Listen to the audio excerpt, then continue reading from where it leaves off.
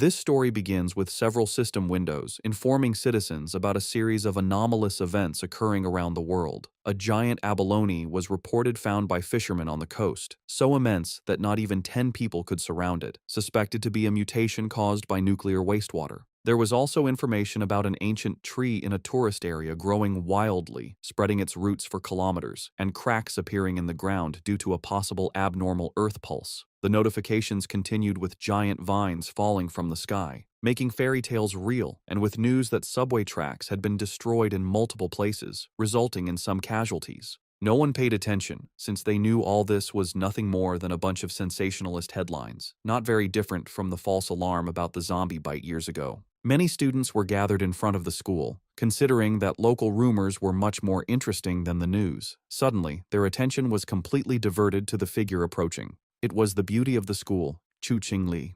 Immediately, the crowd wondered if she was finally about to break up with her boyfriend. According to them, the relationship was nothing more than an act of charity on her part.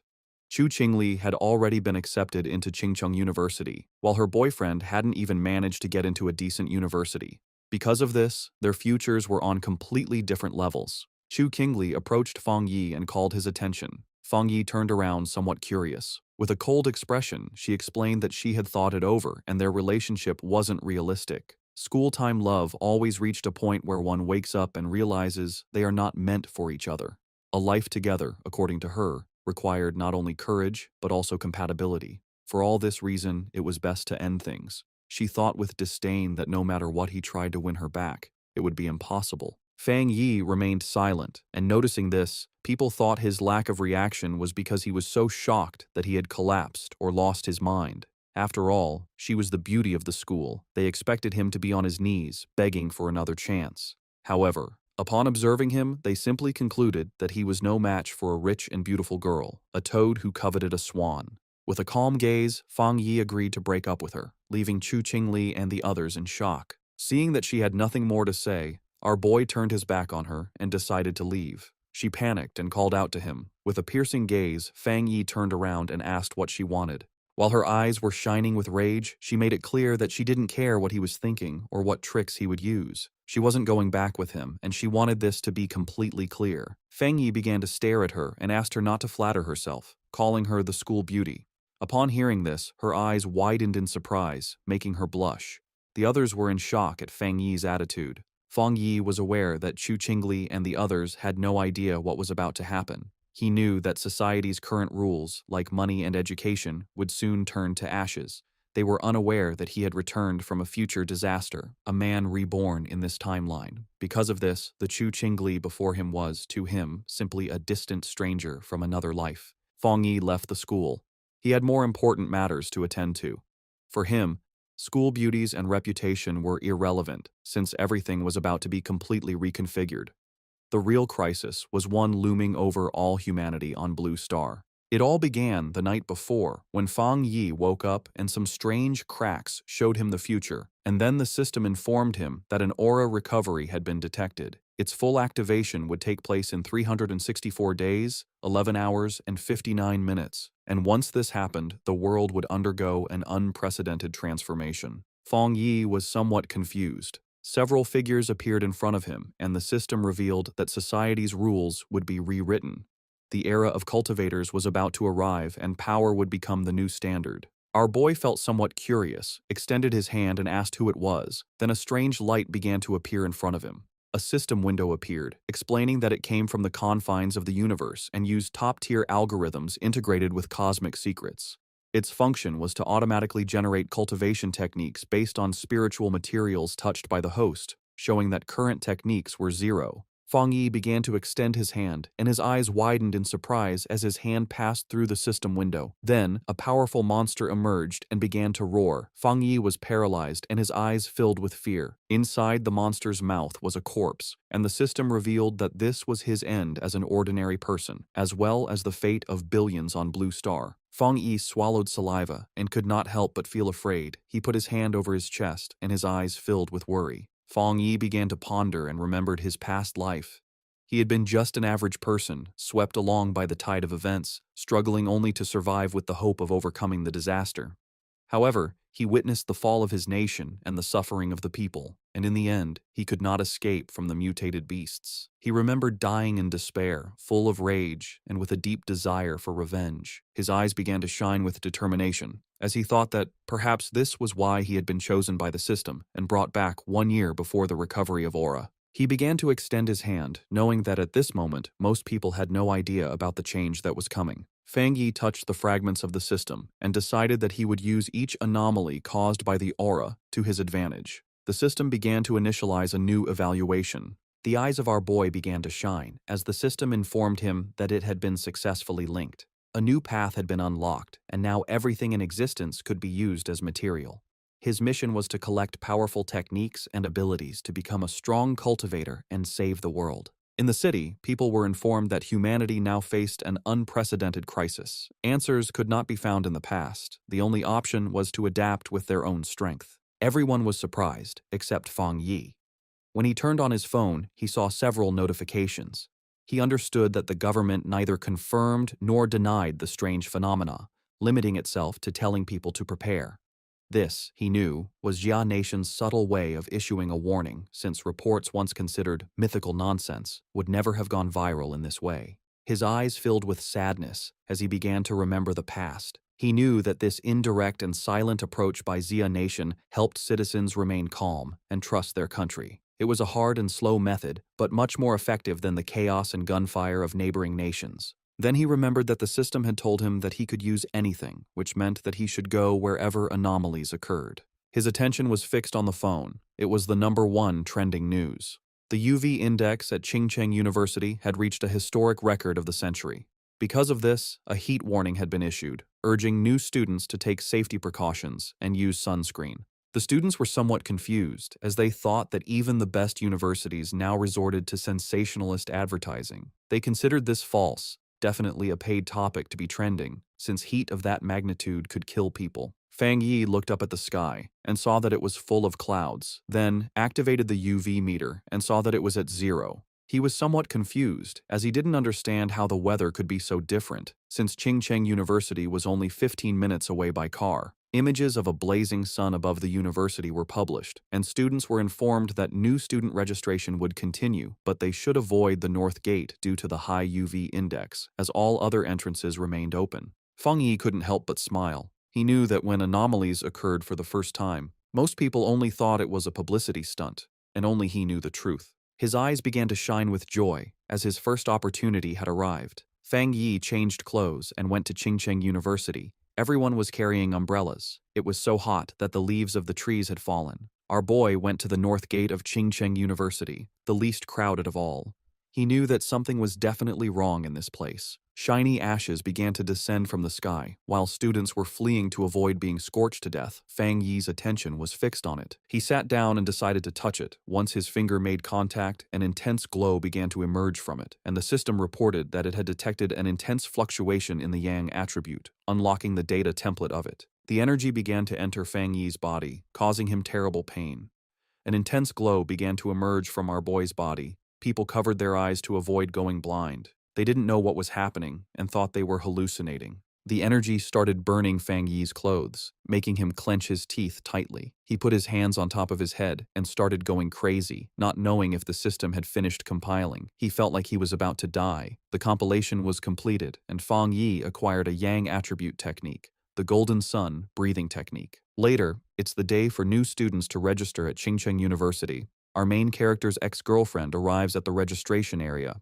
A guy offers to carry her suitcase for her. Soon, more guys come over to try and get her attention, but she turns them all down, telling them she doesn't need their help. She looks over at a couple nearby with a sneer, but then a bright golden light flashes, surprising her and the other students. A voice on the loudspeaker tells everyone to stay away from the north gate. The girl looks serious and decides to go see what is happening. At the north gate, a huge burst of golden energy lights up the area. A dark figure appears from the smoke, giving off a powerful feeling. He takes a deep breath, and his eyes glow with a strong golden light. A screen pops up, telling him that he has created a new technique and earned 50 points. The guy looks at the screen and wonders what the points are for. He decides it's not important right now, but will probably be useful later. Time passes, and it is now night, with a strange-looking moon in the sky.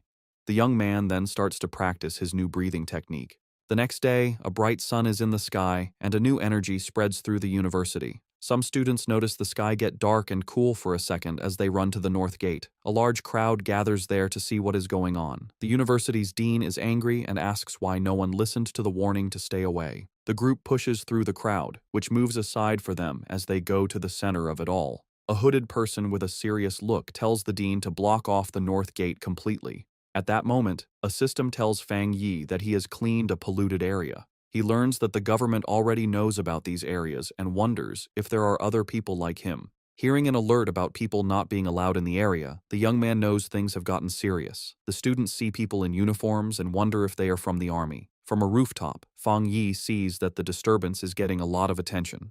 With his red eyes glowing, he decides it's time to leave and jumps off the building. Down below, the mysterious hooded person walks across the ground, which is cracked from the energy. The hooded figure looks carefully at the scene. This person kneels and touches the ground to feel for any remaining energy. Then, she picks up a piece of the ground to get a closer look at what happened. The hooded figure studies it and realizes a person caused the energy. Just then, officials begin moving the students out, while the person in the hood watches from far away. In the crowd, the guy's ex-girlfriend is shocked to hear that only one person did this. At that moment, she sees a figure jumping away and wonders if it was her ex, but she quickly pushes that thought away. With his grades, he could never get into this school. Far away at Fang Yi's house, the sun goes down and night falls. Lying on his bed, the young man complains that his body is still hot, even after a cold shower. Because of the heat, he's afraid he won't get any sleep. He also worries that because of what happened today, someone might have noticed him. He then picks up his phone and sees a popular news story about a cultivation association. The young man remembers that everyone used to think it was just a joke on the internet. Just then, he remembers the hooded people at the university and thinks they must be from the association. Curious, he opens the news story to read the whole article. It explains the different cultivation levels, from ghost acts to total transcendence.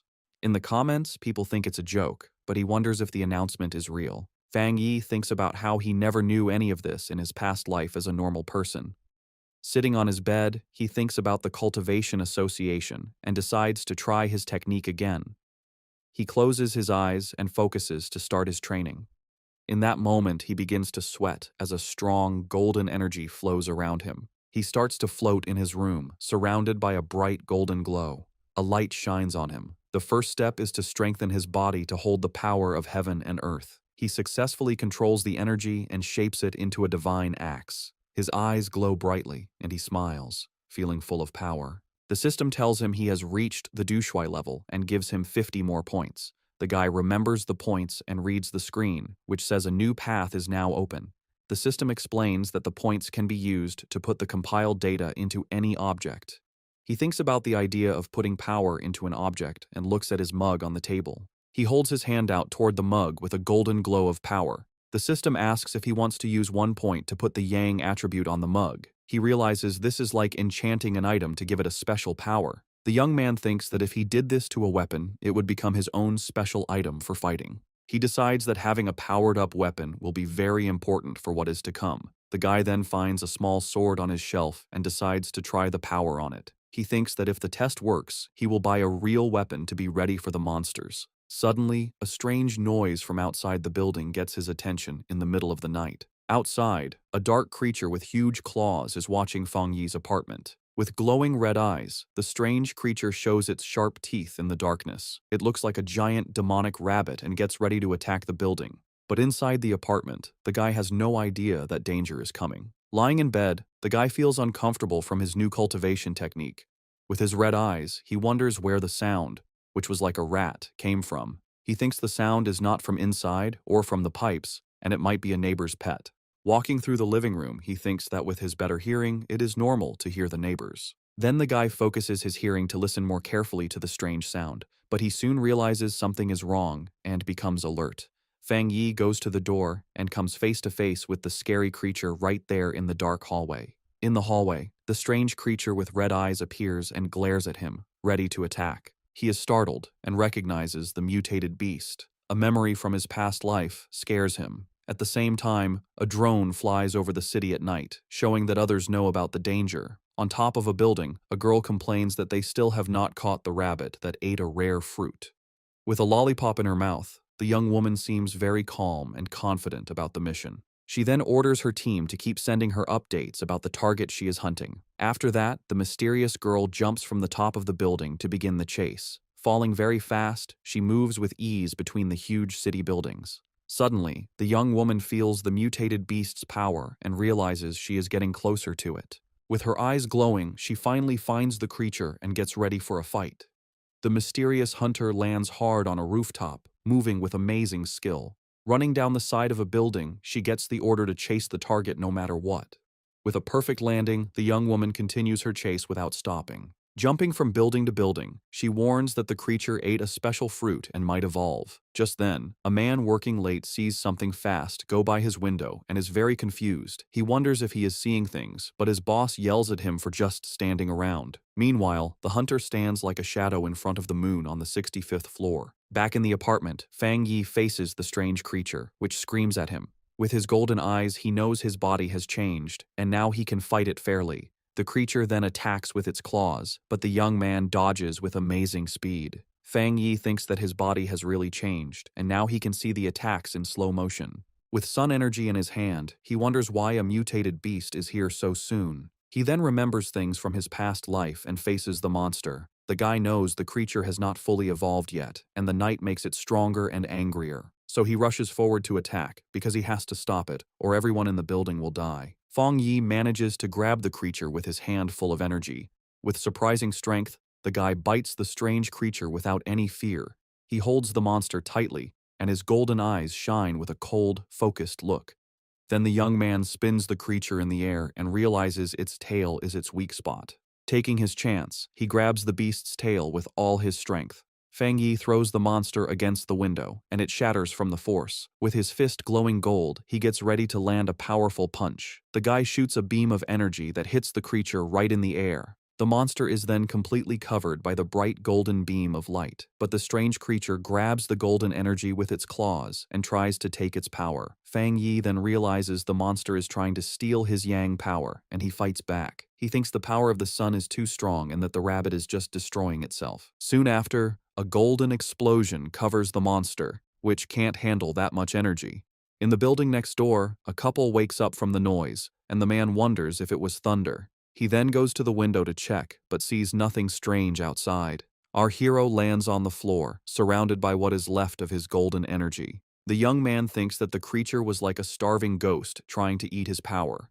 After the fight, the monster's eye falls to the floor, letting out a weird black smoke. With a serious look, he stares at what is left of the creature he just defeated. Without thinking twice, the guy stomps hard on the eye, crushing the rest of the beast. He understands that the creature of the night was desperate for his opposite Yang-type power. The young man thinks that if he were normal, the monster would have easily eaten everyone in the building. With that, he knows he needs to learn more techniques to face the dangers ahead. Meanwhile, a mysterious girl jumps through the air in the moonlight, looking like a hunter. With amazing speed, the young woman runs very fast down the side of a building. When she gets to the scene, the mysterious hunter's eyes open wide with shock. Standing there in the middle of the night, she wonders if someone else defeated her target. Kneeling on the ground, she notes that the target has been destroyed, and that she will try to get the night attribute back. But as she touches the monster's remains, she is surprised by a golden energy that is still there. The young woman then feels a strong heat and a burning power that makes her pull back right away. The young woman remembers the energy from the university gate and understands that this is not a coincidence.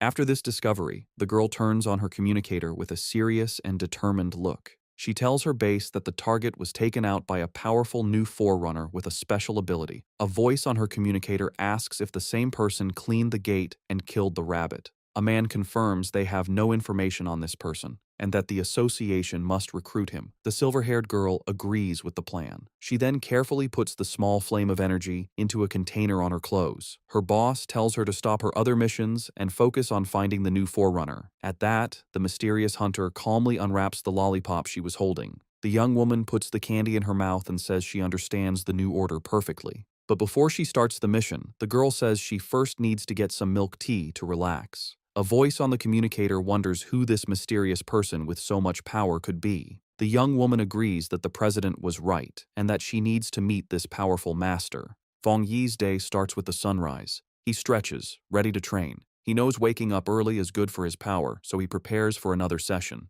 The fighter uses his breathing method, taking in the morning's golden energy. As the energy fills him, his eyes glow with golden power. He enters the Ghost Axe realm and feels the technique's power appear. A sudden burst of energy surprises him. He realizes he's getting stronger again. Power flows through his body, and he focuses to control it. He makes a tight fist, feeling the energy now in his hand. He summons his key axe and sees that the weapon feels much lighter. He grips the weapon's handle firmly, ready to try out his new strength. The warrior lifts the golden axe over his head, preparing a powerful hit. He reaches the 2-star Ghost Axe realm, releasing his strength. His eyes now burn with golden flames, showing his new power. Feng Yi's body feels much stronger and tougher after this change. He grew stronger so fast because he used the extra energy from his last power-up. Feng Yi decides that from now on, he will level up slowly and carefully, one step at a time. But his growing power gets a lot of attention, so he needs a more private place. In the association's office, a man feels something strange in the air. He sees the change in the sun's energy and wonders if it's the new guy again. Feng Yi finds a quiet spot by a river to continue his plans. A system screen appears, and he confirms he will add a special quality to his weapon. He remembers trying this with another item, but it couldn't handle the power. This time, the new blade works with his energy, making a strong connection. A system message confirms the item encoding worked. Excited by his new weapon, he gets ready to test its amazing power right away. The test result shocks him with the incredible power the sword let out. A huge golden beam of light shoots from the blade into the sky. The warrior lands with his sword in flames, feeling the power flow through him. He almost starts a fire with that swing and sees how dangerous his strength is. The smoke from the attack is big, so he knows he was seen and needs to leave. A girl is running fast toward the smoke he left. She complains that she stepped away for a moment and missed everything. Suddenly, the young woman stops. She sees that the river is actually boiling. The agent flies over the damaged area, wondering what the new guy did to the place. She can already imagine being told off, since everything has gone wrong since he appeared.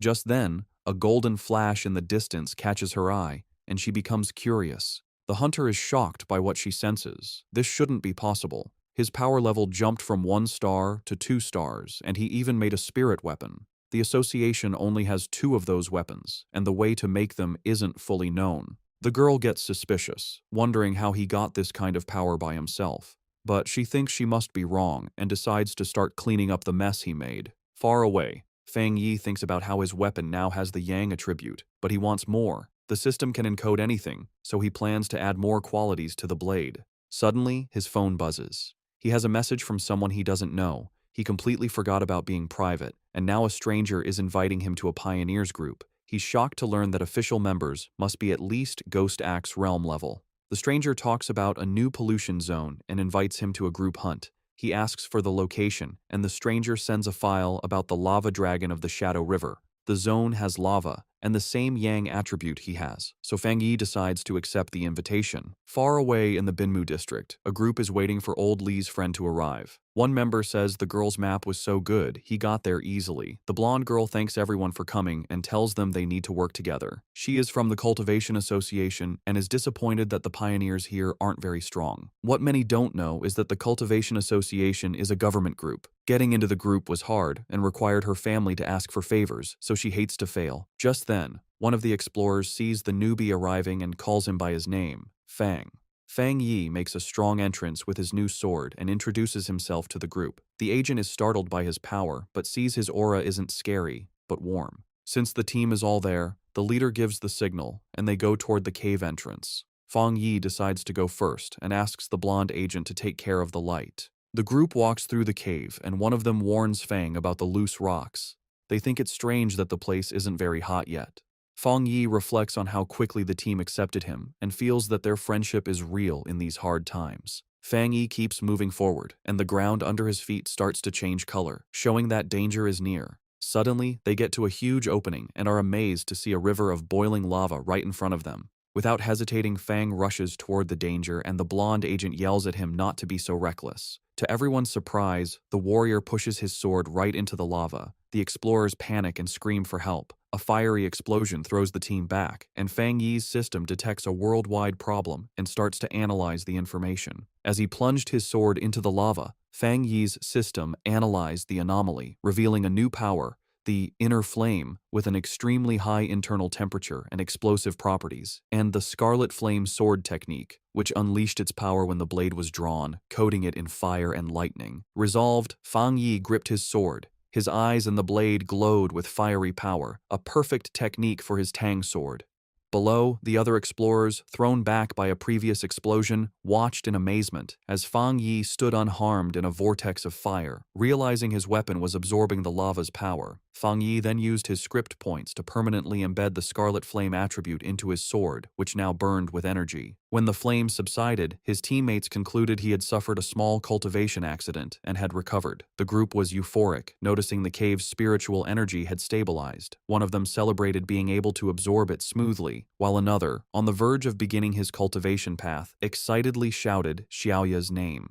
The blonde agent, Xiaoya, encouraged them to train while she kept watch, and the team thanked her for the opportunity. The peace was interrupted when Xiaoya detected figures approaching the entrance, warning that other pioneers were arriving. 3 muscular men entered, led by one with an eye patch and glowing red eyes who arrogantly declared the resource-rich land was now theirs. Xiaoya grew worried, recognizing all 3 newcomers were at the 1-star Ghost Axe realm, a level her team couldn't challenge. Despite the danger, Xiaoya tried to reason with them, politely stating they had arrived first and even offering to let them join. Her diplomacy was met with contempt. The eye-patch-wearing leader mocked her low level and ordered them to get lost or face the consequences. Xiaoya's expression hardened. She reflected on the harsh reality of survival of the fittest in this new era, but as a member of the Xia Nations Association, she decided she couldn't allow this injustice. Just as the confrontation was about to escalate, Fang Yi stepped between Xiaoya and the hostile leader. With his sword ignited, he coldly asked the large man if he had nothing better to do than bully a young woman. The eye-patch-wearing leader was left stunned and speechless. Without hesitation, Fang Yi unleashed a single, devastating swing that created a fiery explosion, sending the 3 aggressors flying. The force of the attack startled Fang Yi's own teammates from their meditation. He remembered the tragedies caused by those who followed the survival of the fittest principle, knowing only overwhelming force would work on such people. To make his point, Fang Yi drove his blade into the ground in front of the rival leader. Surrounded by an immense golden aura, he coldly ordered them to scram.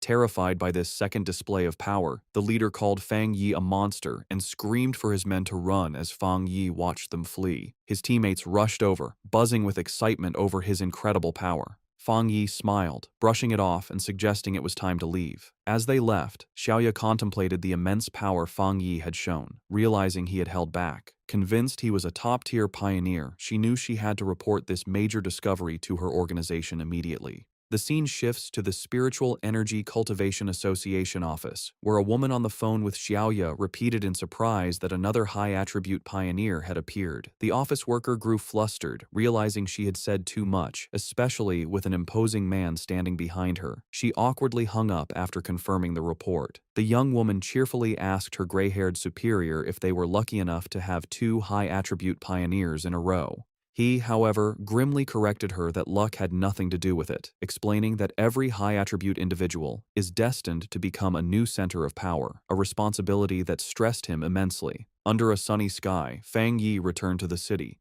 He tried to disguise himself as a cosplayer, but his powerful presence and authentic sword only drew more attention. His walk was interrupted when he saw on his phone that news of the cave incident had already gone viral. He chided himself for his carelessness, knowing the eruption of his internal flame was too noticeable. Dismissing the idea that his teammates would betray him, he focused on a more urgent matter. The massive yang energy he had absorbed was pushing him toward a new breakthrough. He needed to find a secluded place immediately and headed for the back mountain. 5 minutes later, on that same mountain, a silver-haired young woman named Su Qingying, a garden restoration expert, felt a sudden, powerful presence. She saw an intense burst of light, like a miniature sun, and recognized the signs of a cultivator breaking through to the 3-star Ghost Axe realm. The scale of the energy astounded her. She'd never imagined a breakthrough of that realm could be so monstrous. Driven by a sense of duty and a flash of recognition, she raced toward the disturbance, vowing to catch the mysterious individual this time. High on the mountain, Fang Yi was focused on his breakthrough. He pulled in huge amounts of golden energy, which spun around him before forming a bright, sun-like ball above his head. As he meditated in the air, the power behind him formed a complex, star-shaped divine shape. Golden energy sparked across his skin, and his eyes glowed with great power as he tried to control the wild energy. Finally, the power came together, taking the shape of a giant divine axe made of pure golden and light blue energy, crackling with power. Meanwhile, Su Jingying arrived and stopped suddenly when she saw the amazing sight. She watched in total disbelief, seeing that the mysterious person was about to swing the divine axe he had just created. His level of control was incredible. She wondered how anyone could command so much spiritual energy with such perfect skill and steadiness, asking herself if this man had secretly been training for centuries. The sight brought back a painful memory. Su Qingying remembered her own attempt to break through to the Ghost Axe 2-star level. The pressure from her own divine axe had been too much for her, pushing back and making her cough up blood. It left her stuck in bed for a full week.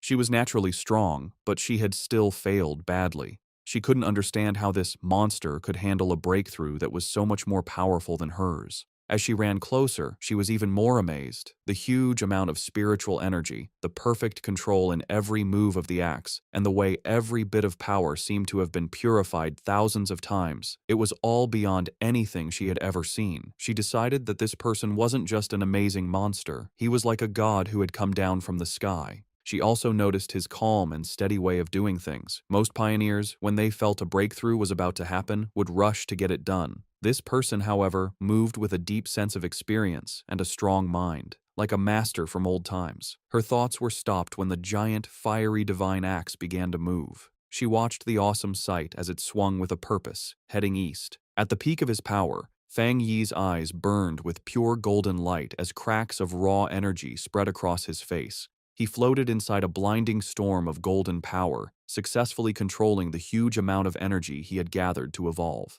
A system window then appeared, officially confirming he had succeeded.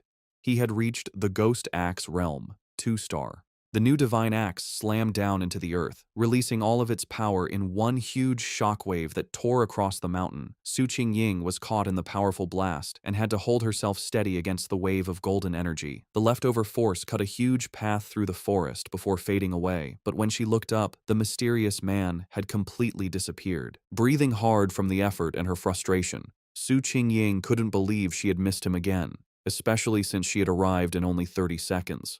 A worrying thought came to her. He must have known that she was tracking him. She worried that if he stayed this hard to find, her mission to recruit him would be impossible. Just as she was about to give up, she paused. A sudden idea hit her. She looked away from the path of destruction and toward a giant old tree that was now glowing with a soft, leftover golden light. With a new feeling of certainty, she called out into the woods that seemed empty, calling him Senior and asking if he was still in the area. From the shadows of the forest, Fang Yi appeared, his hooded body giving off a cool confidence. His glowing red eyes were on Su Qingying. He immediately knew she was the person who had been looking into him for the past few days. Seeing she had been found, Su Qingying stood her ground and properly introduced herself. She said she was the captain of the Firefly Squad, a part of the Spiritual Practitioners Association of Xia Nation, and also one of the nation's first pioneers. On behalf of the association, she sincerely invited him to join them. She admitted she had been following him for 2 days, and hoped her methods hadn't made him think badly of her. As she spoke, Fang Yi stayed quiet, and his face was hard to read under his hood. Su Qingying added that while the public didn't know yet, all the official papers for the association were ready. Inside, however, she was very nervous, choosing her words carefully, and worrying if she was bothering him or making the powerful man angry. She knew she had to sound soft and respectful. Her carefully planned speech was cut short by Fang Yi's simple, direct question. "Why should I join?" The direct question surprised her completely. She stuttered for a moment, panicking over what to say. She quickly saw that empty, nice words would be useless against someone so smart. The truth was her only choice. Pulling herself together, she explained what the association was for. She told him that the Xia Nation wanted to gather and unite all the early pioneers, to guide them on an organized path, and also give them extra protection. She knew that growth was messy right now, and that an association might feel like a cage to a free spirit like him. But she asked him to look at the bigger picture. A great return of spiritual energy was coming, and they would all need to stand together to face the unknown enemies of the future. After listening to her passionate speech, Fang Yi leaned casually against a tree, looking tired and uninterested. He told her plainly that he was not willing to join. He explained that, for now, he still couldn't bring himself to fully trust her or the association she represented. Su Qingying was left completely stunned and speechless by his direct refusal, her eyes wide with shock. Facing his refusal, Su Qingying grew desperate. She quickly pulled out her identification card from her jacket. Holding it up for him to see, she quickly introduced herself again as Su Qingying and mentioned she used to be a well-known athlete before the spiritual energy returned. She begged him to believe her, hoping her public identity would give him a reason to trust her. Fang Yi paused and thought about her words. He touched his chin thoughtfully, saying that he now vaguely remembered her. His mind remembered a framed picture of her celebrating a victory as the runner-up in the Xia Nation's long-distance championship. He realized her natural athletic skill was what made her such a fast and good pioneer. However, his face then became hard. A dark memory from his previous life came to mind, showing a vision of a ruined city.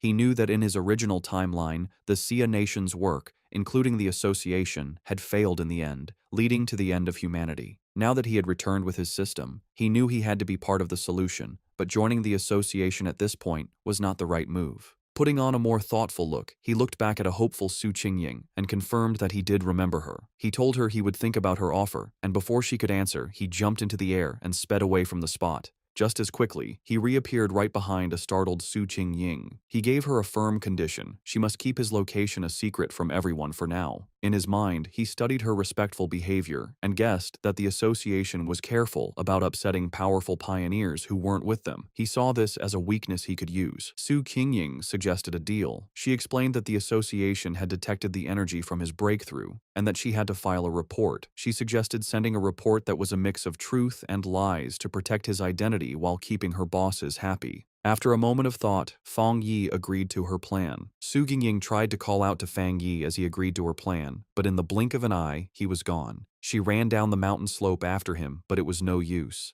Tired and annoyed, she walked alone on a forest path, muttering in frustration about how many times she had failed to catch him and how he was now trying to avoid her. She sighed, complaining about the tiring work of erasing the powerful energy signs he left behind after every incident. Her thoughts were cut short by a voice in her earpiece, telling her to stop worrying about the hard-to-find pioneer and remember the mission she was on. The voice seriously told her that the strange creatures had appeared again. Su Qingying froze, her eyes wide with shock as she asked if they were really back. A scary memory flooded her mind, showing her surrounded by a crowd of terrifying wolf-like creatures with bloody mouths and glowing red eyes. She thought to herself that she would never forget those strange, bloody beasts. The story explained what they were: cold, evil, and bloodthirsty monsters born from the pollution zones made by the spiritual energy's return. They got power from these zones, turning into monsters that ate humans. Some could even hide as natural disasters, killing anyone as they split up lands and made new pollution zones. If they weren't stopped, their very destructive nature would let them keep eating the human world until nothing was left. A heavy storm suddenly hit the city. The night sky wasn't lit by streetlights, but by constant, violent flashes of lightning. Rain poured down, and red alerts lit up people's phones, warning of the severe thunderstorm and telling everyone to stay inside. Another alert announced that the Yuhuang Mountain area was closed because of flooding risks. From their windows, people commented they hadn't seen a storm this bad in years, with some joking that a powerful being might be facing a lightning trial nearby. Hidden in a rainy alley, Fang Yi watched the storm grimly, his red eye glowing. He could feel the huge amount of lightning energy in the air, recognizing its wild power. He knew this was no ordinary storm but another anomaly, with its power focused on a single point. His eyes scanned past the city buildings and locked onto a distant mountain peak that was being hit by lightning again and again. He had found the center of the storm. Without hesitating, Fang Yi raced into the downpour, leaping across rooftops as he sped toward the mountain. When Fang Yi reached the base of Yuhuang Mountain, his system immediately confirmed a pollution zone was detected. He looked up at the peak, but instead of its usual beauty, he saw a grim scene with skeletal remains scattered among twisted trees. Another system notice added to the danger, stating the pollution level was unknown. Still, Fang Yi moved forward without hesitating, walking into the dark, stormy woods with a determined look. As he got closer to the center of the storm, he saw a massive bolt of blue lightning strike the mountain's summit, lighting up the whole area. He had found his target.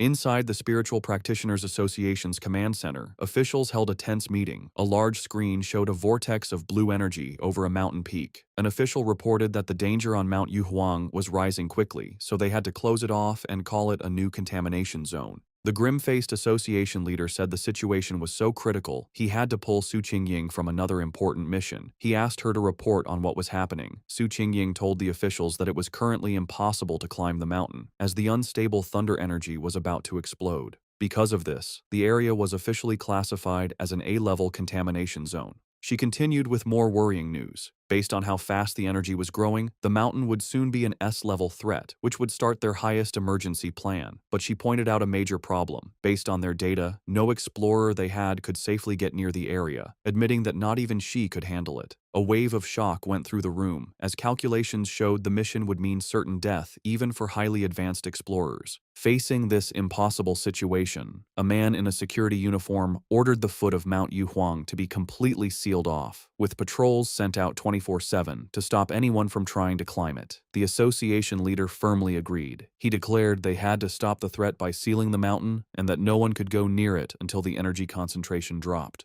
While the association thought Mount Yuhuang was too dangerous, Feng Yi was already deep inside the zone. Huge bolts of blue lightning crashed down around him. As the storm raged, Feng Yi stood firm, protected by a golden aura from his breathing technique. He knew, however, that just surviving the storm wasn't enough.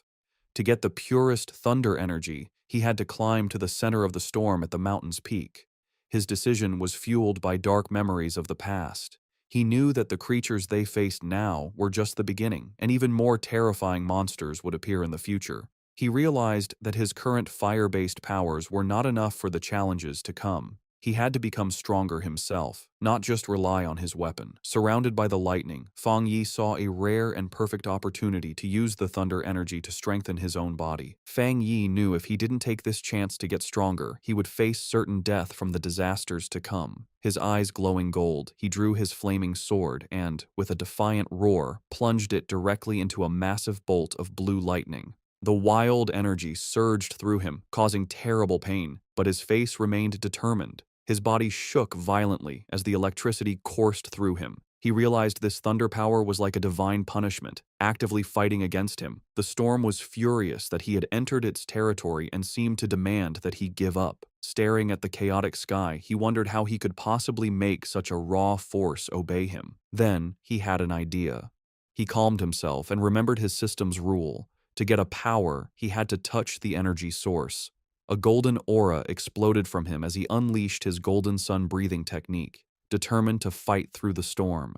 With a loud roar, Feng Yi pushed forward, using his flaming sword to cut a path through the storm of blue lightning. The clash of his golden energy against the raw storm created a huge, chaotic explosion. Blood trickled from his mouth from the strain, but his eyes burned with determination. He knew this was a desperate gamble where he had to push himself to his limit, facing death in order to live. Finally, after a hard struggle, he reached the peak. He plunged his sword into the ground, cracking the rock as he arrived at the center of the storm. Here, the power was even more terrifying, a violent flood of thunder energy that made it hard to even breathe.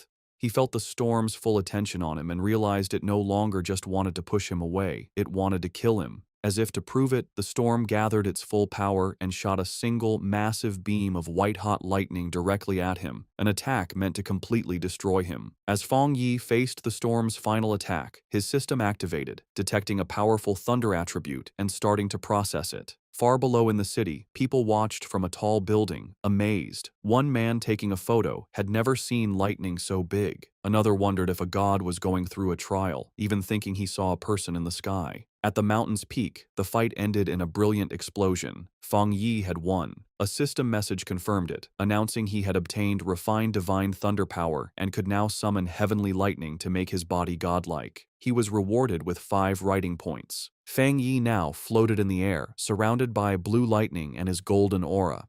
He understood his new power. The thunder attribute was a top-tier force for both attack and defense. Unlike his sun power, which was mostly for defense, The thunder could refine his body and turn it into intense energy. He decided that the thunder was now his spear and his shield. He also realized the power wasn't just about destruction, it was also about purification and rebirth. He could feel the energy strengthening his bones and muscles without any pain. The system then offered him an upgrade to punish evil, which would grant him double critical damage, asking if he wanted to use writing points to get it. Landing softly, Fang Yi thought about what to do next. His first thought was to put this new thunder power into his Tang sword. He considered it carefully. While it would make the blade stronger, he worried it might mess with the purity of the sun attribute already in it. He also knew that putting too many different powers into one item could damage or even destroy it. Suddenly, he had a brilliant idea. Looking at his hand, he decided to do something different. He would implant the thunder attribute directly into his right hand. The system immediately responded, asking if he wanted to put the thunder attribute into the chosen item. A confident smirk appeared on his face as he gave the command. Instantly, all the wild blue lightning in the air rushed into his right hand as he claimed the storm's power for himself. The next day on the storm-damaged peak of Mount Yuhuang, the immediate danger was gone. Below a cliff, Su Qingying and an army officer named Major Han Li stood over numerous figures in body bags. Su Qingying reported that the contamination zone's energy had strangely dropped from its most dangerous level to a mild level in just 3 hours, though some electricity was still in the air. Major Han Li listened and immediately figured out what had happened. Someone had been there. It was a seeker, a person who actively looks for these dangerous events. Su Qingying was shocked, wondering if another seeker was involved and if they could have survived. She knelt and looked for clues but couldn't sense anything, guessing that the heavy rain had washed away any evidence. She concluded that the seeker must have left the mountain safely around 8 p.m. the night before. Major Han Li agreed with her timeline.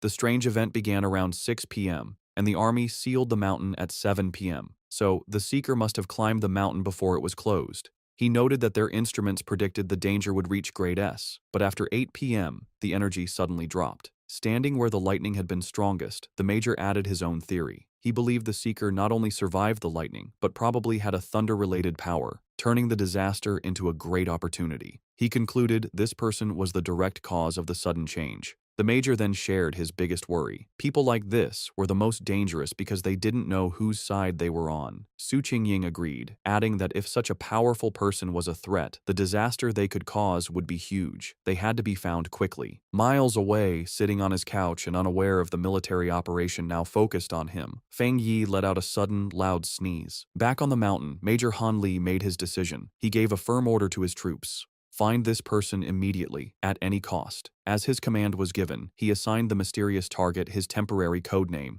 the Tyrant. The investigation on Yuhuang Mountain started right away. The army hoped the Spiritual Practitioners Association could recruit the mysterious person codenamed Tyrant soon. In the meantime, they would keep all information about the event secret and start their own investigation. On the rainy peak, the association leader told Major Han Li that they already had a high-level pioneer trying to make contact. He then turned to Su Qingying and ordered her to give her report to the major. Su Qingying was caught off guard by the order and gasped in panic. Forced to think fast, she began her half-true report. She connected the current incident to the pioneer who had recently cleared the pollution zone at a local university. Inside, she was panicking, terrified she would say something wrong and reveal her deal with Fang Yi. She explained that she had been trying to contact him, but he was hard to find. She mentioned finding the body of a mutated rabbit he had killed and correctly identified his Yang Flame attribute from the evidence. She finished by promising to do her best to get close to him and find out how he had cleared the university's gate. She silently prayed for help, knowing that mixing truth with lies was her only way to make her story sound real. Major Han Li listened closely, thinking about what a pioneer with a Yang Flame attribute meant. He seemed happy with her report and thanked her for her hard work, calling her a talented young pioneer. Su Qingying gave a sharp salute and replied that it was her duty. With the meeting over, Major Han Li mentioned they would release fake news about natural disasters to hide the event from the public. He also said he disagreed with posting spiritual energy information online where bad people could use it. As the officials talked, Su Qingying quietly sighed, relieved that the tough questioning was finally over. Back at his home, Fang Yi used his golden sun breathing technique to easily dry his white hoodie, making it glow with a warm light before holding it up, perfectly clean and dry. After putting it on, he checked the changes in his body. Even after adding the powerful thunder attribute, he could still feel a clear difference. He looked down at his right hand, which now sparked with blue lightning. It had completely changed, becoming the strongest part of his body and getting a huge boost. As he flexed his fingers, making small balls of lightning appear, he could feel that he was close to another upgrade. What surprised him most was how the once wild thunder attribute had become as calm as a kitten after being added to his body, letting him control it freely. He compared this to the terrible pain he felt when he first unlocked the Yang attribute, and wondered if the energies got weaker during the process.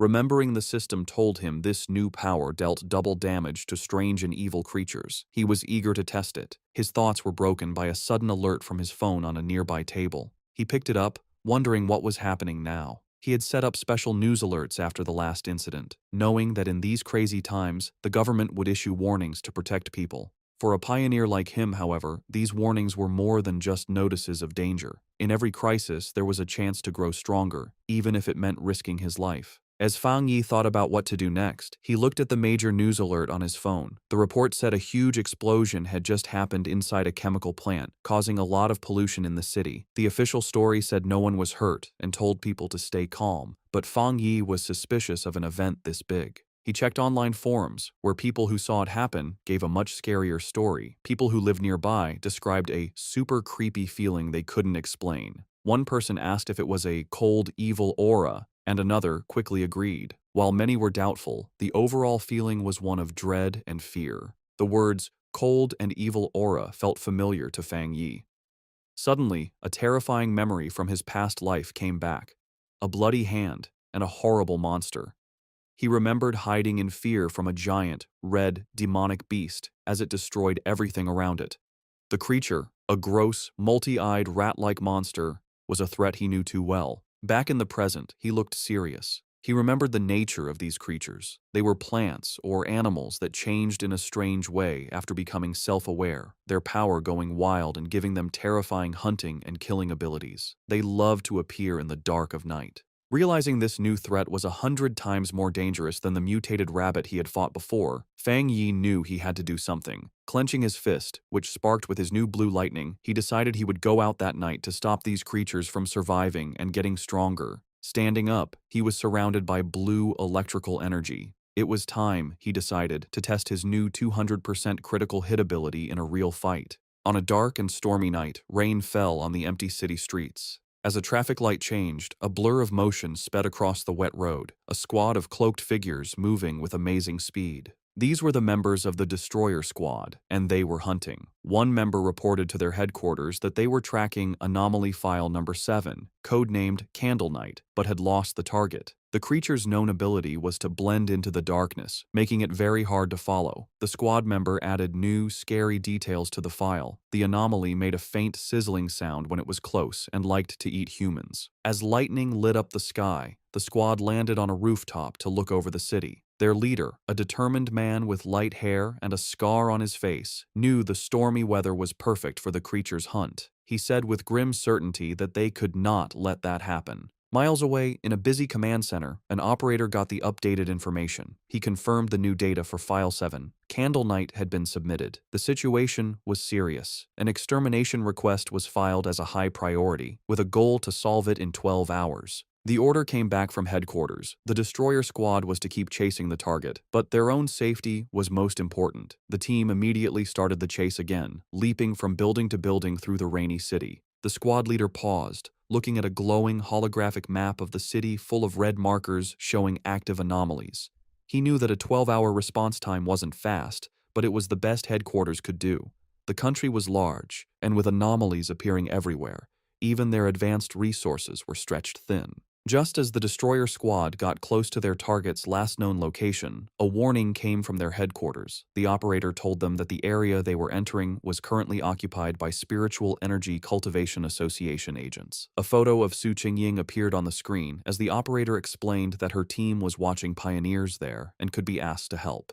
The Destroyer Squad's leader acknowledged the message and asked headquarters to have her come help, saying he had heard of her good work. Elsewhere, Su Qingying was surprised to learn she had become so famous. The destroyer squad waited grimly in the rain. Soon, Su Qingying and her own cloaked team arrived, taking a spot on a higher rooftop. With a hand on her hip, she looked down at the squad below and casually asked if they were the ones calling her for overtime. The destroyer squad's leader was not happy with her casual tone. He sternly told her that the Candle Night anomaly eats people and that this was much more serious than a simple overtime request. One of Su Qingying's team members shot back, asking if that was the right way to ask for help. Su Qingying then turned to leave, saying that the destroyer squad seemed so good, they probably didn't need help after all. She announced that her team, the Ying squad, would be leaving. As they started to go, her team members muttered among themselves, one worrying about their boss's savage attitude and another defending her, saying their own missions were just as dangerous. The leader of the destroyer squad immediately panicked and called for her to wait. He apologized for his harsh tone and begged for her help. He explained just how dangerous Candle Night was, and that without her famous tracking skills, they would be at a great disadvantage. He stressed that if his team failed, the people of the city would be the ones to suffer, as the monster would kill them all. After agreeing to work together, the two teams stood on a rainy rooftop, ready to hunt. Su Qingying concentrated, and a glowing blue ball of energy appeared in her hand. She announced she had found the creature. The orb's energy expanded, showing the monster's location. Hidden in the dark, wet ruins of a chemical plant, the monstrous, multi-eyed rat-like creature called Candle Night was eating something. Its file noted that it liked darkness, dampness, and eating people. With the target found, Su Qingying gave the command for the joint operation to start. The creature's senses were sharp, and it instantly looked up, aware of their presence. It jumped away, just as an attack hit the ground where it had been. A member of the destroyer squad said the target had spotted them and ordered the team to form up. The squad members moved with incredible speed, their cloaks blurring as they chased it. They surrounded the creature from all sides, and with their prey trapped, they shouted together, ready to attack. One of the destroyer squad members lunged forward, shouting the order to attack. He hit the creature hard, sending it crashing into a pile of rubble. But instead of being weaker, the monster's body began to change, its back erupting with red sores and black spikes. With a furious shriek, the enraged Candle Night fought back, creating a vortex of dark energy. Su Qingying desperately shouted for the teams to watch out for the sound wave and dodge. Her warning was a moment too late. A powerful sonic blast erupted from the creature, sending the squad members flying back. The destroyer squad's leader was thrown from the rooftop, crashing onto the street below. One of his team members rushed to his side. The leader pushed himself up, bruised but alive. He admitted that if he hadn't moved back at the last second, his bones would have been broken. He knew they were in grave danger. If the creature stayed in the city any longer, it would cause a huge disaster.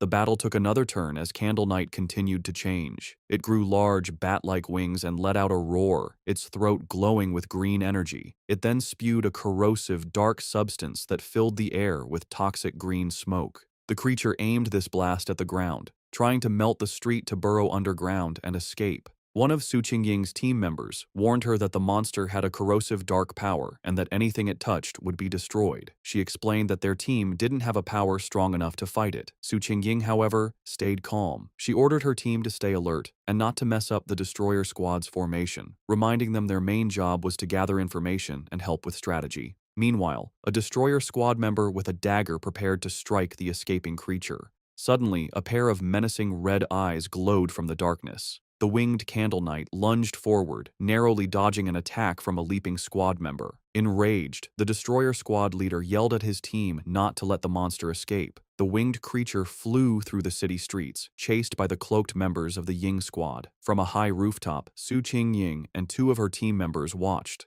Suddenly, she sensed a sharp increase in spiritual energy from the creature's direction. Realizing something important was about to happen, she ordered her team to stay outside while she followed it in by herself. The chase led them to a large, dark, abandoned factory. Inside, Su Qingying said she would scan the area's spiritual energy. The destroyer squad's leader noticed the advanced watch on her wrist. She confirmed it was a new device from the association, explaining that the watch showed the energy level a squad could safely handle was 50. Candle Night's reading had been just 48. Suddenly, the device on her wrist began to flash wildly, the reading shooting past 80. Su Qingying shouted that the energy levels were going crazy. At that moment, a massive, shadowy form with glowing green eyes appeared in the rafters above. They had been led into a trap. Su Qingying realized with horror that there was more than one creature in the factory. The shadowy, monstrous face of a new creature loomed behind them. The destroyer squad's leader panicked, yelling that they needed to retreat immediately. Taking charge, Su Jingying suggested a tactical retreat toward the main door to force the hidden enemy to show itself. She fired a blast of energy to clear a path, shouting for her team to follow. But before they could escape, she cried out in pain and collapsed, her senses overwhelmed by an invisible poison gas. Su Jingying suddenly found herself alone in the vast green darkness of the factory. She called out to her team, but no one answered. She knew they were nearby, but the poison had made them unable to sense her. Putting the pieces together, she realized the full trap. Candle Knight had led them to this factory, which was the territory of a much more powerful creature, a giant serpent she had only faintly sensed earlier. As if summoned by her thoughts, the huge, armored head of a shadowy serpent with glowing green eyes loomed over her. She now understood that unlike Candle Knight's simple dark power, this creature's black mist was a strong poison, and they had been breathing it in since they arrived. The gas worked silently, paralyzing its victims while draining their spiritual energy. Fighting back would only use up their power faster, leading to certain death. She could feel her own spiritual energy was almost gone, and without it, she knew she would soon be another victim. As she collapsed to the floor, her strength gone, she despaired at the terrifying intelligence of a creature that was just playing with them. She closed her eyes, wondering if this was the end. Lying defeated on the factory floor, Su Jingying saw a single ray of light cut through the green darkness above. A flicker of hope appeared in her eyes. Suddenly, the factory ceiling exploded inward, and a blinding light filled the room. Her eyes widened as a figure came down from the blast. It was Fang Yi. He landed gracefully in the rubble, his hooded figure standing out against the glowing hole in the ceiling. He stood before the giant serpent, immediately identifying it as a dark attribute creature. Without warning, the serpent lunged, its massive fangs aimed at him. At the same time, the Candle Knight monster burst from the shadows, attacking from behind. Fang Yi dodged the serpent's attack and came face to face with the growling rat-like beast. As the two creatures closed in, he finally understood the full trap he had walked into.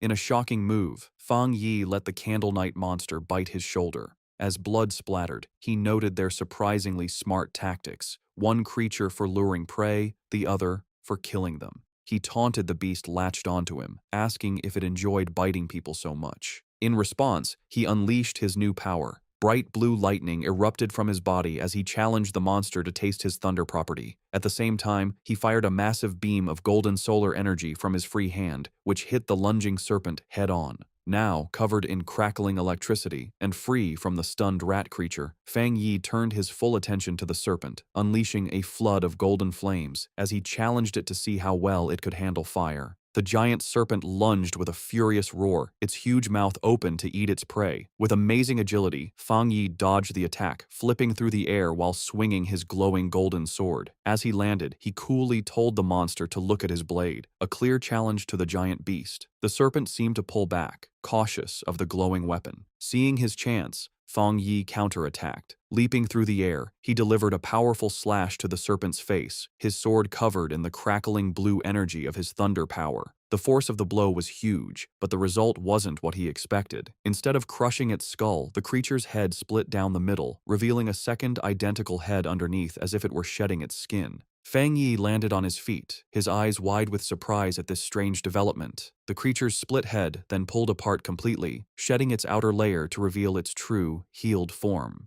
As green energy pulsed in its neck, Fang Yi knew the fight was far from over. The serpent reacted with shock and pain as the leftover thunder energy from Fang Yi's sword ran through its body. It roared in fury as the electrical energy grew stronger, overwhelming its dark power. Watching the creature twist in pain, Fang Yi gave a small, confident smirk. He knew he had the advantage, as he had already sensed this serpent's dark aura was stronger than Candle Knight's. He then revealed his clever plan. When he attacked with his sword, he had held back the full force of his fire. Instead, he had used the blade to carry and channel the thunder power from his hand directly into the snake's body. He compared the two creatures, realizing this serpent was a far more dangerous and evolved monster than Candle Knight. Suddenly, he felt a sharp pain in his shoulder where the rat creature had bitten him. He hissed, looking down to see strange purple snake scales growing from the wound. He understood immediately. Just as he'd thought, this was a smart smart, mutated species. Its poison, delivered by its partner's bite, had a paralyzing effect that let it kill silently. He could feel a sharp pain from the wound, but he also felt his Golden Sun breathing technique working to fight the venom. With a determined look, he knew he had the perfect counter. The Yang Flame power could dissolve the poison, the Golden Sun technique would protect and heal his body, and the Thunder power would purify anything left. As the energy from his powers pulsed through him, Fang Yi recognized the benefit of his combined abilities. The mix of his Yang Flame and Thunder powers now gave him a clear pain signal to any poison, acting as an early warning system. He knew he was lucky. For others, the serpent's sneaky poison would have been impossible to cure. He guessed that for the serpent to have grown so large, it must have relied on surprise attacks. He thought of the monster's den, filled with the skulls of its victims. With Candle Knight acting as the perfect bait, the two creatures had become a deadly trap even for top pioneers, which explained why so many had disappeared. But in the end, it didn't matter. As he watched the creature's huge skeleton burn to ash in his holy fire, he knew its reign of terror was over. Standing before the fire, Fang Yi felt satisfied. His inner flame was powerful, but the triple critical hit from his new thunder power had sealed his victory. He felt confident that his fighting skills were now pretty good, even compared to other high-level pioneers. He stood silently for a moment, watching the flames burn the last of the monster. Just as he was about to leave, he paused, reaching out his hand as if he sensed something. His eyes narrowed. He wasn't alone. Someone was still there. He turned just in time to see a figure stumbling out from the smoke, coughing from the ash. It was Su Qingying. She stood silently, covered in soot and clearly tired, but she was alive. As the smoke cleared, Fang Yi found himself looking at the unconscious members of the other squad, with Su Qingying sitting among them. He recognized her as the agent from the association and coolly told her that there was no need to pretend. He added that her playing dead act needed work, which surprised her. Embarrassed, Su Qingying covered her face. Realizing this was the same powerful pioneer she had been tracking, she tried to make an excuse, claiming she woke up from the smell. Fang Yi, however, wasn't fooled. He complimented her, pointing out that while her teammates were out of energy, she was strong enough to keep a small reserve to protect herself. If she had really been unconscious, he explained, she wouldn't have been able to smell anything. Flustered, Su Qingying could only offer an awkward thank you. In her mind, she was amazed. He had seen right through her. She had indeed kept a bit of spiritual energy for protection. She had no idea how he had beaten both Candle Knight and the giant serpent all by himself. Noticing her embarrassment, Fang Yi's tone softened. He told her she didn't need to cover her eyes and that he only asked her to be honest with him and keep his identity secret.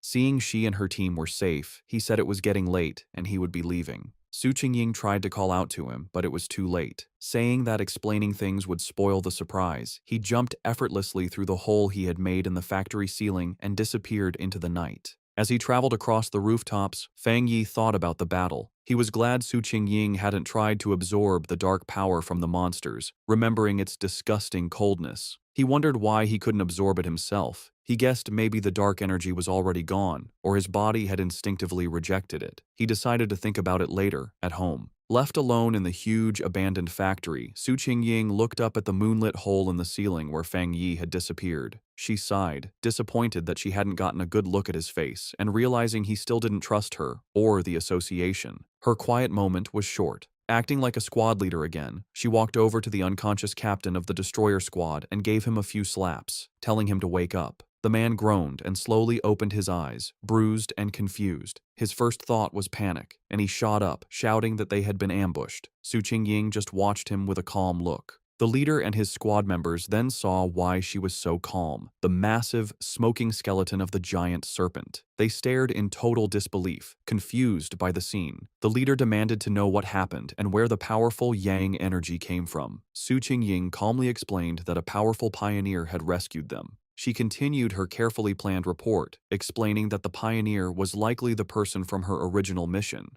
a very high-level individual with a Yang attribute. She let her voice trail off, suggesting his appearance was a lucky coincidence. The other squad members were in complete awe, with one saying it was unbelievable that one person could defeat both monsters. Su Qingying added that she hadn't managed to recruit him yet, and that he had even managed to track her back, which only made him more mysterious. Getting back to their grim job, the destroyer squad leader asked where Candle Knight's body was. As he began using a green energy technique to clean the scene, he said they needed to collect the remains for the association. As the squads began the cleanup, the destroyer squad's leader used a green orb of energy to gather the strange, dark remains left from the battle. As he stepped forward, he accidentally crushed a piece of debris on the floor, which suddenly exploded in a blast of bright blue electrical energy. He jumped back in pain, yelling at the force of the shock as Su Qingying looked on in surprise. This new discovery only made things more mysterious. The remains, which they now realized belonged to Candle Knight, were crackling with leftover electricity. The squad leader turned to Su Qingying, questioning her report. He reminded her she had said the Pioneer had a Yang attribute, yet this incredibly strong electrical power told a different story. The two leaders knelt to look at the electrically charged body. Su Qingying was stunned by the pure strength of the thunder power left behind, confirming it was a high-tier power. This led the destroyer squad's leader to a new idea. Maybe two high-level pioneers had appeared, one to kill the serpent and another to kill Candle Knight, before leaving together. Su Qingying knew that wasn't right. She struggled with how to explain the unbelievable truth, remembering the image of the lone pioneer holding both crackling blue lightning and roaring golden fire. She knew no one would believe that a single person could have two different top-level powers. Having just one made you a genius. Having two was almost unheard of. The impossible proof was right in front of them. The burning skeleton of the giant serpent was the work of a Yang Flame Walker, while the electrified body of Candle Knight was the clear mark of a Thunder Tyrant. The combined squads could only look on in complete disbelief, wondering what kind of monster this mysterious pioneer really was. As reinforcements from the association arrived, Su Qingying was glad she had left team members outside. If she had been inside too long without checking in, they would have reported her missing. She grimly realized the rescue team now at the scene had originally been sent to collect their bodies. Her two subordinates, who were knocked out by the serpent's poison, finally woke up. They scrambled to her side, crying with relief that their captain was still alive. With the threat gone, the association's team began their work. Their job had changed from a rescue to a forensic investigation. Using advanced scanning tech, they carefully analyzed the leftover spiritual energy and the battle signs, trying to piece together what happened for their report back to headquarters. Soon, one of the specialists approached Su Qingying and the destroyer squad's leader with his findings. He reported that after comparing all the data, from fighting habits to the way both monsters were killed, there was a 99% probability that one person was responsible for killing both of them. The two squad leaders stared at each other, their faces showing both shock and serious concern. The other squad members murmured to each other in disbelief. They were processing the fact that they had been saved by a pioneer with two different high-tier powers, something they never thought was possible. They knew either monster could have easily killed them all, yet this powerhouse had finished them both off, seeming to use single strikes. The power difference between them and this mysterious person was just ridiculous. Understanding the huge importance of this discovery, Su Qingying contacted her superior. She reported that the information on her target had been significantly updated. Looking up at the hole in the ceiling, she confirmed that the mysterious pioneer from the university and the powerful individual codenamed Tyrant were, in fact, the same person. Back in his office, the association superior listened calmly to her report.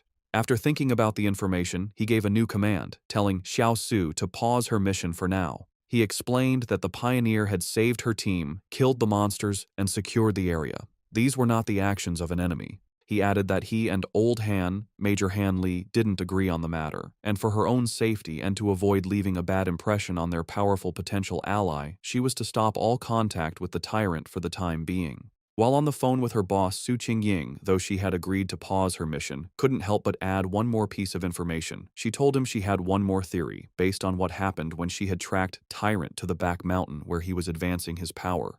Her boss, interested, asked her to explain. She explained that during that encounter, she had sensed an incredibly strong aura where he was active. At the time, she suspected he might have a spiritual weapon but thought it was unlikely. However, now that it was confirmed he had two high-tier powers, the possibility seemed much more real.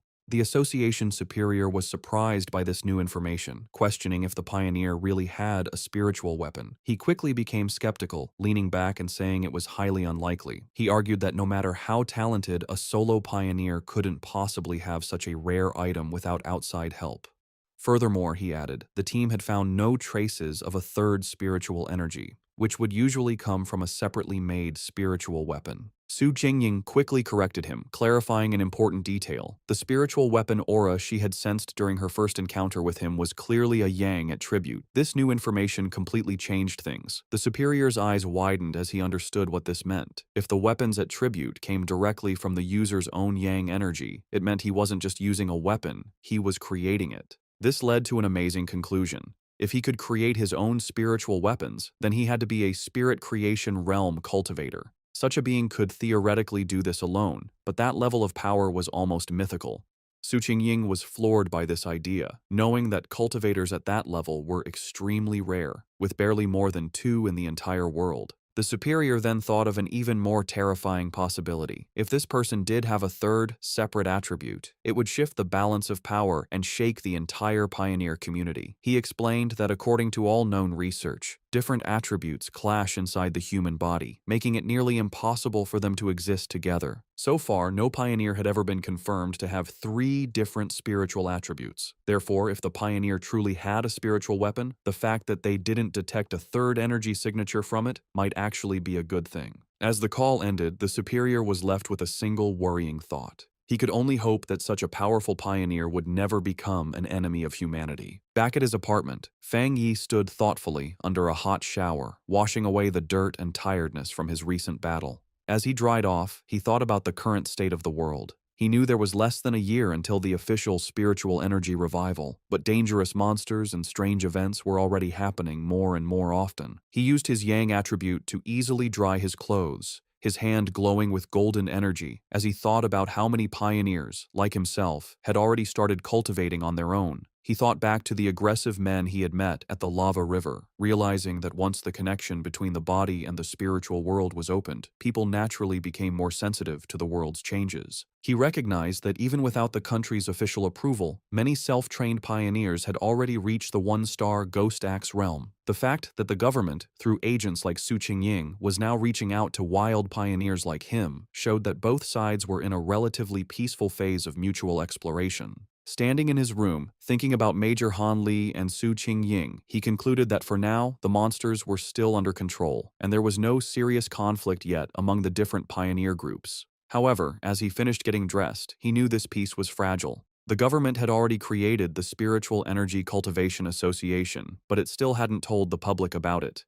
He understood their strategy perfectly. While people were talking more about local problems and strange events, the government was walking a fine line, trying to both protect humanity and give subtle early warnings without causing mass panic. Despite his recent victories, Fang Yi's analysis of the world situation was still grim. He knew the problem was the government's lack of confidence to officially start a full-scale cultivation era. With such a huge population, he understood that once the full truth was revealed, society would likely collapse into chaos and death. In the current state, even official pioneers couldn't stop the inevitable chaos, and the mix of internal problems and external threats from monsters would only make things worse. He admitted that the government's gentle, careful approach wasn't wrong, knowing that human fear and panic could be more destructive than any monster. However, what truly worried him was how fast the monsters were developing, which was far exceeding his expectations. He reviewed the information on the creatures he had just fought. They were a typical product of dark attribute contamination, specifically the shadow attribute, a sub-branch of dark energy that his system identified as a natural enemy to pioneers, and currently something he couldn't absorb. He realized these monsters were far smarter than typical beasts, working together to trap and kill pioneers, whom they saw as a good food source. He knew, however, that these creatures were still much weaker than the true dark-type monsters he remembered from his previous life.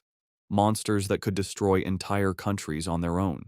Still, the close call was a serious reminder of the growing danger. He was certain that if he hadn't been there, Su Qingying and her entire squad would have been wiped out. A bit of hope sparked inside him as he thought about the system's wording. The fact that the dark attribute was only temporarily unabsorbable suggested that once certain conditions were met, he might be able to use its power himself, a possibility that could be key to winning in the future. He reviewed his current abilities. He now possessed the Golden Sun breathing technique of the Yang attribute, the Divine Thunder tempering of the Thunder attribute, and the Crimson Flame Blade technique. With these perfectly suited, high-tier techniques and his current strength as a 3-star Ghost Axe Realm pioneer, he knew very few could match him. Yet, as he stood surrounded by his own great power, he knew with absolute certainty that it was still not enough. His thoughts were suddenly interrupted by his phone ringing. He picked it up, surprised to see a call from his auntie. On the other end of the line, his aunt asked about his health before explaining the real reason for her call. She told him that his cousin was coming to study in the city and, worried for her safety, asked if she could stay at his place for a few days instead of a hotel. Feng Yi was taken aback, his memory of his cousin extremely fuzzy. All he could recall was a quiet, straight-A student who was obsessed with her studies. He couldn't even remember what she looked like. Despite this, he agreed, telling his aunt that there was a spare room. When he asked when she would be arriving, his aunt simply replied that she would give the cousin his address and let her come over by herself. Elsewhere, in a dark room lit only by a computer monitor, a person with long, almost claw-like fingers typed quickly on a keyboard. The person, wearing a big hoodie with bare ears, was finishing a phone call with her mother. Her mother, who was Fang Yi's aunt, told her that she should arrive at her cousin's place by tomorrow afternoon and that she would bring some specialty snacks. The person politely ended the call, saying it was no trouble and that she had something else to do. On her screen was a chat window for a group called Spiritual Energy Revival, Martial Arts Vanguard Team.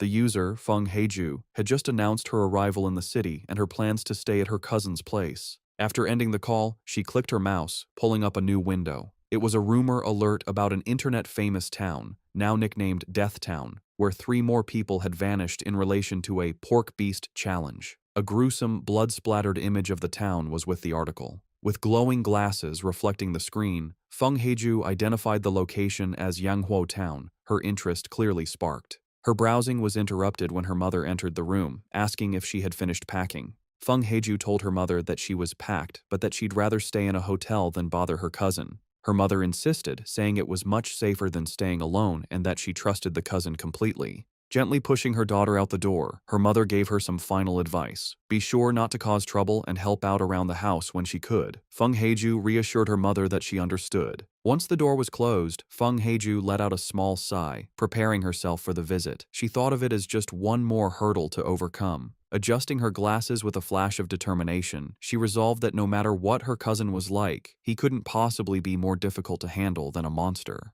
The next day, under a bright blue sky, a young woman with long dark hair and glasses pulled a suitcase toward an apartment building. She checked her phone, confirming that the map had led her to the correct destination.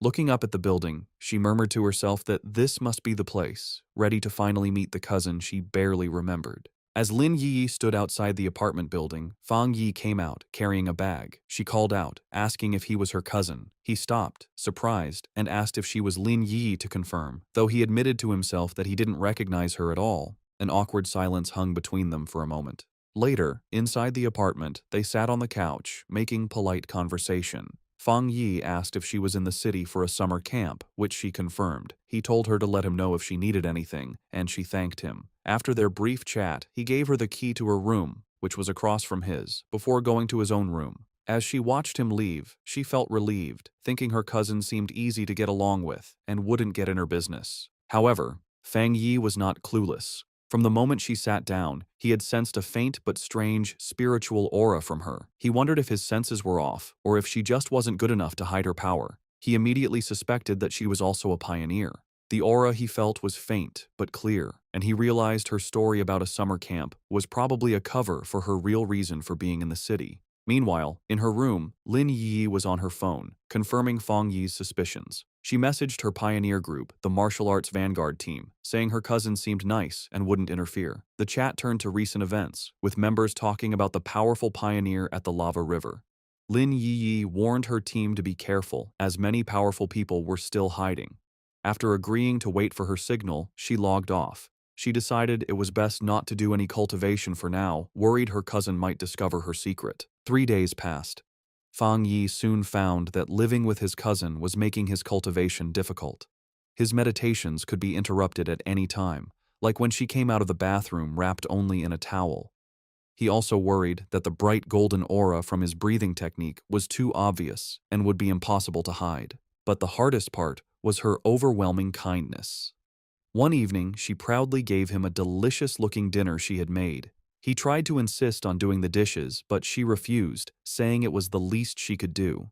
He found her perfect politeness and extreme cleanliness almost strange. Despite the trouble, Fang Yi decided to go along with it. He thought that by letting her be overly helpful, he might get her to let her guard down. He knew this was the only way he could find out what she was really up to. Their quiet dinner was interrupted when her phone on the table began to vibrate. Both cousins glanced at the message, their expressions surprised for a moment. Fang Yi used the chance to excuse himself, saying he would go back to his room while she chatted. His cousin could only quietly reply as he left. Left alone, she stared thoughtfully after him for a moment before turning to her phone. Sitting on her bed, she took the call, her expression turning serious. She repeated the information she was getting, confirming that the great change of heaven and earth would happen again the next day at 3 in the afternoon, and she promised she would be there. Fang Yi easily overheard his cousin's phone conversation. She agreed to meet at the entrance of Yanghua Town. He recognized the name as an internet-famous town in the suburbs, about an hour's drive away. With his suspicions confirmed, he watched her through the wall, his own spiritual energy flaring. He was now certain his cousin was also a pioneer. He was confident, however, that with her current strength, she wouldn't be able to sense him spying. He was impressed by her power. She was still just a middle school student, but she had already reached the 2-star Ghost Axe realm and was close to another breakthrough. He wondered if her high natural talent was the reason for her somewhat strange personality. He now understood her real purpose in the city. The summer camp was just an excuse. She had learned about the coming great change of heaven and earth, and had come to be at the center of it. He knew that every one of these great changes was a chance to get a new technique to increase his own strength. He wondered what kind of power would appear this time. In the end, it didn't matter. With a determined look, he decided that whatever power appeared, he would take it for himself. In her room, his cousin suddenly paused, feeling a strange sensation. She looked around, wondering if it was just her imagination, or if someone had been watching her. Seeing nothing but the moonlit mountains outside, she dismissed the feeling and continued her preparations. The next day, the town of Yanghua was buzzing with activity, with its mountains in the background. At the town's entrance, Lin Yiyi met a friend from her pioneer group. The friend playfully teased Yi about her cousin, asking if he was handsome. Yi replied that he was a good person, but just an ordinary-looking guy. Her friend sighed in disappointment. Just then, another woman from their group arrived, a redhead in a purple dress. She reminded the first friend that Yi herself had always said she was just an ordinary person. With the rest of their team there, the redhead announced it was time to get to business. One of the male members asked if a certain she was not coming. The redhead confirmed it would just be the 6 of them, adding that the missing member was always mysterious. Unknown to them, Fang Yi was watching from a nearby cafe balcony, his sword beside him. He noted that his cousin's little squad seemed to be pretty low-key. From where he was, he could sense their strength. The weakest was at the 2-star Ghost Axe level, and the man who had spoken was even a 3-star. He also overheard them say their team was usually stronger, with one powerful member often absent. As he sat watching, his attention was drawn to the mountains overlooking the town. His eyes narrowed with anticipation, sensing this was where the real event was about to happen. High in the mountains, the great change of heaven and earth finally happened. A giant green vine came down from the clouds, looking like the beanstalk from the fairy tale. This strange event would appear randomly and wasn't destructive, but for pioneers, it was an important key to understanding the changes in their world. Deep in the misty mountains, Lin Yi and her squad finally saw the incredible sight. The red-haired leader looked up in awe, confirming this was what they were looking for. The group stood in disbelief before the massive, pulsing vine. However, the awe quickly turned to fear.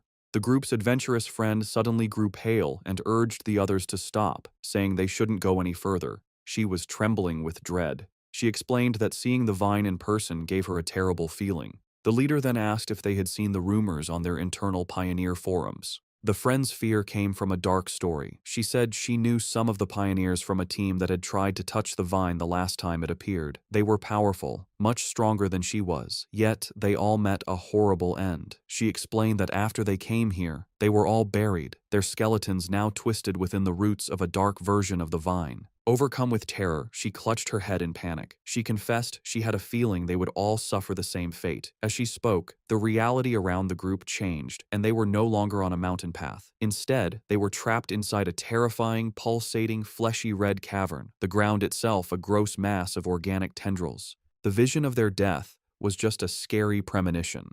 Back on the misty mountain path, the squad's adventurous friend, scammed in an online romance, was still shaken by the feeling of dread. She admitted that while she was originally ready to take the pioneer's risk to either come back rich or die, the moment she saw the vine, she felt an overwhelming fear. Her gut told her this was a new, unknown, and powerful high-level monster, a mutation she couldn't handle. Tears filled her eyes as she said she wasn't ready to die here and wanted to back out. The red-haired leader and Lin Yi looked at their upset teammate with understanding. They confirmed they had all felt the same heavy feeling from the vine. Lin Yi explained it further, describing it as a feeling of complete emptiness within the wood-type vine. It was a strange feeling, as if all life had been swallowed by time, leaving only an empty shell. This, she explained, was why they all felt so scared. The group came to a scary conclusion. The vine was trying to eat their life force. Just as the fearful friend was about to panic, Lin Yi grabbed her hand, her face showing fierce determination. She declared that this was the path of the martial pioneer, a path that required them to face such dangers directly. Unseen by the group, Fang Yi watched from a nearby cliff. He, too, could sense the heavy, suffocating death energy coming from the giant vine. He noted that out of all the world monsters he had faced, besides the pure dark attribute, this vine gave him the worst feeling. He had to admit, the small squad had serious guts to even think about cultivating in such a dangerous place. He analyzed the monster more closely. While it was clearly a plant, a symbol of life, it felt completely lifeless. It wasn't really alive, but a dead thing pretending to be living, with no spiritual energy of its own. He could see it was stained with the blood and bodies of its past victims. Back with the squad, Lin Yi took charge. She stood on a cliff edge, speaking to her team with new purpose. She told them they didn't have much time to waste. Knowing the danger, she suggested a new plan. They would carefully sense the energy around the area, checking out the monster without getting too close. Confident in her plan, Lin Yi believed that by sensing the monster's energy from a distance, her team would be safe enough. She found a spot high in a tree and began to meditate, surrounding herself in a protective bubble of blue spiritual energy. From a clifftop far away, Fang Yi watched them. He was impressed by their caution, noting they had chosen a distance that was both safe and good for cultivating. He gave credit to his top student cousin for correctly figuring out the best range, a position that was neither too reckless nor too timid. As Yi's cultivation grew stronger, the spiritual energy around her began to surge. Fang Yi watched in surprise, realizing she was about to have a breakthrough to the 3-star Ghost Axe realm. He was genuinely impressed. His cousin was truly talented. In a bright flash of blue light, she successfully broke through. Her teammates watched in awe, amazed that she had already reached such a high level of power. However, the huge energy disturbance from her breakthrough did not go unnoticed. Deep in the forest, the sleeping roots of the giant vine began to twist and glow with a scary green light. The pioneers felt the ground shake, and one of the men looked back in alarm. The whole group panicked as the monstrous vine began moving directly toward them, its tendrils bursting from the earth. The team's leader was shocked that the creature could have possibly sensed them from so far away. The vine's attack was fast and brutal. Vicious green tendrils shot up from the ground, trapping 2 of the male pioneers. The rest of the squad scattered in fear as their friends screamed for them to run, warning that if they didn't escape now, they would all die there. The team's leader quickly realized what caused the disaster. Yi's breakthrough had created too much of a disturbance, getting the monster's attention. As she shouted a warning, dark green tendrils began to wrap around Yi's protective bubble, which was still shielding her while she was weak after her breakthrough. The leader knew they couldn't get caught. Once the vine wrapped around them, its deathly aura would eat them instantly. Under the immense pressure, Yi's energy shield began to crack. Chaos broke out as the red-haired leader tried to pull her panicked friend to safety. The friend screamed that they couldn't leave Yi behind, but the leader replied desperately, asking what she was supposed to do. She furiously asked if she should use her own precious spiritual energy to protect Yi, basically dying so her teammate could level up. As chaos erupted around them, the red-haired leader tried to calm one of her male teammates, who was arguing that they should leave Lin Yi to save themselves. He coldly said that life and death were up to fate, and if they didn't leave right away, they would all die with her.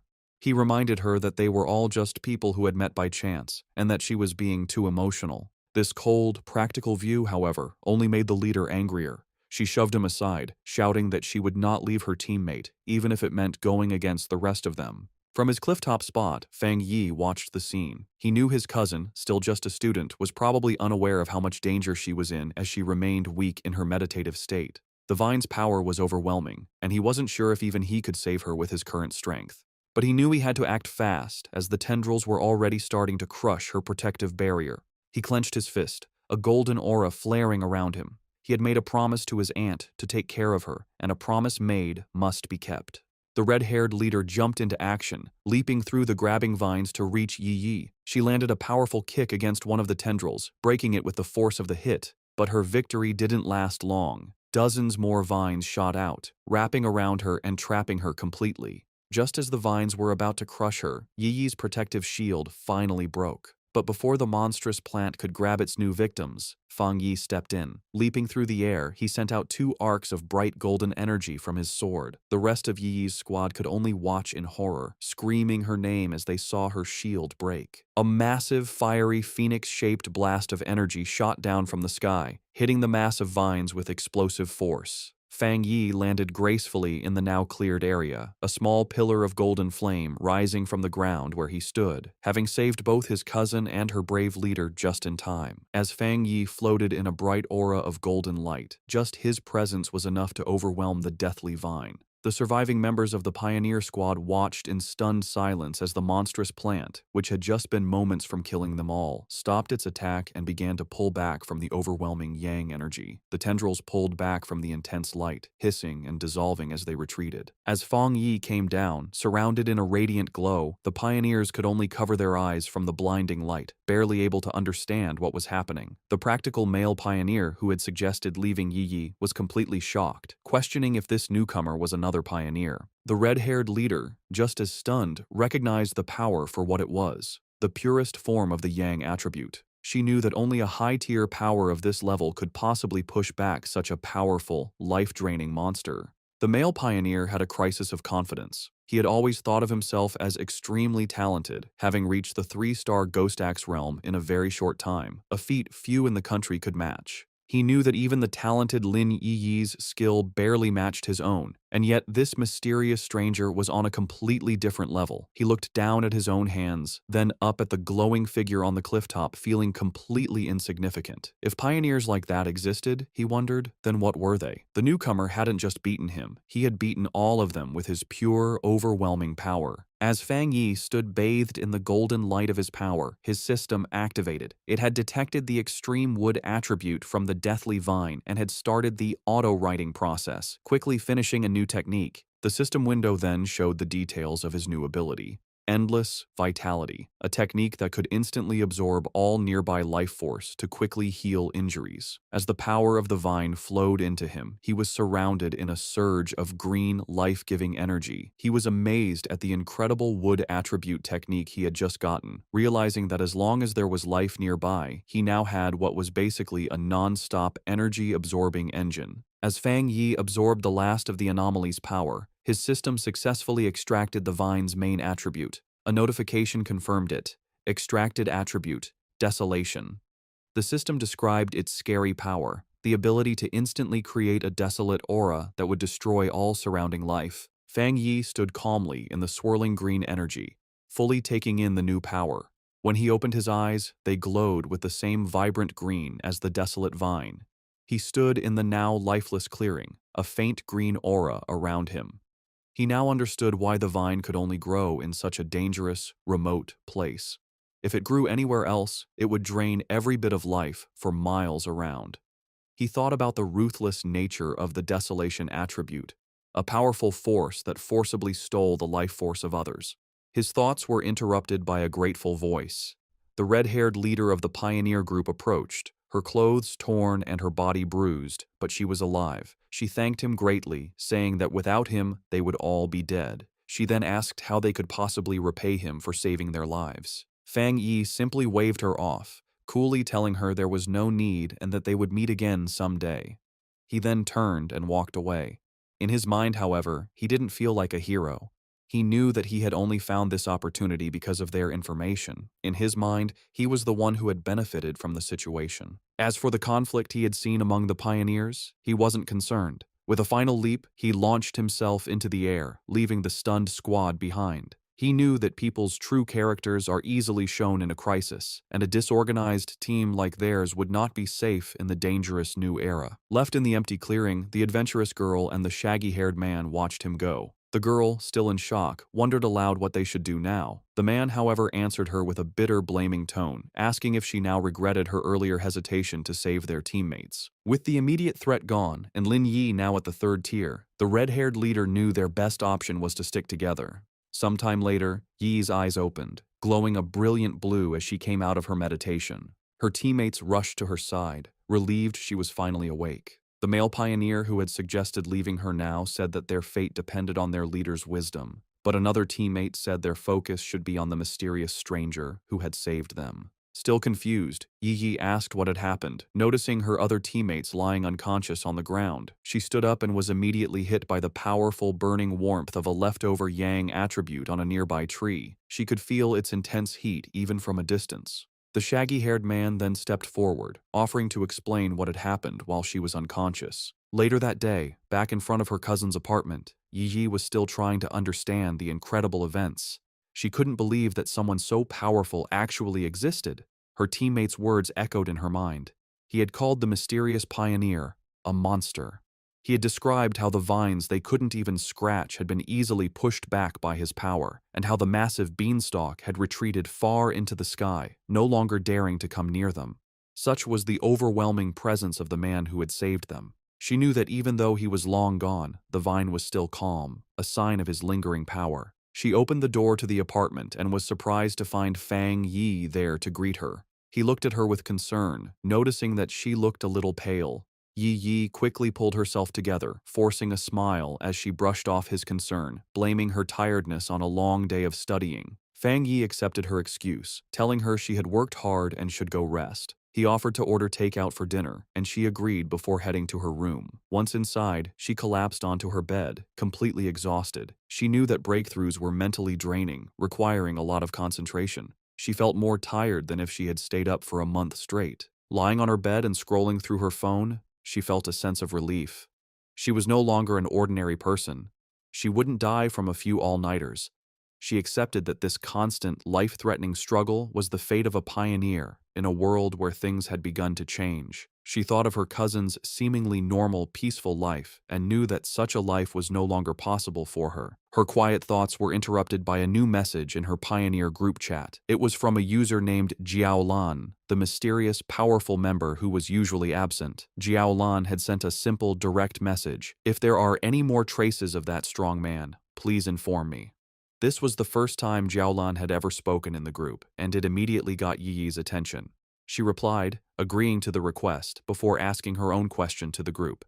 She asked if they thought the man who had saved them could be the same one from the Dark River Lava Dragon incident, and if so, why he would have helped them. The group chat immediately lit up with a post about the mysterious high-tier Yang attribute master. The post described his sun-splitting slash in great detail, telling how the witness had been forced out of the cave by a blast of white-hot light. The author of the post declared with total certainty that no other pioneer in the Xia country could match his power, and warned everyone to stay away if they ever met him. Meanwhile, Fang Yi was heading out for the evening on his bicycle. He was confident that after the day's events, his cousin would have let her guard down around him, letting him come and go without making her suspicious. With his new freedom, he had a new mission in mind. It was time to find a suitable carrier for his new desolation attribute.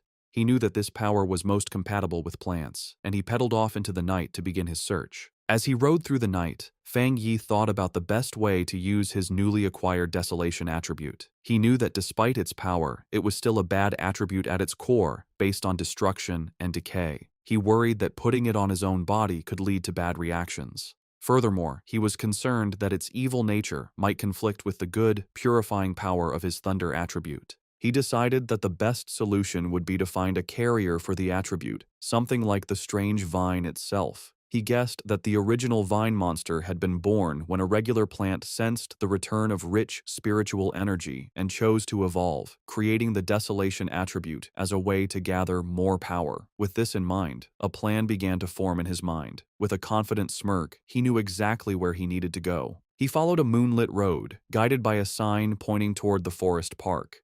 He arrived at the large urban park and left his bike, going into the woods. Under the bright full moon, he walked through a field of vibrant, glowing flowers. He knew he needed to find the perfect lucky one, a plant that could create the greatest connection with his own spiritual energy and show a sense of closeness to him. Closing his eyes, he focused, reaching out with his own spiritual energy. A vibrant green aura flowed from him, spreading throughout the forest and covering the plants. He could feel a response from the plants, a wave of their own spiritual energy rising up to meet his. He noted that while their response was a lot, it still wasn't strong enough for what he needed. As Fang Yi continued to send out his spiritual energy, he realized he needed a much stronger response from the plants around him. Suddenly, he stopped, his attention drawn to a specific spot in the forest. There, in the tall grass, a single white flower with a glowing center gently swayed, as if calling to him.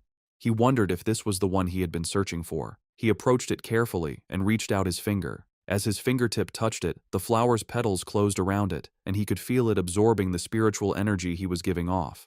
The flower then bloomed again, seemingly happy, as if it had just had a good meal. Fang Yi knelt beside the flower, a small smile on his face. He noted its strong spirituality. Though it was just a plant, it had reacted to his touch like a greedy puppy, eagerly eating his spiritual energy and then rubbing against his fingers for more. He knew he had found his carrier. Out of the entire forest, this small flower had the strongest reaction to his aura, making it the perfect container for the desolation attribute. He told the flower that it was the chosen one and asked if it was ready. Without waiting for an answer, he unleashed a vortex of green spiritual energy, focusing it entirely on the small white flower. A system window appeared, asking for confirmation. Do you want to forcibly implant the desolation attribute into this plant? With his eyes glowing a vibrant green, he gave his consent. A brilliant light erupted from his hand as the flower began to transform, its petals opening into a much larger, more complex, and powerful form.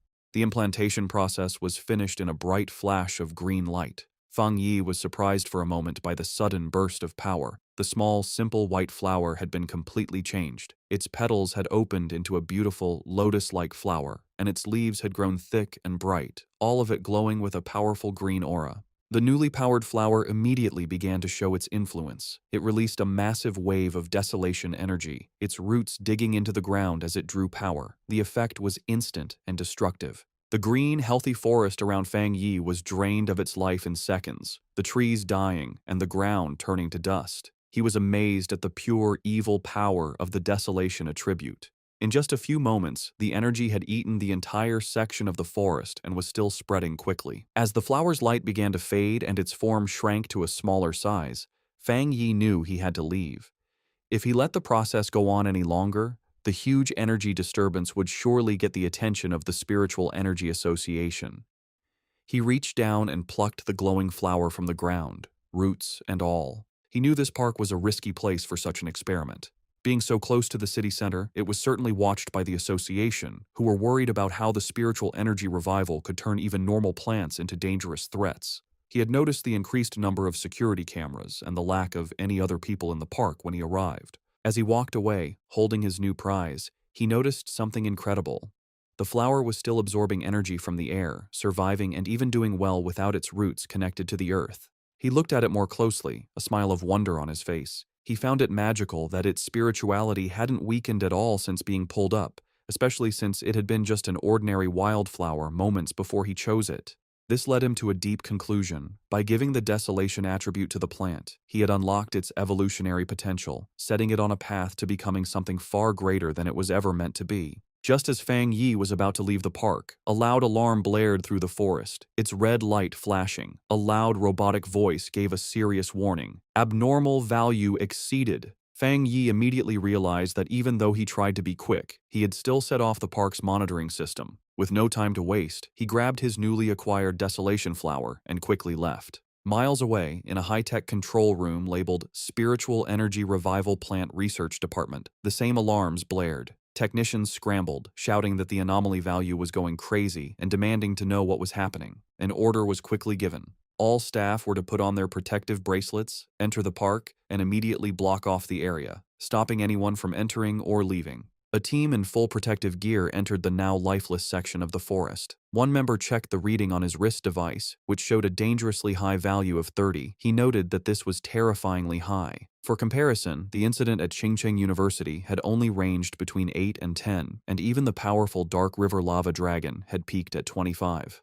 Another team member added that the park's original spiritual energy level had never even gone above 10. As one of the researchers took a soil sample, another reported his strange findings. The air humidity, surface temperature, and sunlight were all completely normal. Yet, all the plants in the area looked as if they had been drained of their life in a matter of seconds. The team leader decided they needed to get closer to the center to figure out what kind of spiritual attribute could have caused such an event. However, as one of the members stepped forward, another researcher with glasses, who seemed to be a senior member, shouted at him to stop and not get any closer. He warned them with serious authority not to touch anything, identifying the leftover energy as the desolation attribute. He then asked if any of them knew about the vine that had recently come down from the sky. The younger researchers were stunned into silence. One of them finally found his voice, realizing with growing horror that the senior researcher was talking about the infamous devil-like vine that had already been classified as an A-level mutation.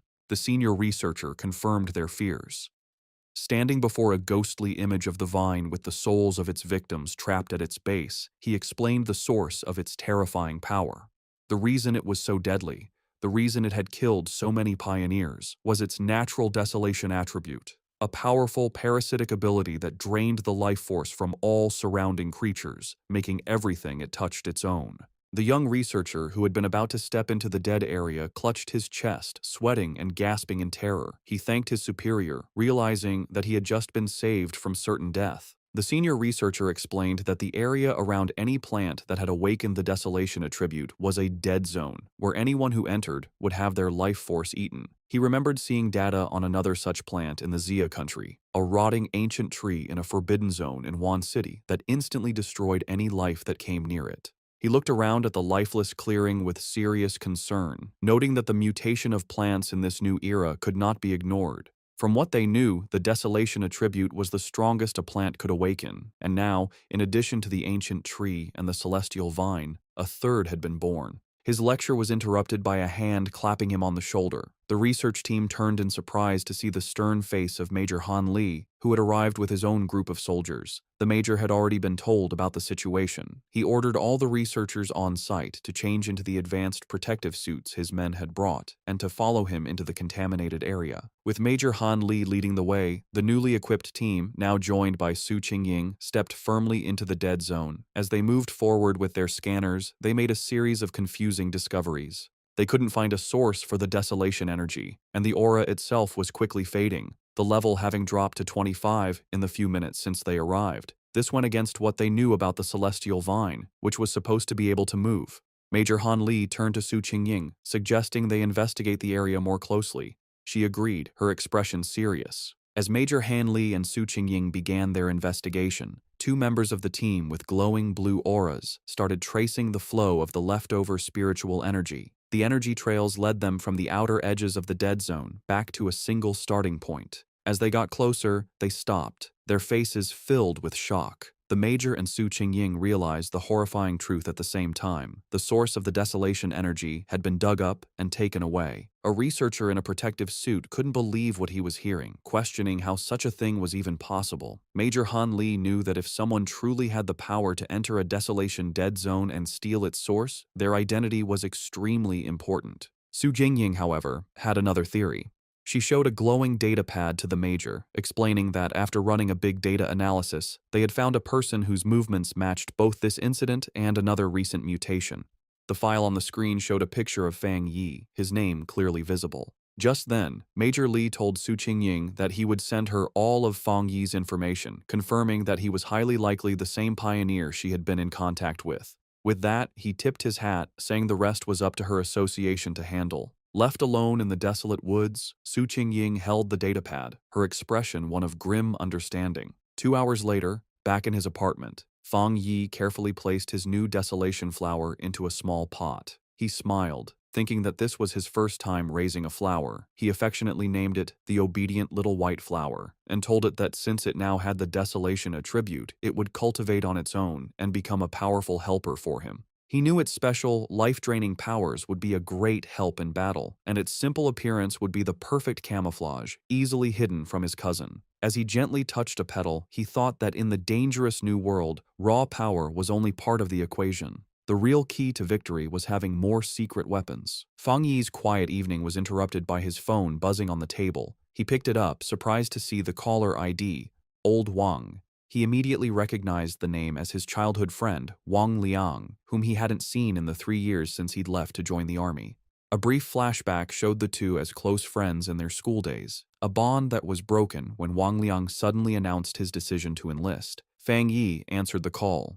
On the other end, Wang Liang's cheerful voice greeted him, asking if he was back in town and inviting him out for a drink at their old spot. Fang Yi was taken aback by how sudden it all was. Wang Liang just laughed, adding that he had a big secret to tell him and that he shouldn't be shocked when he heard it. However, the seemingly friendly reunion was a carefully planned setup. After hanging up the phone, it was revealed that Wang Liang was not alone. He was in a dimly lit room, reporting to a tough and heavily scarred woman with long red hair and a high-ranking military uniform. Su Jingying was also at the table. Wang Liang confirmed to the officer that he had done as instructed. He then made a special request, asking that if Fang Yi was not the person they were looking for, they would guarantee his safety. The red-haired officer tapped her finger impatiently on the table. She coldly dismissed his concern, ordering him to simply do his mission and not do anything unnecessary. With a chilling lack of feeling, she added that if Fang Yi turned out to be the wrong person, Wang Liang should just consider it a punishment for his friend. At a quiet bar, Fang Yi and Wang Liang toasted with their beer glasses. They sat and drank, catching up after being apart for 3 years. Fang Yi noticed his old friend seemed much more mature and guessed that his time in the army must have been hard. Wang Liang talked about his experiences in the military before asking Fang Yi how he had been.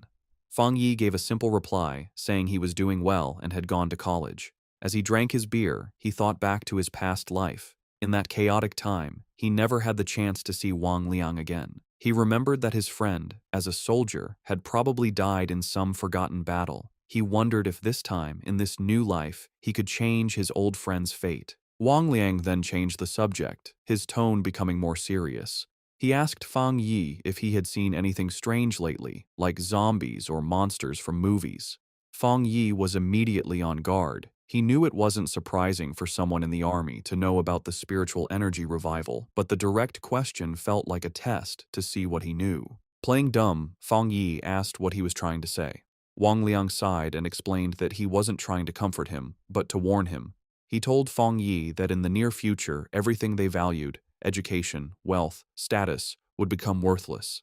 The entire world order was about to change. Fang Yi listened closely, his face showing no emotion as he stared at his empty glass. He knew that ordinary soldiers were sworn to secrecy and couldn't leak any details about the spiritual energy revival. This confirmed his suspicion. The military had identified him as a target, and Wang Liang, his childhood friend, had been sent to test him. Wang Liang, seeing his friend's silence, tried to reassure him. He told him not to worry, that as long as he didn't reveal anything, he would be fine. But Fang Yi understood the situation. Despite his pretended ignorance, his friend was still trying to help him. Even at the risk of breaking military rules, Wang Liang was kindly warning him to be careful of the coming changes. Their conversation was suddenly cut short when Wang Liang's phone began to vibrate urgently. He answered the call, and a furious voice on the other end ordered him to return to his team immediately and report to the target location within 10 minutes. Wang Liang snapped to attention, accepting the order as Fang Yi watched in silence. He immediately jumped up, apologizing to Fang Yi and explaining that he had an urgent mission and couldn't see him home. As his friend was about to leave, Fang Yi dropped his act. He asked if the mission was related to the spiritual energy revival and told his friend to take him along. Wang Liang stopped, turning back to look at Fang Yi with a mix of shock and confusion. Fang Yi stood up and grabbed his friend by the collar. He told Wang Liang to take him to see his superiors, letting him know that he was aware of the real reason for their meeting. He reassured his friend, telling him that while he didn't know exactly what his superiors knew, he knew Wang Liang would never hurt him. He explained that he was more interested in what the military was dealing with, knowing it had to be related to the great changes happening in the world. Since the Spiritual Energy Association was already handling the monsters, he was curious what the military's role was, and he wanted to see it for himself. Wang Liang agreed, and the two of them walked toward a massive, heavily guarded military base in a mountain valley, labeled Military No. 19 Spiritual Forbidden Zone. As they got closer, Fang Yi was struck by the incredibly dense spiritual energy in the area. He noted that the concentration level was so high it had likely surpassed a standard pollution zone. As they were met by a squad of soldiers, one of them ordered Wang Liang to return to his team. After a quick check, the soldiers allowed Fang Yi to enter the base, leading him through a brightly lit corridor. Inside the military base, Fang Yi and Wang Liang were led into a massive, cavern-like training ground. There, a large group of soldiers was in a desperate battle, using crackling blue energy to hold back a monstrous, spiky black creature with a single glowing red eye. The beast fought back with fierce power, shooting a devastating beam of red energy that tore through the soldiers' ranks, causing cries of pain and fear. Standing on a raised platform, the tough, red-haired officer watched the scene with a critical eye. Fang Yi, who had been brought before her, immediately recognized the creature's power as a mix of two different attributes. The officer confirmed his thought, saying the monster was a perfect mix of the dark and flame attributes, making it exceptionally fierce and cruel. She added that it had already seriously injured several of her soldiers. A caption identified her as a 3-star Ghost Axe Realm officer named Ji Royan. Spotting Wang Liang, she barked his name, and he immediately stood at attention. She furiously asked why he had brought an unauthorized person into a restricted area, but before he could explain, she cut him off. Her expression softened a little as she told him to forget it, explaining that the situation was urgent and they needed him to join the formation immediately. She then turned her attention to Fang Yi. She saw nothing special about him, noting that his spiritual energy was only slightly active. She briefly wondered if he was the powerful pioneer they were looking for, but dismissed the thought, knowing she had to focus on the battle. She gave him a stern warning. Since he was Wang Liang's friend, she wouldn't say much, but he was in a restricted area, and his life was now his own responsibility. He was also sworn to secrecy about anything he saw. Fang Yi simply replied that he understood. With that done, Ji Royan took command. She picked up a massive energy cannon and shouted the names of 2 of her soldiers. The 2 men immediately jumped into action, their bodies covered in blue energy as they fought the monster up close. Ji Royan then aimed her cannon and fired a massive blast of pure energy at the creature. The attack hit the monster head-on, creating a huge explosion, but the creature was far from beaten. It let out an angry roar as its shadowy form began to pulse with a terrifying red light, its fanged mouth growing larger and more threatening. It was clear that the attack had only made it angrier, causing its mutation to get worse. The enraged monster lashed out with its massive claws, and one soldier shouted a warning to his comrade. The other soldier managed to block the attack, but the force of the blow sent him flying backward. Ji Royan immediately took charge, ordering her team not to be careless and to keep their distance. She knew they had to finish the creature off before it could complete its evolution. Watching from the side, Fang Yi was impressed by the soldiers' performance. He saw a well-trained team of comrades who trusted each other completely, with incredible discipline and coordination. He knew that every person was essential, and that when they worked together, they could unleash a power far greater than their individual strengths. This thought, however, was immediately broken when he realized the monster's power was increasing at a scary rate. He shouted at them to run, warning them that they were no match for the creature in its current state. But his warning was lost in the chaos. The monster shot out a massive blast of dark purple energy, sending the soldiers flying. Ji Royan refused to back down. She ordered her team to raise their alert level and upgrade the restricted area's mutation level. With a furious roar, she commanded that no one was to retreat. It was too late. The monster's transformation was complete. It now stood as a huge, demonic beast, covered in black and red flames, its eyes glowing with pure evil. One of the soldiers shouted a terrified warning. The evil dog had fully mixed with the dark attribute and completed its mutation. The creature's single eye, now a burning red orb, focused on a new target. It fixed its gaze on Wang Liang, who could only stare back, frozen in terror. As the monster prepared to strike, Ji Royan and Fang Yi both reacted in horror, realizing with a jolt that Wang Liang was in mortal danger. Just as the monster completed its evolution, lunging forward in a blast of power, a soldier was violently thrown backward by a surge of energy. Ji Royan immediately shouted for her team's attention, announcing that the C-level evil dog had fully mutated and was now reclassified as a B-level threat, requiring an immediate change in their battle plan. The soldier who had been thrown to the ground coughed up a spray of blood. Fang Yi rushed to his side, catching him and asking if he was all right. The injured soldier explained that he had been trying to send spiritual energy to the monster's restraining collar, but the creature's evolution had caused the device to violently explode. Despite coughing up a black, thick liquid, the soldier tried to be brave, telling Fang Yi not to worry about the officers of Restricted Area 19. Fang Yi could only look on with a grim, angry expression. Realizing her normal weapons were now useless, Ji Royan dropped her heavy energy cannon to the ground. She stood before her remaining troops, her determination unshaken. She gave a final, desperate order. No matter what they had to do, even if it cost them their very lives, they could not let this B-level mutation escape the restricted zone. But just as she and her team were about to make their last stand, Fang Yi stepped directly in front of her, blocking her path. Ji Royan demanded to know what he thought he was doing, but he ignored her. His eyes and hand began to glow with a brilliant blue light as arcs of raw lightning crackled around him, a clear sign that he was about to join the battle himself. Surrounded by crackling blue lightning, Fang Yi mocked the monstrous creature, his eyes glowing with power as he questioned how tough it was. He then charged toward the mutated beast, his arm a bolt of bright blue energy aimed right at the creature's head. The impact was huge, as a massive explosion of divine thunder erupted when he hit it, completely overwhelming the monster. The sheer force of the attack created a powerful shockwave that sent the nearby soldiers flying backward. One of the soldiers, stunned, said he couldn't believe it, realizing this was the same B-level monster that even their commander, Ji Royan, couldn't beat alone. Wang Liang, just as shocked, turned to Ji Royan and asked if his friend was really who they thought he was. With a serious look, she confirmed that none of them were wrong.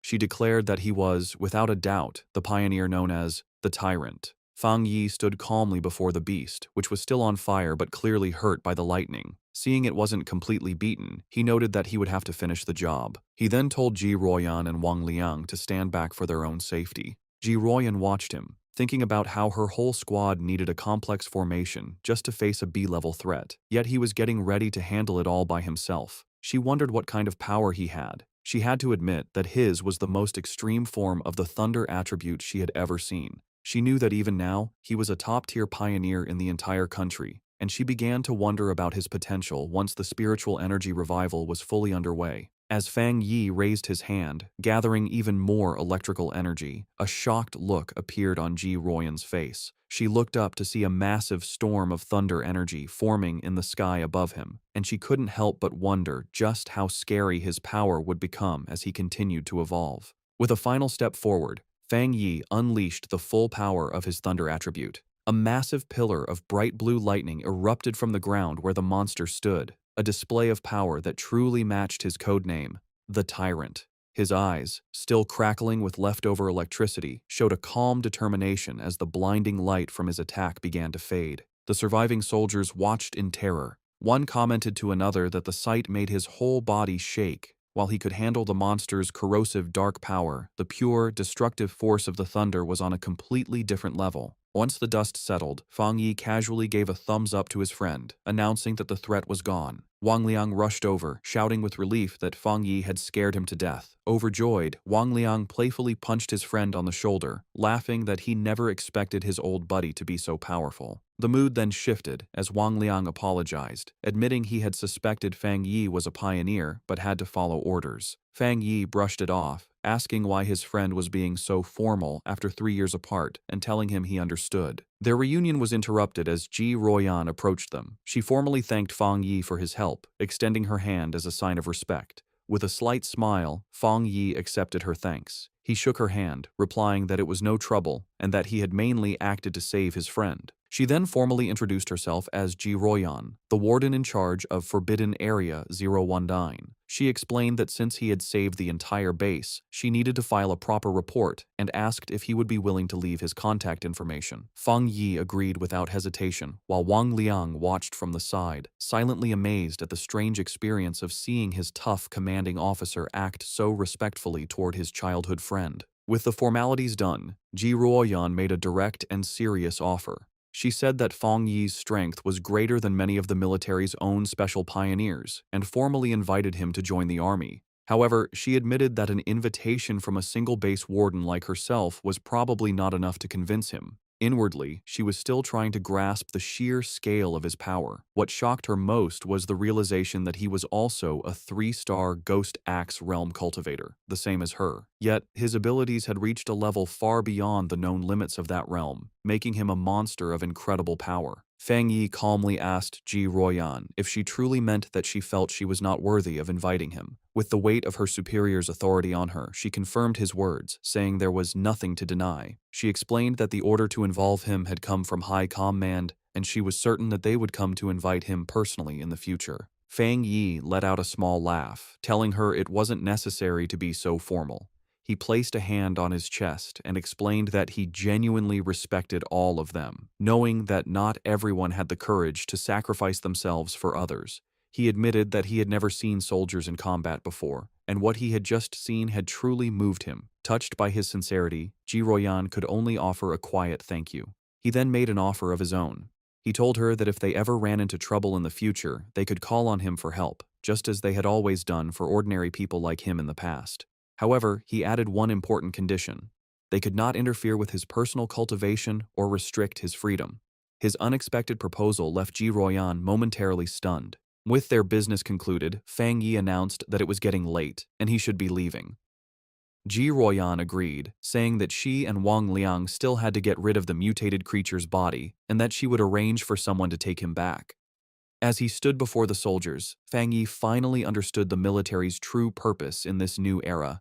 He realized they stationed themselves in these dangerous, spiritually rich zones for two reasons: to use the energy for their own training, and more importantly, to act as a crucial line of defense between the ordinary world and the strange monsters that now threatened it. After he was gone, Ji Royan turned to Wang Liang and said that his friend could no longer be described with a simple word, like impressive. She knew that what they had seen that day was just a small part of his true strength. The fact that a pioneer could reach such a high level of power so quickly showed that he had an amazing level of insight. She concluded that he was a rare mix of luck, courage, and raw ability, all the things needed for greatness. Seeing his commander's deep respect for his friend, Wang Liang eagerly suggested that if she felt she wasn't the right person to recruit him, she should let him, as his childhood friend, take on the job. Ji Royan, however, quickly brought him back to reality with a sharp tap on the head, ordering him to stop talking and help her clean up. He could only agree as he was dragged off to work. Later that night, back at his apartment building, Fang Yi meditated on the roof, surrounded by a brilliant golden aura. He thought about his meeting with the military. He knew that while the trip had revealed his identity, he had only shown them his thunder attribute, keeping his other powers a secret. Based on their respectful attitude, he concluded that this was likely a good thing. He now understood that his rare thunder attribute was a perfect counter to the dark monsters the military was fighting, making him a very valuable asset. He knew they would try to recruit him, not threaten him, which would give him access to the fastest ways to get stronger and the most advanced information. The day's events had also made clear the different roles of the nation's two main pioneer forces.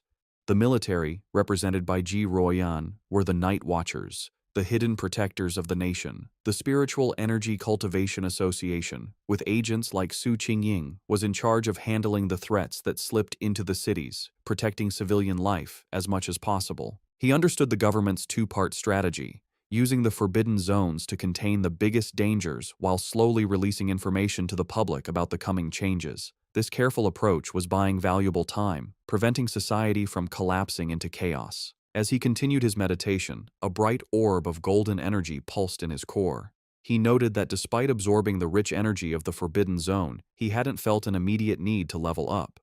However, the feeling quickly changed. Golden energy surged through him, and cracks of power spread across his face. Having spent even a short time in such a spiritually rich place had filled him to the brim. He recognized the signs immediately. He was on the verge of another breakthrough. Meanwhile, on the streets below, his cousin Lin Yi was walking home with groceries, wondering if he had returned yet. She thought that if he was home, she could have him try her cooking. Her casual thoughts were suddenly shattered when she looked up and saw a massive pillar of golden light erupting into the night sky from the direction of her apartment building. Her eyes widened in shock and alarm. A reflection of a flaming divine axe appeared in her eye as she recognized the powerful energy of a ghost axe realm advancement. But she immediately knew she was wrong. The sheer scale of the power, showing up as a massive fiery divine axe in the sky, was far too terrifying for an ordinary breakthrough. She could only stare in disbelief, wondering if another powerful pioneer was making their move in the city. On the street below, Lin Yi stared at the sky in complete disbelief. She recognized the immense power of the Ghost Axe realm, but this was something else, a force so powerful it was changing reality itself. As a giant, divine hand made of pure golden energy formed in the clouds above, she realized the terrifying truth. This was the power of the legendary spirit creation realm. The realization that a pioneer of such incredible strength was living right next to her sent a wave of shock and fear through her. The massive energy surge did not go unnoticed. Miles away, in a high-tech command center, red alarms blared as technicians scrambled. An urgent warning flashed across their screens. The anomaly value had reached a catastrophic level of 99, its location pinpointed to the southeast of the city. An official and Su Qingying reacted with alarm. The official demanded to know what was happening, ordering all units to the target area. Su Qingying wondered how such a powerful anomaly could have gone undetected, noting that an energy reading of this size was powerful enough to destroy an entire city. Before a holographic map of the city, military leaders held a tense emergency meeting. They debated the two terrifying possibilities. Either a new, godlike spirit creation pioneer had just appeared, or the city was on the brink of a massive disaster. One grim-faced officer suggested it could very well be both. The situation escalated as the senior official frantically called headquarters, demanding they send all advanced equipment, short of large-scale weapons. His panic was cut short, however, when a subordinate burst into the room, breathlessly announcing that the alert had been cancelled. The anomaly had been identified not as a monster, but as a pioneer undergoing a promotion. Back on the rooftop, the blinding golden light faded as Fang Yi let out a quiet breath of relief. The breakthrough was complete. He casually noted that he had successfully reached the one-star spirit creation realm. Aside from his body feeling lighter and more agile, he didn't feel a significant difference in his raw power. His quiet moment was interrupted when his phone buzzed with a new message. It was from his friend, Wang Liang. The message was a warning. A new anomaly had appeared at Qingcheng University's playground. Internal military sources had confirmed it was a pollution zone, and more worryingly, it was the second time this specific anomaly had occurred. Fang Yi texted back, saying he knew about the previous heat anomaly. Wang Liang confirmed it was the same one, back again, and playfully warned Fang Yi not to tell anyone he was the source of the intel. After Fang Yi jokingly threatened to report him, Wang Liang's tone turned serious. He told Fang Yi that he was genuinely worried for his safety and urged him to be careful. Fang Yi put down his phone, his expression thoughtful. His friend's warning only confirmed his own strategy. This was exactly why he was so cautious in his dealings with both the military and the association. He knew that being too well known could bring unwanted trouble, which was why he had deliberately chosen to keep his powerful Yang Flame attribute and his Crimson Flame Blade technique a secret. They were his hidden aces. He typed a final reply to his friend, reassuring him not to worry. He would be careful, and he still had trump cards left to play. Lin Yi opened the apartment door, announcing that she was back. Seeing Fang Yi on the couch, she asked if he had eaten yet, offering him the bag of takeout she had brought. Distracted by his phone, he simply told her to leave it on the table and that he would get to it later. As she watched him, a worried and slightly frustrated expression crossed her face. In her mind, she thought about her cousin's character. She saw him as a perfectly good person, but with one major flaw, his laziness.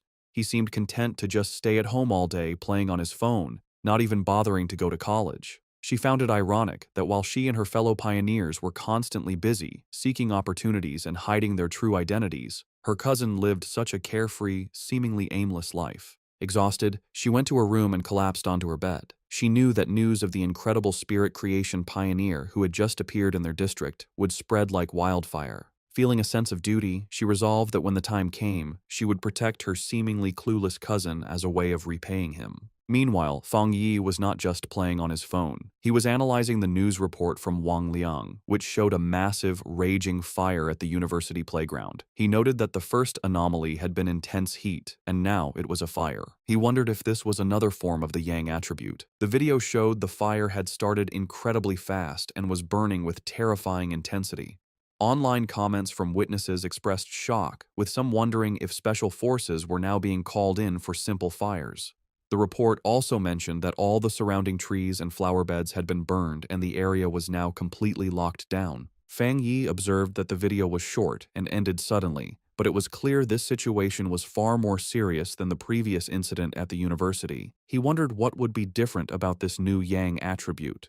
Realizing he had to investigate in person, he knew that to get into the sealed-off area, he would have to contact his new military acquaintance, Ji Royan. The next day, a crowd of reporters had gathered outside the sealed gates of Qingcheng University, blocked by a line of soldiers. They shouted questions, asking for confirmation about the rumors of a fire that couldn't be put out, and demanding to know why an incident of this size was not being reported in the news. As the reporters pressed for answers, Ji Ruoyan and Fang Yi arrived. The crowd watched, wondering who these two imposing figures were as the soldiers immediately opened the gates, allowing them to pass without question. The reporters were left outside, confused as to how they had gotten in so easily when they had been completely blocked. Inside the cordoned-off area, they looked out over the smoldering ruins of the university playground. Fang Yi remarked on the sheer destructive power, questioning if this was the sky fire he had heard about. Ji Ruoyan confirmed that was its official name. She explained its terrifying nature. It appeared without warning, was impossible to put out, and could only be left to burn itself out until everything it wanted was turned to ash. The name, she suggested, was quite fitting. With the initial look done, Ji Ruoyan told Fang Yi she needed to head to the principal's office and asked if he would wait for her. He told her to go on ahead, saying he would be fine there. Alone, Fang Yi walked along the edge of the destroyed area, which was now blocked off with yellow tape. He knelt and touched the scorched earth, analyzing the scene. He noted that the ground was already cold, and more importantly, there was no leftover spiritual power left from the sky fire. He realized with some disappointment that this meant he couldn't collect its attribute. His plan had been too simple. His thoughts were suddenly interrupted when a familiar voice called his name. He looked up to see his ex-girlfriend, Chu Qingli, standing on the steps nearby with a friend. She asked in surprise what he was doing there. Her friend with glasses immediately recognized his name, asking Chu Qingli if this was the ex-boyfriend she had mentioned, the one who had only gotten into a vocational college. Chu Qingli simply confirmed it was him. The friend then patted Chu Qingli's shoulder with a smug, condescending look. She told Fang Yi that she understood he was likely there because he was still hung up on his ex, but now that the gap between their lives was so big, he should just give up. Fang Yi could only stare back, genuinely confused by her assumption, questioning the very idea that he would be hung up on her. From a distance, other students began to gossip about the scene. They wondered who the guy with the school beauty Chu Qingli was, guessing he must be another sad suitor. They noted he didn't look like a student from their university and complained about how security could have let an outsider in. Chu Qingli's friend with glasses stepped forward, aggressively confronting Fang Yi. She told him that Chu Qingli was now the university's campus belle and that he should think clearly about his actions. She warned him that countless guys far better than him were pursuing her and that he didn't even rank. She ordered him to leave, telling him this was not a place he belonged. She then threatened to report him to the disciplinary office if he didn't explain how he got in. Meanwhile, Chu Qingli watched him with a complicated expression. She remembered him claiming he wouldn't regret their breakup, yet here he was. She concluded that his previous lack of interest must have been an act, and that he was just putting on a brave face. Their confrontation was interrupted when Ji Ruoyan returned, asking Fang Yi if the girl was his friend. Chu Qingli was surprised by the sudden appearance of the imposing red-haired woman. Fang Yi coolly dismissed the idea, clarifying that they were merely high school classmates and couldn't be considered friends. Ji Ruoyan accepted his explanation, simply saying they were just classmates. Ji Ruoyan then put on a pair of sunglasses, her already intimidating presence growing even stronger. Both Chu Qingli and her friend were visibly nervous by the woman's powerful aura, wondering who she was and how she could possibly know someone like Fang Yi. Ji Ruoyan then turned to Fang Yi with an update. She explained that she had spoken with the principal, and the matter of the sky fire was more complicated than they had thought. She told him that the principal was coming to take them to the fire's starting point, and since Fang Yi was now a special military consultant, his presence was required. Fang Yi agreed without any issue. Just then, a group of stern-looking officials in suits arrived, ordering everyone to scatter and announcing that the playground was to remain sealed off. Chu Qingli gasped in shock, recognizing the man leading the group as the university's principal. The other students were equally stunned. The principal was known to be an incredibly busy and hard-to-find figure, someone who was rarely seen on campus. They realized with awe that he had come personally to meet with Fang Yi and the mysterious red-haired woman. Chu Qingli's friend, however, completely misread the situation. She smirked, thinking that the principal had finally arrived to deal with the two people who weren't supposed to be there. Chu Qingli, however, remained silent, a look of uncertainty on her face. To the absolute shock of Chu Qingli and her friend, the principal and his group did not approach Fang Yi and Ji Ruoyan as trespassers. Instead, the elderly principal walked directly up to Fang Yi and greeted him with a warm, respectful handshake. He addressed Fang Yi as the consultant introduced by Ji Ruoyan, explaining how worried he had been about the school's recent anomalies and the safety of the students. He expressed his immense relief that they had come to solve the situation. In an even more stunning display, the principal then bowed slightly to Fang Yi, formally putting him in charge of the entire playground matter. From where she stood, Chu Qingli could only watch, her eyes wide with total disbelief as her entire view of her ex-boyfriend was shattered in an instant. The principal's security then moved to secure the area, forming a human barrier and ordering all unrelated people to step back. As the crowd of students, including Chu Qingli, was pushed away, they buzzed with confusion, unable to understand why their respected principal was bowing to such a young man. Lost in the crowd, Chu Qingli listened as the students' opinions changed around her. They now guessed that Fang Yi must have some extraordinary special identity to deserve such treatment. Someone recalled that just moments ago, he had been dismissed as Chu Qingli's suitor or ex-boyfriend. Another person remarked on the complete reversal of status, suggesting that now, even if she were to pursue him, she might not even be able to get his attention. The final cutting realization settled in as the crowd noticed that throughout the entire exchange, the young man had not once looked at or acknowledged the campus belle, leaving her to stand alone and completely ignored. At Qingcheng University's North District, the principal led Fang Yi and Ji Ruoyan to the site of the anomaly. He explained the series of events, starting with the Golden Sun incident, which he had hoped was the end of their problems. However, a few nights ago, a fire had started on a playground, a fire so intense that even the fire department couldn't put it out. He was thankful it happened at night when no students were around, allowing them to quickly seal off the area. The principal continued, his face growing more serious. While a single fire might have been a fluke, it was followed by fires on 2 more playgrounds. He said he had personally seen a crimson flame come down from the sky and float in mid-air, a clear sign of a supernatural event. He told them that while the other fires were eventually put out, one still remained. As they got closer to the final location, Fang Yi noted the sharp, choking smell of something burning. They arrived at a basketball court where a single hoop was on fire with a raging eternal flame. The principal confirmed this was the starting point, the one fire that simply could not be put out. As they watched the anomaly, Ji Ruoyan checked a device on her wrist, which showed a reading of 11. She explained to Fang Yi that it was a basic spiritual anomaly detector. She clarified that any reading over 10 was considered a disaster for ordinary people, requiring a complete lockdown. Suddenly, the device began to flash and beep wildly, the reading shooting up to 60. Ji Ruoyan cried out in alarm at how high the value had become. Panicked, she warned the principal that if the energy kept rising, it wouldn't just affect the university, but the entire city. She declared they needed to immediately send an elite squad of pioneers to contain the threat. Before they could act on the plan, however, Fang Yi took matters into his own hands. Without a word, he leaped over the chain-link fence, ignoring the no-entry sign and heading directly into the fire. He was instantly covered by the intense flames, as Ji Ruoyan and the principal watched in shock. At that exact moment, the reading on Ji Ruoyan's device jumped again, now showing an incredible 110. She shouted that the anomaly had just been upgraded to S level. The principal, panicked, asked what they were supposed to do now that Fang Yi was inside. Ji Ruoyan could only stare into the fire, questioning his recklessness and muttering that even the strongest soldier from the Forbidden Zone wouldn't dare to enter such a dangerous area alone. Inside the fire, however, Fang Yi stood completely unharmed, his silhouette calm against the raging flames. He knew that just as his Yang attribute had protected him from the divine thunder, it could also shield him from this sky fire. But he quickly found a major problem. While his power was protecting him, it also stopped him from touching the source flame itself, which meant he couldn't activate his system's ability to create a new technique. Realizing his protective aura was both a help and a hindrance, Fang Yi knew he had to get to the source flame. He watched as the fire wrapped around the basketball hoop like a great fiery dragon, understanding that he needed to get to its heart. Without hesitation, he prepared to face the fire head-on as the fiery dragon lunged toward him with a ferocious roar. In an incredibly risky move, he deliberately turned off his Golden Sun protective aura, leaving himself completely vulnerable. The sky fire instantly rushed in, covering his body in a storm of raw, burning energy. He gritted his teeth against the searing pain as the flames burned him, but he forced his hand forward, determined to touch the anomaly's core. His gamble worked.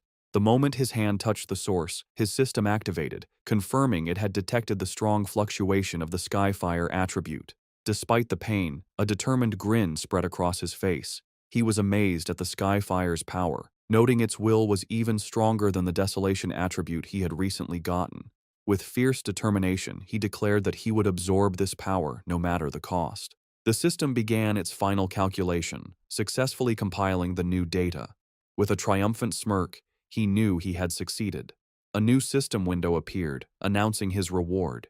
He had obtained the Skyfire attribute technique, the Nine Dragons Skyfire sealing art, a power designed to eliminate evil and seal all demons. As he mastered the new ability, the once wild flames became extensions of his will, wrapping around his arm like a tame dragon. The system confirmed that the compiled technique was now unlocked and ready for immediate use. As he focused his will, he began the final process of extracting the Skyfire attribute itself, absorbing its essence directly into his being. His eyes began to glow with a burning red light as fiery markings appeared on his face, a physical sign of his new power. With his hands clasped in a seal and his eyes burning with red energy, he prepared to unleash his newfound ability, calling out the name of the Nine Dragons Skyfire sealing art. As Fang Yi unleashed his new power, massive, glowing red chains erupted from his back, lashing out into the fire.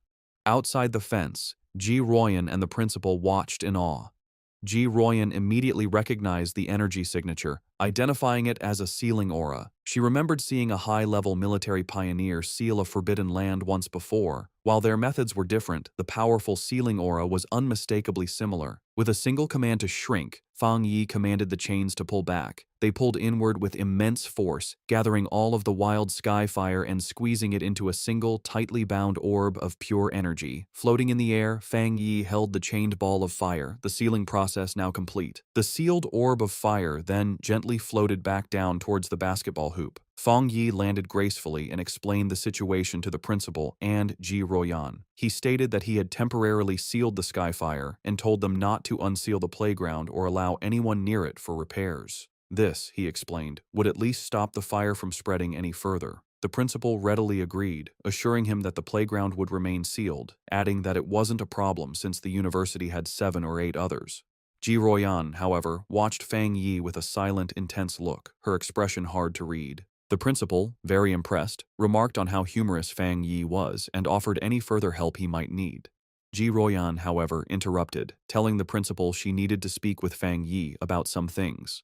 The principal happily excused himself, leaving the two of them alone. Once he was gone, Ji Royan turned to Fang Yi, her tone direct and serious. She told him that he had been hiding his true depths very well. Fang Yi tried to play it off casually, saying that the skyfire was indeed powerful and hard to deal with, but she saw right through his act. With a sharp look, she told him to stop pretending, making it clear that she wasn't talking about the fire, but about his own incredible talent and level of power. Ji Royan dropped her intense questioning, admitting that it was normal for pioneers to have secrets, especially for one as powerful as him. Fang Yi simply listened with a calm expression. Her tone then shifted, becoming more serious and sincere. She explained that although she had no right to ask anything of him, she hoped he would listen carefully. She painted a dark picture of a future world in chaos, a time of great change where the Xia nation would desperately need top-tier talents like him. She put his potential into clear perspective, telling him that once the spiritual energy fully revived, a person of his power would be as important as a modern-day nuclear weapon. Because of this, she warned, every major power, from the various military forbidden zones to the Spiritual Energy Association, would rush to recruit him. She told him to be prepared for high-level officials to personally give him invitations with incredibly generous offers. She admitted she had her own reasons for telling him this. If he were to join her military unit, it would be a great asset, and they would gain a powerful friend. Therefore, she advised him to start thinking about his options now, so he wouldn't be caught off guard when the time came. Fang Yi, however, was silent for a moment before asking a curious question. He asked why both she and Wang Liang seemed so hesitant to recruit him for their own forbidden zone, even acting as if they weren't worthy. Ji Royan explained that it was because of another legendary military region, a group so insanely powerful that she felt he would be far more interested in joining them instead. A small smirk appeared on Fang Yi's face as he confirmed if she meant a top-level unit. She confirmed that was the case, though she admitted she hadn't seen them much herself. She had heard they were extremely busy lately, so much so that even officers from other military regions were feeling the pressure of their activities. Changing the subject, she suggested they stop talking and go, as the principal had invited them to eat at the university cafeteria. As they walked, Fang Yi silently concluded that even the nation's most powerful forces were facing their own big troubles. His mind raced with the implications. Ji Royan's words meant that terrifying anomalies, with power far beyond the capabilities of current pioneers, had already begun to appear. He realized that the pioneers fighting these threats must include spirit creation realm cultivators like himself, and perhaps some who were even stronger. A new sense of urgency washed over him. He felt that the day of the full spiritual energy revival was fast approaching, and his preparations were still far from enough. His thoughts then shifted back to the immediate task at hand: how to best use the Skyfire attribute he had just collected. He analyzed its nature, an irregular, wild, and all-consuming flame that left nothing in its wake. He realized it would be the perfect weapon against anomalies that could reproduce or regenerate endlessly. Suddenly, an idea struck him. The wild and powerful nature of the Skyfire was a perfect match for his Crimson Flame blade technique. He imagined enchanting his sword with this new power, realizing it would be an incredible enhancement to his fighting style. To test his new powers, Fang Yi heads to the back mountain, a place he often uses for training. When he arrives, he is surprised to find the path blocked by a large sign warning that the mountain is dangerous and entry is forbidden. He wonders who could have done this. He knows there haven't been any monsters in the area, and he doubts the military would have found his training spot so quickly. He concludes that the only group that would know his habits and do him such a favor would be the Spiritual Energy Cultivation Association. He realizes the association has gifted him this place as a private training ground, a way to win his favor. With a smile, he decides to accept their gesture. However, his thoughts are interrupted when his sharp senses detect an unwanted presence. He realizes an intruder has managed to sneak onto the mountain. Fang Yi senses a familiar aura, similar to the one he felt at the factory, though not as strong. Hidden among the trees, a monstrous, monkey-like creature with glowing red eyes watches him. Fang Yi notices the beast seems smart, as it hesitates and checks his strength instead of attacking blindly. With his sword already glowing with energy, he decides it's the perfect time for a show of power. A system window appears before him, asking if he wants to put the newly acquired Skyfire attribute into his Tang sword. The system describes Skyfire as a powerful light attribute, perfect for destroying evil. With a fiery determination in his eyes, Fang Yi accepts. Immediately, his sword erupts in a column of endless, crackling flames. With an excited smirk, he looks forward to combining the endless power of Skyfire with his Crimson Flame blade technique. He decides the mutant creature will be his first test subject. Fang Yi unleashes a massive firestorm on the monster. The creature is taken by surprise, its eyes widening in terror before it is completely covered by the storm of flames, screeching in pain. Standing in the middle of the flames he created, Fang Yi checks his new ability. He realizes the energy of his attack is now double, or even triple, what it was before, and most importantly, the flames do not harm him. He touches the blade of his sword, still covered in fire, and notes that it feels cool. Suddenly, he senses that the creature has survived the attack and is trying to escape. With a determined look, he decides to chase the intruder to see what it's capable of. Meanwhile, deep in the same forest, a young woman with curly red hair is doing a live stream from her phone, mounted on a selfie stick. She tells her viewers that she isn't a liar, but that she has always been incredibly lucky, and that amazing content just seems to find her. Her viewers are doubtful, with one commenter daring her to prove her luck by going to Qingcheng University to film the mysterious Skyfire that everyone is talking about. Her confident broadcast is suddenly interrupted as her expression changes to one of pure shock. The monkey-like monster that escaped from Fang Yi leaps out of the woods and attacks her viciously. The force of the attack sends her phone flying, its screen cracking as it hits the ground, but the live stream continues. Through the cracked screen, her viewers see the monster pinning her to the ground, but they think it's just a fake fight with bad special effects. The streamer, however, is in real danger. She cries in terror as the monster holds her down, its paw covering her mouth. The creature opens its massive, fanged mouth, ready to deliver a deadly bite. Before it can strike, a massive blast of fiery energy shaped like a dragon's head hits the monster, sending it flying back. The streamer looks up in shock, saved at the last second. Her viewers are now blown away, not by the realism of the danger, but by what they believe are incredible fire dragon special effects. The sudden, dramatic turn of events causes her viewership to shoot up to over 13,000 people. Still terrified, the streamer looks over her shoulder, asking who is there. She scrambles to grab her phone from the ground.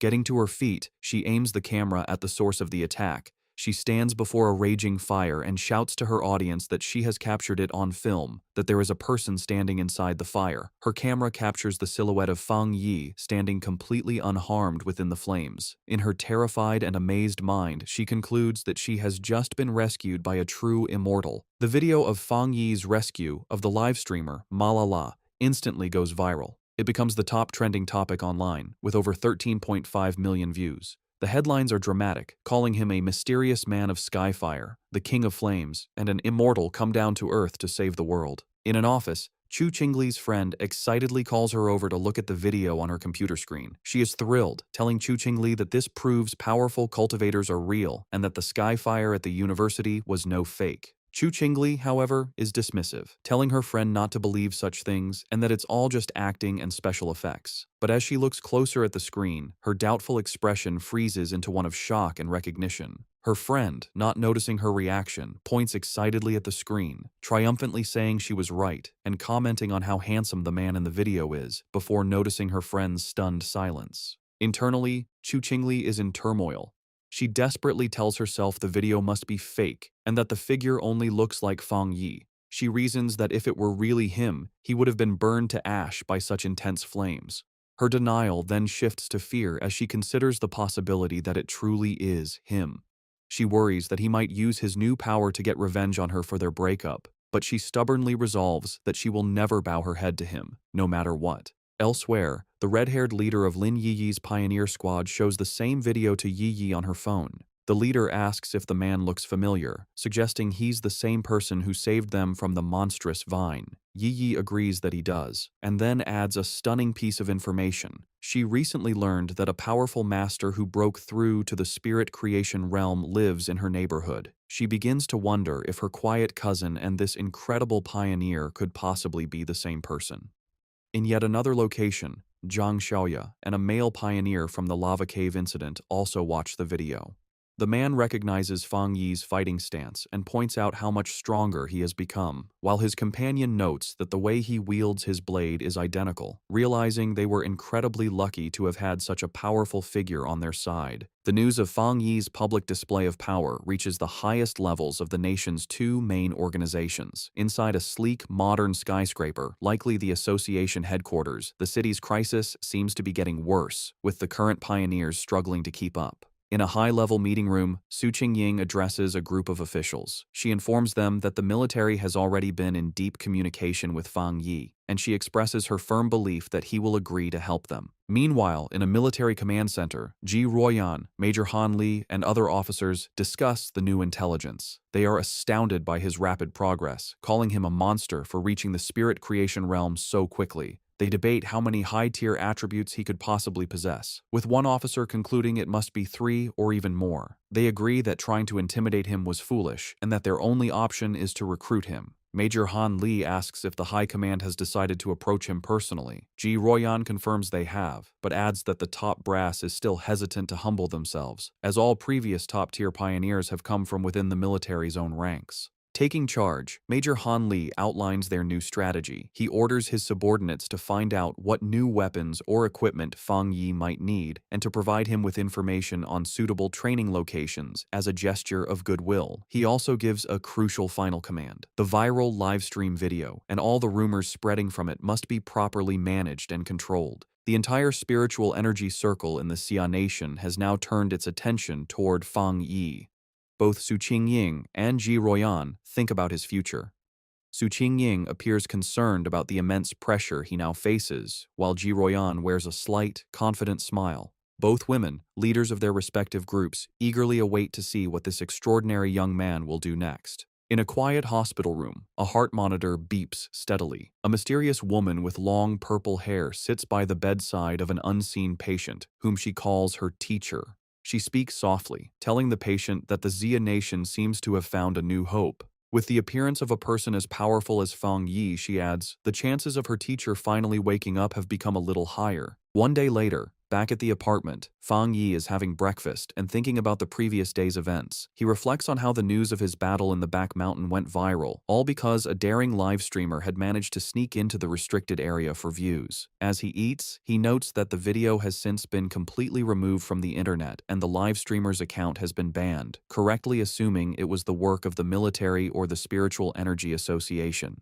His casual thoughts are suddenly interrupted as he realizes something is wrong. His cousin, Lin Yi, never came home the previous night and hasn't sent him any messages. He finds this very unusual, even if she was out on a mission. A feeling of unease grows as he tries to call her, but the call goes directly to an out-of-service message. Now genuinely worried, he knows something must be wrong and decides he has to go find her. Meanwhile, deep in a dark and misty forest, Lin Yi and the red-haired leader of her pioneer squad are lost and trapped.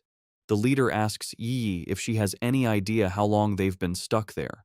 Yi estimates it's been about 10 hours, but she can no longer keep track. The red-haired leader, looking exhausted and bruised, apologizes greatly, blaming herself for dragging Yi into this mess. She admits she thought they were just investigating a strange phenomenon. As she speaks, she clutches her side in pain. Yi tells her to stop apologizing, insisting that it was her own lack of strength that was the problem. She urges her leader to stay alert and save what little energy they have left. As she tries to stay strong, her thoughts drift to the overwhelmingly powerful master she witnessed, wishing she had even a fraction of his power to save them. Their desperate conversation is cut short as a massive, shadowy monster with glowing red eyes and a menacing, spiky form appears in the fog directly behind them.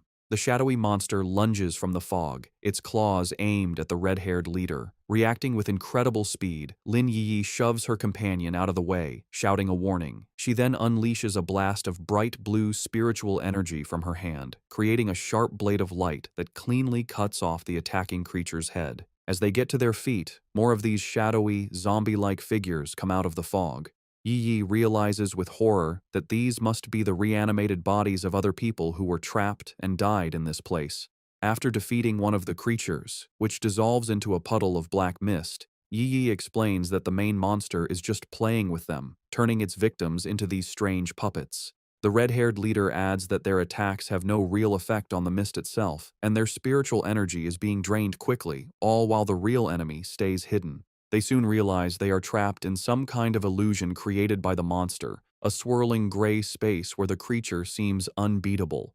It is a waiting game. The monster is just letting them get tired. A bead of sweat rolls down the leader's face as the seriousness of their hopeless situation sinks in. Suddenly, the sky above them tears open to reveal a single, massive, blood-red eye staring down at them. The leader screams Yi's name in terror. The eye is a gross, pulsating ball of flesh that begins to bubble and multiply, splitting into numerous smaller, slimy eyeballs. Angry and desperate, the red-haired leader lashes out, furiously chopping at the flying eyeballs and destroying several of them in a frenzy. Yi, however, senses a change in the creature's energy and warns her leader not to be careless, realizing that their enemy is finally losing its patience. The main eye then unleashes a powerful, concentrated blast of red energy. Yi manages to put up a crystal barrier just in time, but the force of the impact is huge. The barrier shatters, and Yi finds herself alone, surrounded by dozens of the glowing red eyes in the heavy darkness. She feels her hope fade, wondering if this is how she is going to die. Trapped in the monster's dark domain, Lin Yi is slowly being eaten by shadowy tendrils. She can no longer hear her leader's voice and realizes they have both been swallowed by the darkness. A wave of regret washes over her as she apologizes to herself for being overconfident, admitting she was wrong to think they could handle such a dangerous mission alone. As she accepts her fate, her mind wanders to the future she will never see, wondering what the world will be like after the full spiritual energy revival. With a final thought of despair, she laments that she will never see the magnificent era to come as she reaches out a hand, sinking into the abyss of glowing red eyes.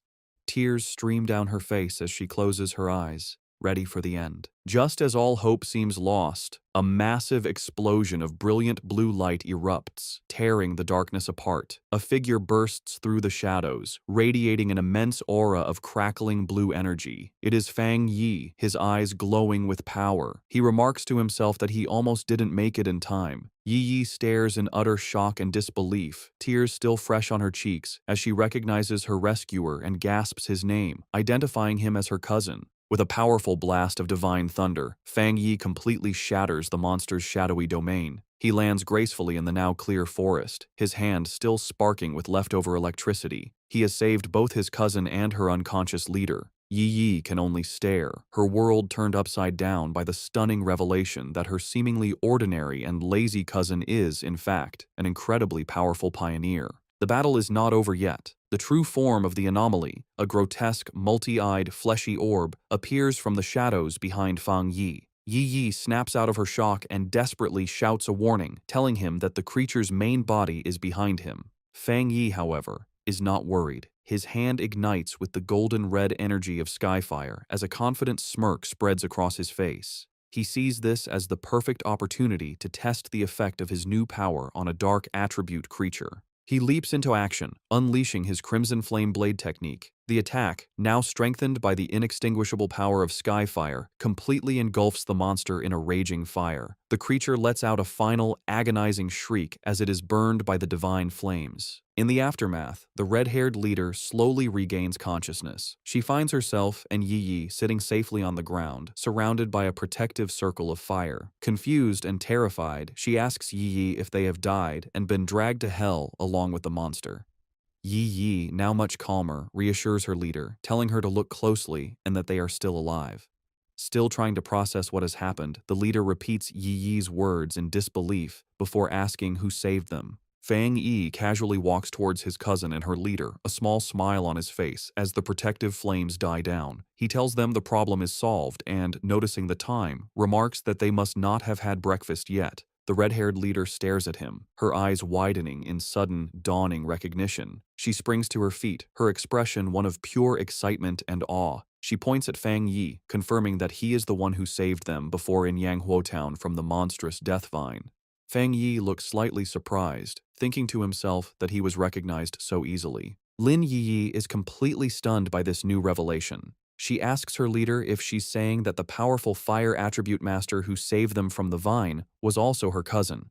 The leader turns to Yi Yi, equally shocked by the connection, and asks how this supermaster could possibly be her cousin, reminding Yi Yi that she had described him as a completely ordinary person. Fang Yi can only scratch the back of his head with an awkward smile. The leader, still buzzing with excitement, grabs Yi Yi's shoulders. She reminds her that this is the same savior who defeated the Desolation Vine with a single, incredible slash. Yi Yi's mind races, trying to connect the dots. She realizes her cousin is indeed the high-level fire user, but she is still confused, as she just witnessed him use an incredibly pure and powerful thunder attribute to destroy the monster's dark mist. Her thoughts spiral as she fully grasps the implications. The immense power of both his fire and thunder abilities means he is a super genius with dual high-grade attributes. Then, another, even more shocking realization hits her as she remembers the immense spiritual disturbance in her neighborhood, the one that signaled a breakthrough to the legendary spirit creation realm. She wonders if that incredible display of power was also her cousin's doing. Tired of the confusion, Fang Yi cuts in and confirms that yes, it was all him. He then changes the subject, asking them about the dark attribute anomaly. He says that they should have known this type of creature was not to be taken lightly, and asks why only the two of them came, and where the rest of their teammates were. The red-haired leader explains that their other teammates were unavailable. One was sick and grounded at home, while another was on a more difficult mission, clarifying that their squad doesn't always operate as a full unit. Yi Yi then admits it was her own fault, confessing that she had become reckless after her recent breakthrough and wrongly believed she could handle the mission alone. Fang Yi listens, his expression thoughtful. He recalls the infighting he witnessed within their team before. He notes that the leader, who had been openly critical of her teammates, is now defending them to an outsider. He sees her loyalty, and he knows his smart cousin has likely sensed the team's instability as well. With his identity now revealed to two people he feels he can trust, he makes a proposition. He turns to his cousin and her friend and asks if they would like to form a team with him. Both women are stunned into silence for a moment before the red-haired leader erupts with joy. She clasps her hands together, overjoyed at the prospect of teaming up with such a powerful master and exclaiming that she is incredibly lucky to benefit from Yi Yi's connection. Yi Yi, however, is having a more profound realization. She understands that a pioneer as powerful as her cousin must have known her secret all along and had been quietly watching over her. The thought that on on this difficult and lonely path of cultivation, she has a reliable and powerful family member helping her without asking for anything in return, brings her an overwhelming sense of happiness and relief. A single tear of gratitude rolls down her cheek.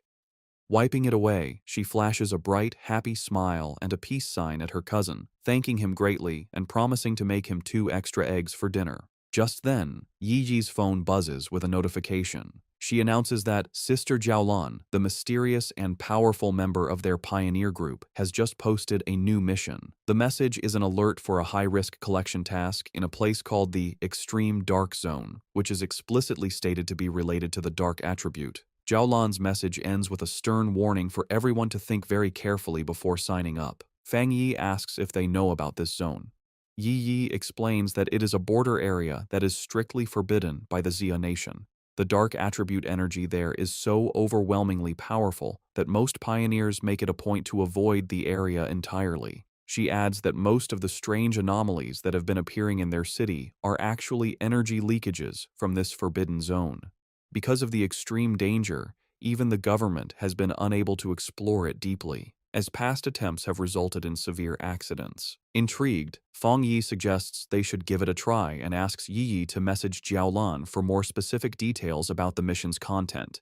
Yi replies that it's useless, as Jiaolan is famously mysterious and rarely says more than a few words at a time. Fang Yi considers this information. He deduces that for Jiaolan to be able to issue a mission in a top-secret government-controlled area, she must either be an incredibly bold rogue going against the authorities, or she holds a high-ranking position within the military or the Spiritual Energy Association.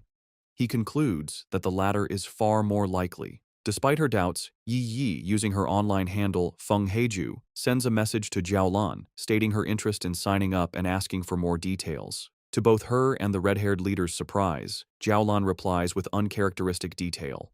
The mission is to collect something called a shizai flower. She warns that while the rewards for this mission are much higher than usual, all the dangers within the extreme dark zone are related to the dark attribute, and the risk level is far greater than anything they have encountered before. She explicitly advises all pioneers to form teams before attempting the mission. The 2 women are stunned by how thorough her response is, as it's completely out of character for her. A moment later, another, even more direct message from Jiaolan arrives. She warns that the mission could involve an S-level anomaly and that the death rate is extremely high, urging them to reconsider. Then, she adds a final, thinly veiled piece of advice. If you have a strong and reliable pioneer to team up with, it's not too late to sign up. Elsewhere, the mysterious purple-haired woman from the hospital, who is revealed to be Jiaolan, walks down a corridor flanked by guards. She looks at her phone and thinks to herself that she's done all she can. It is now up to that person to decide if they are willing to accept the challenge. Back in the park, Fang Yi smirks, having completely understood the subtext. He tells Yi that Jiaolan's message isn't just a warning, it's a direct and personal invitation. He translates the hidden meaning, "I know who you are. I know a pioneer of your caliber would be interested, and I'm daring you to come." Fang Yi realizes with certainty that this entire mission posting was aimed directly at him. Looking out at a vision of the dark and desolate landscape of the extreme dark zone, he finds the prospect interesting and decides he will indeed be making a trip there. Lin Yi, using her online name Feng Heiju, officially accepts the mission, telling Jiaolan that her team has 3 people. The scene changes to a hospital waiting area, where Jiaolan is walking with 2 female helpers. One of them is worried about the small size of the team that just signed up. Jiaolan, however, is calm and confident. She says that if he is a pioneer that the Xia nation can truly trust, he will come. The helper asks more, worrying about what will happen to the other pioneers if he doesn't show up. Jiaolan simply replies that if he doesn't come, then it means their fates were not meant to be. As they walk, a smirk appears on Jiaolan's lips. She asks her helpers if they really believe the purpose of a mission to collect the shizai flower is to send powerful pioneers to their deaths. She explains that the true goal of this incredibly dangerous task is the exact opposite of what it seems. A vision reveals what the flower is. It blooms from a dark, evil pool, fed by the bodies and souls of fallen pioneers. Jiaolan says that getting this flower is a necessary step to strengthen the nation, as it is the only way to save even more pioneers in the long run. The reason for this mission, she explains, is to protect both the future main strength of the Xia nation, represented by the new generation of pioneers like Fang Yi and his team, who are shown traveling to the mission on a subway, and to revive the top-tier fighting force that has already died in battle. They arrive at the hospital room of her teacher, the comatose elderly man. Holding his hand, she repeats their goal. They must get more Shizai flowers at any cost. She reveals his identity and the great importance of their mission. Her teacher is the only pioneer in the entire Xia nation to have reached the legendary Jinggang realm, and the Shizai flower is the only thing that can wake him from his coma. Jiaolan explains the huge strategic value of such a person. After the full spiritual revival, a Jinggang realm powerhouse is like a modern-day nuclear weapon, making him the nation's greatest asset in talks with other countries. From her point of view, sacrificing a few pioneers or even entire squads is a worthy price to pay for his return. Her helper, however, gets concerned for Jiaolan's own well-being, telling her that while the mission is important, her health is too. The comment causes a dark reaction. Jiaolan's face darkens as she repeats the words, "My health is important." She suddenly explodes with rage and sadness, shouting that her life is indeed important, but only because it was a gift, paid for by the lives of her fallen comrades who died to save her. She clutches her head, hit with a sudden, intense pain, a physical sign of her trauma. After a moment, she calms down and apologizes for her outburst. One of her helpers asks if her headache is acting up again. Jiaolan dismisses their concern, saying it's not yet time for her medicine. A vision of her former happy team flashes in her mind, and she looks away with a sad, tired expression, murmuring that it's all in the past. The story flashes back to a traumatic memory from Jiaolan's past. In a dark, empty landscape, a voice screams for the sword-wielding squad to leave immediately. A younger Jiaolan kneels among the bodies of her fallen comrades as her dying captain tells her the mission to get the Shizai flower is now in her hands. As she trembles in despair, thinking of her teacher and her country, she realizes the extreme dark zone is a truly unforgiving place. She screams in protest, refusing to leave her captain. In his final moments, the captain places his hand on hers, transferring his spiritual energy to her. He tells her he hopes their powers will be of use to her and pleads with her to make it back alive. Back in the present, Jiaolan stands in the hospital, thinking about that tragic day. She reveals the bitter irony of her team's sacrifice. They gave her their power, but they didn't know that a Shizai flower is useless if it is touched by blood or not picked perfectly whole, meaning their mission failed even as they saved her life. Later, after a long journey, Fang Yi's new team arrives at the empty outskirts of the extreme dark zone. The red-haired leader complains about the long walk. She asks why they don't just fly, given their power.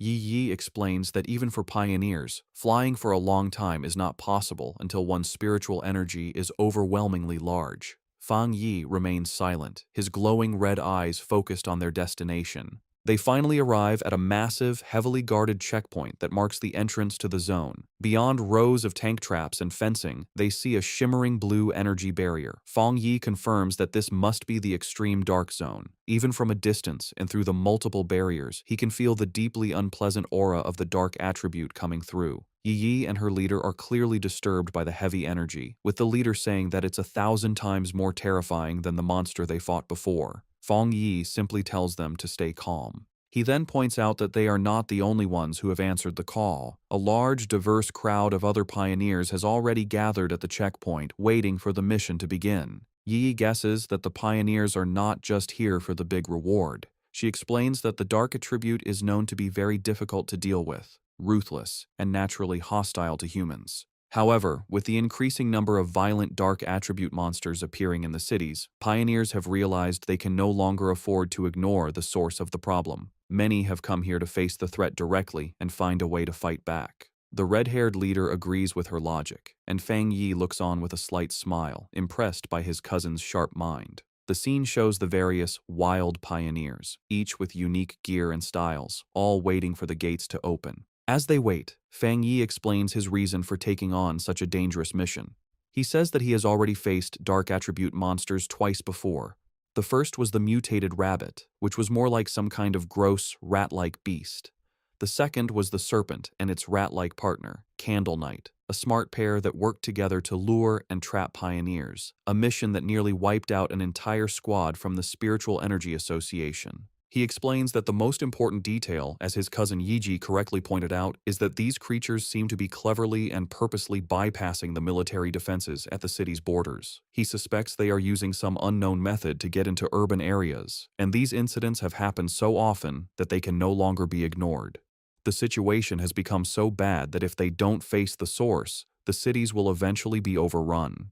Therefore, he concludes, they have no choice but to go to the extreme dark zone. At the checkpoint, a military officer watches as Su Qingying briefs a group of pioneers before the energy barrier. She stands with a grim and serious expression, ready for the dangerous mission ahead. Her focus is broken when she spots a familiar group approaching. She is completely shocked to see Fang Yi walking up with Lin Yi and the red-haired leader. Her green-haired subordinate, Zhang Xiaoya, is equally surprised and calls out to her, but Su Qingying is frozen, covering her mouth in a panic. She silently prays that the great master won't notice her in the crowd, but her hopes are crushed when Fang Yi looks directly at her, a questioning look on his face as he calls out her name, identifying her as Captain Su. Resigned, Su Jingying walks over with her cloaked squad members, having already received military information about Fang Yi's team. The red-haired leader, always mischievous, sizes up the beautiful silver-haired girl and asks Fang Yi if this is Yi Yi's sister-in-law, a teasing term for a potential girlfriend. The suggestion sends both Yi Yi and Su Qingying into a panic. Su Jingying blushes and waves her arms, exclaiming what a huge misunderstanding it is. Fang Yi calmly clarifies that she is not, explaining that she is Captain Su from the Spiritual Energy Association who helps him out with miscellaneous tasks. This explanation, however, only seems to make Su Qingying more flustered, as she finds the description even more annoying than the romantic idea.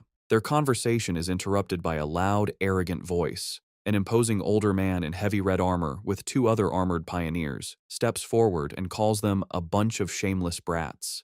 He complains loudly that the new generation of pioneers is younger and more disrespectful, not even greeting their elders. He scolds them for talking casually in such a dangerous place. He finishes with a sarcastic comment, saying he hopes they can all rely on each other inside the extreme dark zone. The red-haired leader gets angry, but Yi Yi holds her back, trying to calm the situation. Fang Yi calmly steps between them, signaling for his teammate to calm down. Not intimidated, the red-haired leader points a finger at the arrogant man, telling him to mind his own business and warning him that it's anyone's guess who will be scared to death inside. The man's expression turns into an angry glare. Just then, the sound of an approaching vehicle breaks the tension. The man smirks, seeing that their car has arrived. A large armored transport with police lights pulls up, and its back doors open. The mysterious Jiaolan steps out, and her presence immediately gets the attention of every pioneer there. The crowd gasps, recognizing the infamous Sister Jiaolan. She walks forward with an air of authority, with her guards on either side as the pioneers murmur in awe, wondering who she is to deserve such a grand entrance. Fang Yi watches her approach and figures out her purpose. She is the one who will open the gate for them. Jiaolan stands before the massive, crackling blue energy barrier. She raises her hand, gathering a swirl of pure energy until a glowing blue symbol forms in her palm. With a powerful push, she shoves the symbol forward, and the huge energy barrier tears open, revealing a dark path into the forbidden zone. With the gate now open, the S-Class mission has officially begun. With the huge energy barrier torn open, Jiaolan stood before the dark portal, with red and black energy whipping around her. She announced that the pioneers could now enter but gave them one last important warning. The Shizai flowers they were sent to get had to be perfectly whole and must not be touched by human blood. She said that if the flowers didn't meet these rules, there would be no reward, and with that, she told them to start. The large group of pioneers began to walk into the scary portal. As they walked, a member of the arrogant pioneers group grumbled to his leader, complaining that Jiaolan was sending them to their deaths without going in herself. The arrogant pioneer's teammate told him to be quiet, reminding him that if they died, the government would pay a lot of money to their families. As Fang Yi's group watched the others enter, Su Qingying analyzed the strength of the various teams for him. She identified the arrogant pioneer as a one-star spirit creation realm cultivator, the same level as Fang Yi. She also noted that there were several other powerful people who were hiding their auras, making them hard to judge, while the rest were solid pioneers at the 1-star or 3-star Ghost Axe realm. She concluded that the teams were all about equal in strength. Fang Yi was surprised to hear that the arrogant man was also at the spirit creation realm, as he hadn't sensed a high level of spiritual energy from him. He thought to himself that the mission must be very difficult to have attracted so many elite teams. Back outside, one of Jialan's helpers gave her a final report from a tablet. She confirmed that a total of 37-star Ghost Axe Pioneers, 7 1-star Ghost Axe Pioneers, and 3 1-star Spirit Creation Pioneers had entered. The mission involved monsters ranging from B level to S level in danger. Jialan calmly told her helper to get the monitoring equipment ready, assuring her that she was prepared. Inside the portal, the pioneers found themselves in a deserted, dark, and misty place filled with dead trees. As Fang Yi's group stepped into the extreme dark zone, they were immediately surrounded by shadowy black tendrils of energy. Fang Yi warned everyone to stay close, explaining that the overwhelming dark attribute in the area would block their vision and that they could easily get separated and lost. His warning was followed by the red-haired leader suddenly kneeling over, feeling sick. She apologized, saying she couldn't stop herself from throwing up. Su Qingying calmly went to her side and told her it was a normal reaction. She explained that the terrible smell was a mix of rotting bodies and brain fluid, a scent that most people couldn't handle. She then pointed to another group of pioneers in the distance who were also on the ground, vomiting from the bad air, showing that even those of similar strength were affected. Su Qingying continued to explain that the dark attribute was a natural counter to pioneers, acting as a form of pollution that weakened them. She also warned that the monsters in this zone were extremely active. Fang Yi listened closely as she explained the known threats. She explained the official monster classifications. B-level monsters were a threat to pioneers of the same level. A-level monsters were powerful enough to attract spirit creation realm cultivators, like the extreme dark zone itself. And S-level monsters were disaster-class threats, powerful enough to challenge even those at the legendary Jinggong realm. However, she added a final grim warning. The dark attribute in this zone acted as a power-up for the creatures. A monster that would normally be a B-level threat would be at least an A-level threat inside this zone. The red-haired leader expressed her surprise at this new information. Lin Yiyi, worried, asked Su Qingying if she and her team were unaffected by the pollution. Su Qingying chuckled, explaining that she was not affected because she and her team were used to dealing with similar monsters and were not bothered by the smell. She also revealed that she had recently broken through to the 3-star Ghost Axe realm and was working hard to evolve her water attribute into an ice attribute. Lin Yi then spoke up, addressing Su Qingying. She noted that since they were both at the same level, she wondered if she also felt her spiritual energy being heavily suppressed, even more so than during her previous missions. Su Qingying confirmed her suspicion, adding a grim warning that many high-level masters, including 1-star spirit creation military elites, had died in this zone, so they needed to be extremely careful. As they went deeper into the deserted landscape, Su Qingying took the lead. She saw that they could no longer see the group ahead of them and urged her team to move a little faster. She then gave an important instruction. They should all speak less to save their physical strength and concentrate their spiritual energy to prevent the heavy dark mist from taking advantage of any weakness. As he walked, Fang Yi thought about his own condition. He was surprised that he didn't feel the same severe discomfort as the others. He concluded that it was likely because his enhanced Yang and Thunder attributes naturally pushed back the dark attribute, or perhaps his spiritual power had simply become stronger after his breakthrough to the spirit creation realm. Elsewhere in the zone, the arrogant pioneer and his team were in a fierce battle. With a powerful slash of his glowing green sword, the leader easily cut off the head of a monstrous beast. He laughed arrogantly, mocking the zone's dangers.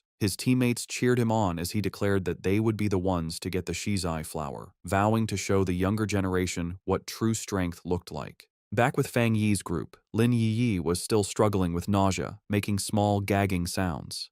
Fang Yi noticed her distress and thought to himself that despite her power, she was still just a child.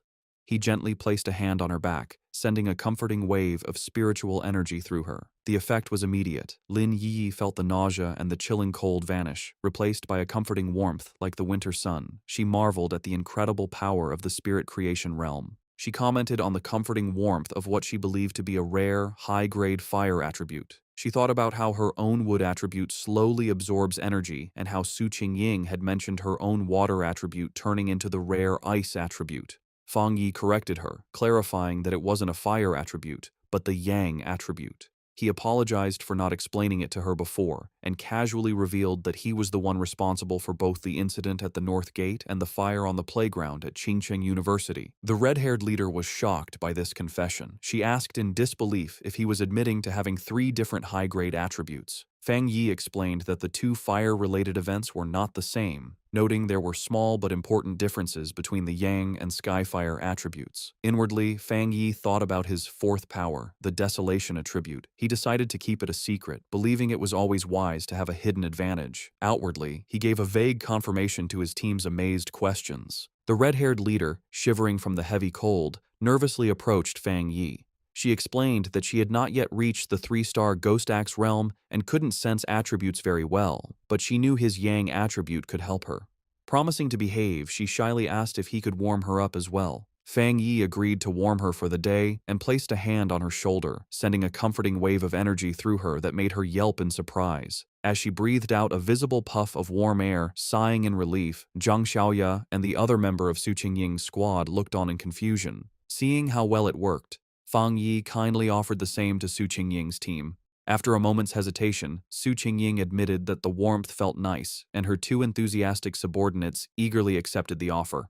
With a series of quick pats, Fang Yi shared his protective Yang energy with the 3 women, who all expressed their surprise and gratitude for the comforting warmth. Their brief moment of comfort was shattered by the sound of heavy, clawed footsteps crunching on the dead ground nearby. Fang Yi's expression instantly hardened as his senses picked up the threat, and he warned the group that a monster was approaching. Suddenly, a massive, shadowy wolf-like creature lunged from the mist. Su Qingying reacted instantly, leaping forward and creating a long blade of blue energy to stop the attack. The beast landed with a thud directly behind the terrified red-haired leader, causing Fang Yi to shout a warning to her. The monster, surrounded by a menacing purple and black aura, let out a furious roar and charged. Su Qingying identified it as a dangerous A-level monster. Declaring that she would handle it, she stepped forward and unleashed a powerful blast of sharp ice energy from her hand, which hit the creature directly. To their surprise, the monster vanished into nothingness upon impact.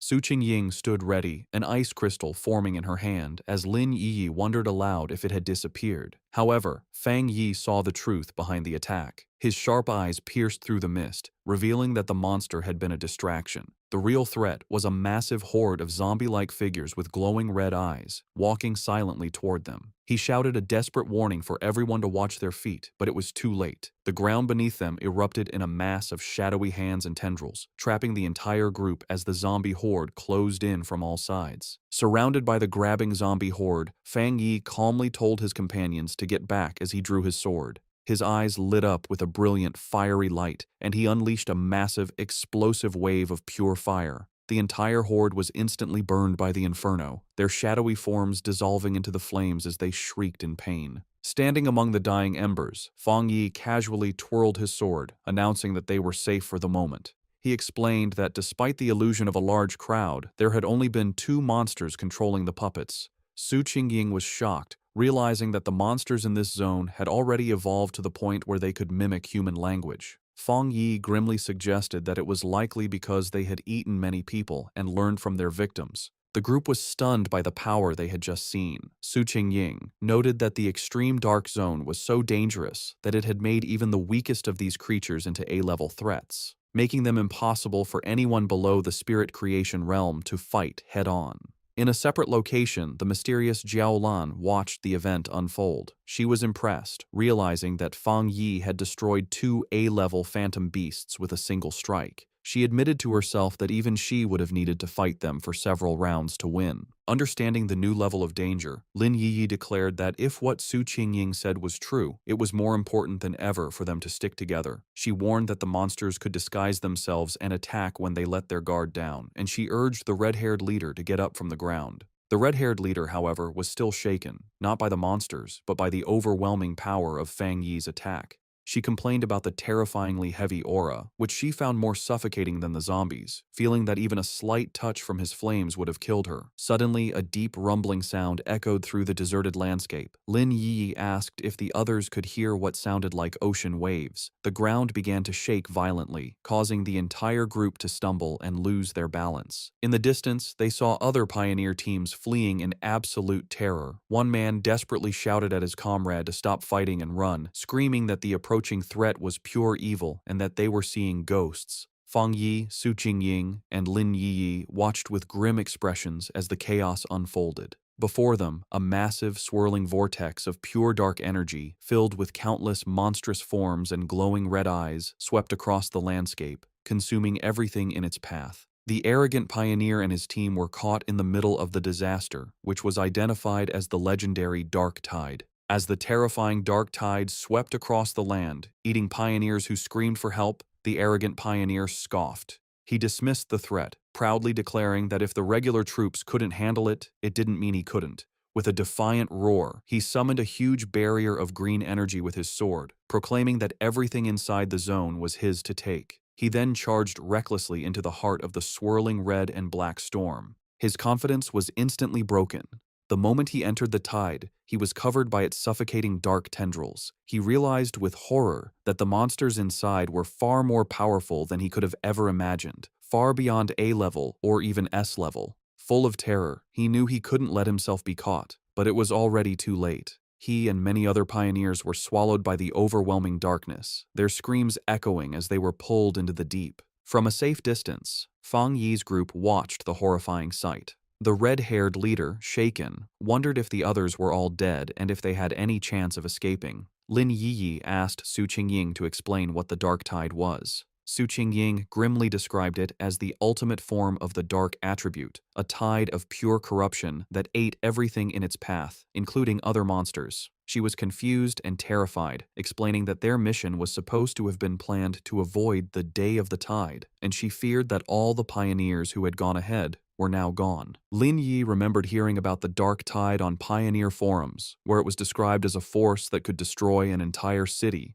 Terrified, she urged her cousin to retreat while they still had time. Fang Yi, however, stayed calm. He told everyone not to panic and created a large protective barrier of golden energy, crackling with blue lightning, around the whole group. He explained that this spiritual shield was a natural counter to the dark attribute and told them that, if they needed to, they could combine their powers to keep the barrier up and survive the tide's impact. Su Qingying was shocked by his plan, asking what he was going to do.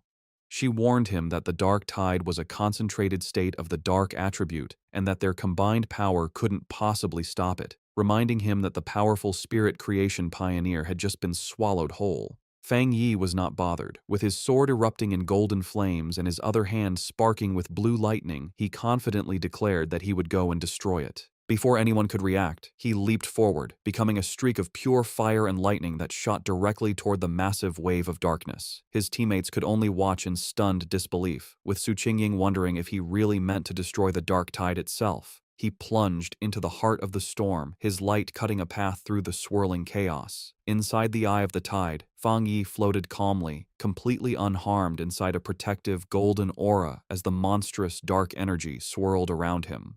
He looked at the small, flame-like wisps of red energy inside the storm and smirked, confirming a suspicion he had. Floating in the heart of the dark tide, Fang Yi was surrounded by a gross horde of countless monsters, their multi-eyed forms twisting in the darkness. He analyzed the true nature of the threat, realizing that these were not just A-level monsters being controlled by the dark energy.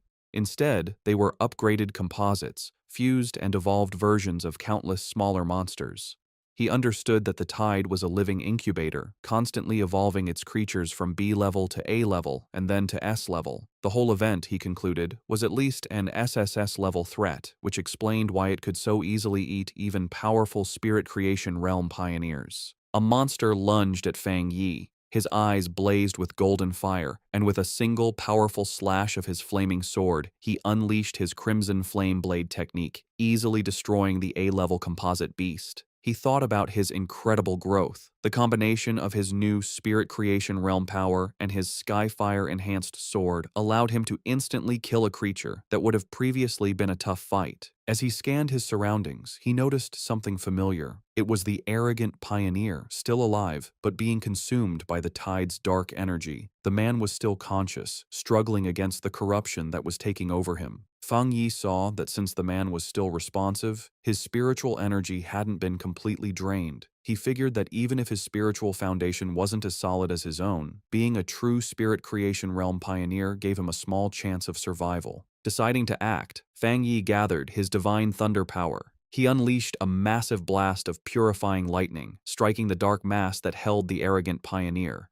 The man was thrown clear of the tide, landing hard on the ground, unconscious but free from the corruption.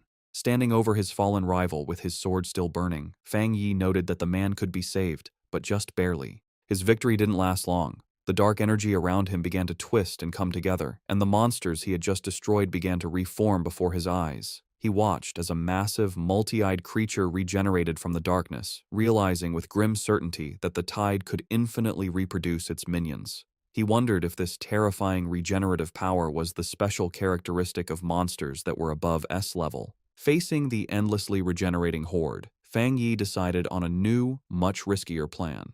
With a confident smirk, he proposed to try something different. He deliberately dropped his protective spiritual energy aura, leaving himself completely exposed to the full, overwhelming power of the dark tide. The moment he was unprotected, his system activated, detecting the extreme dark attribute. However, it quickly reported a failure. The attribute's power was too special and could not be taken at this time. Fang Yi was disappointed but not entirely surprised.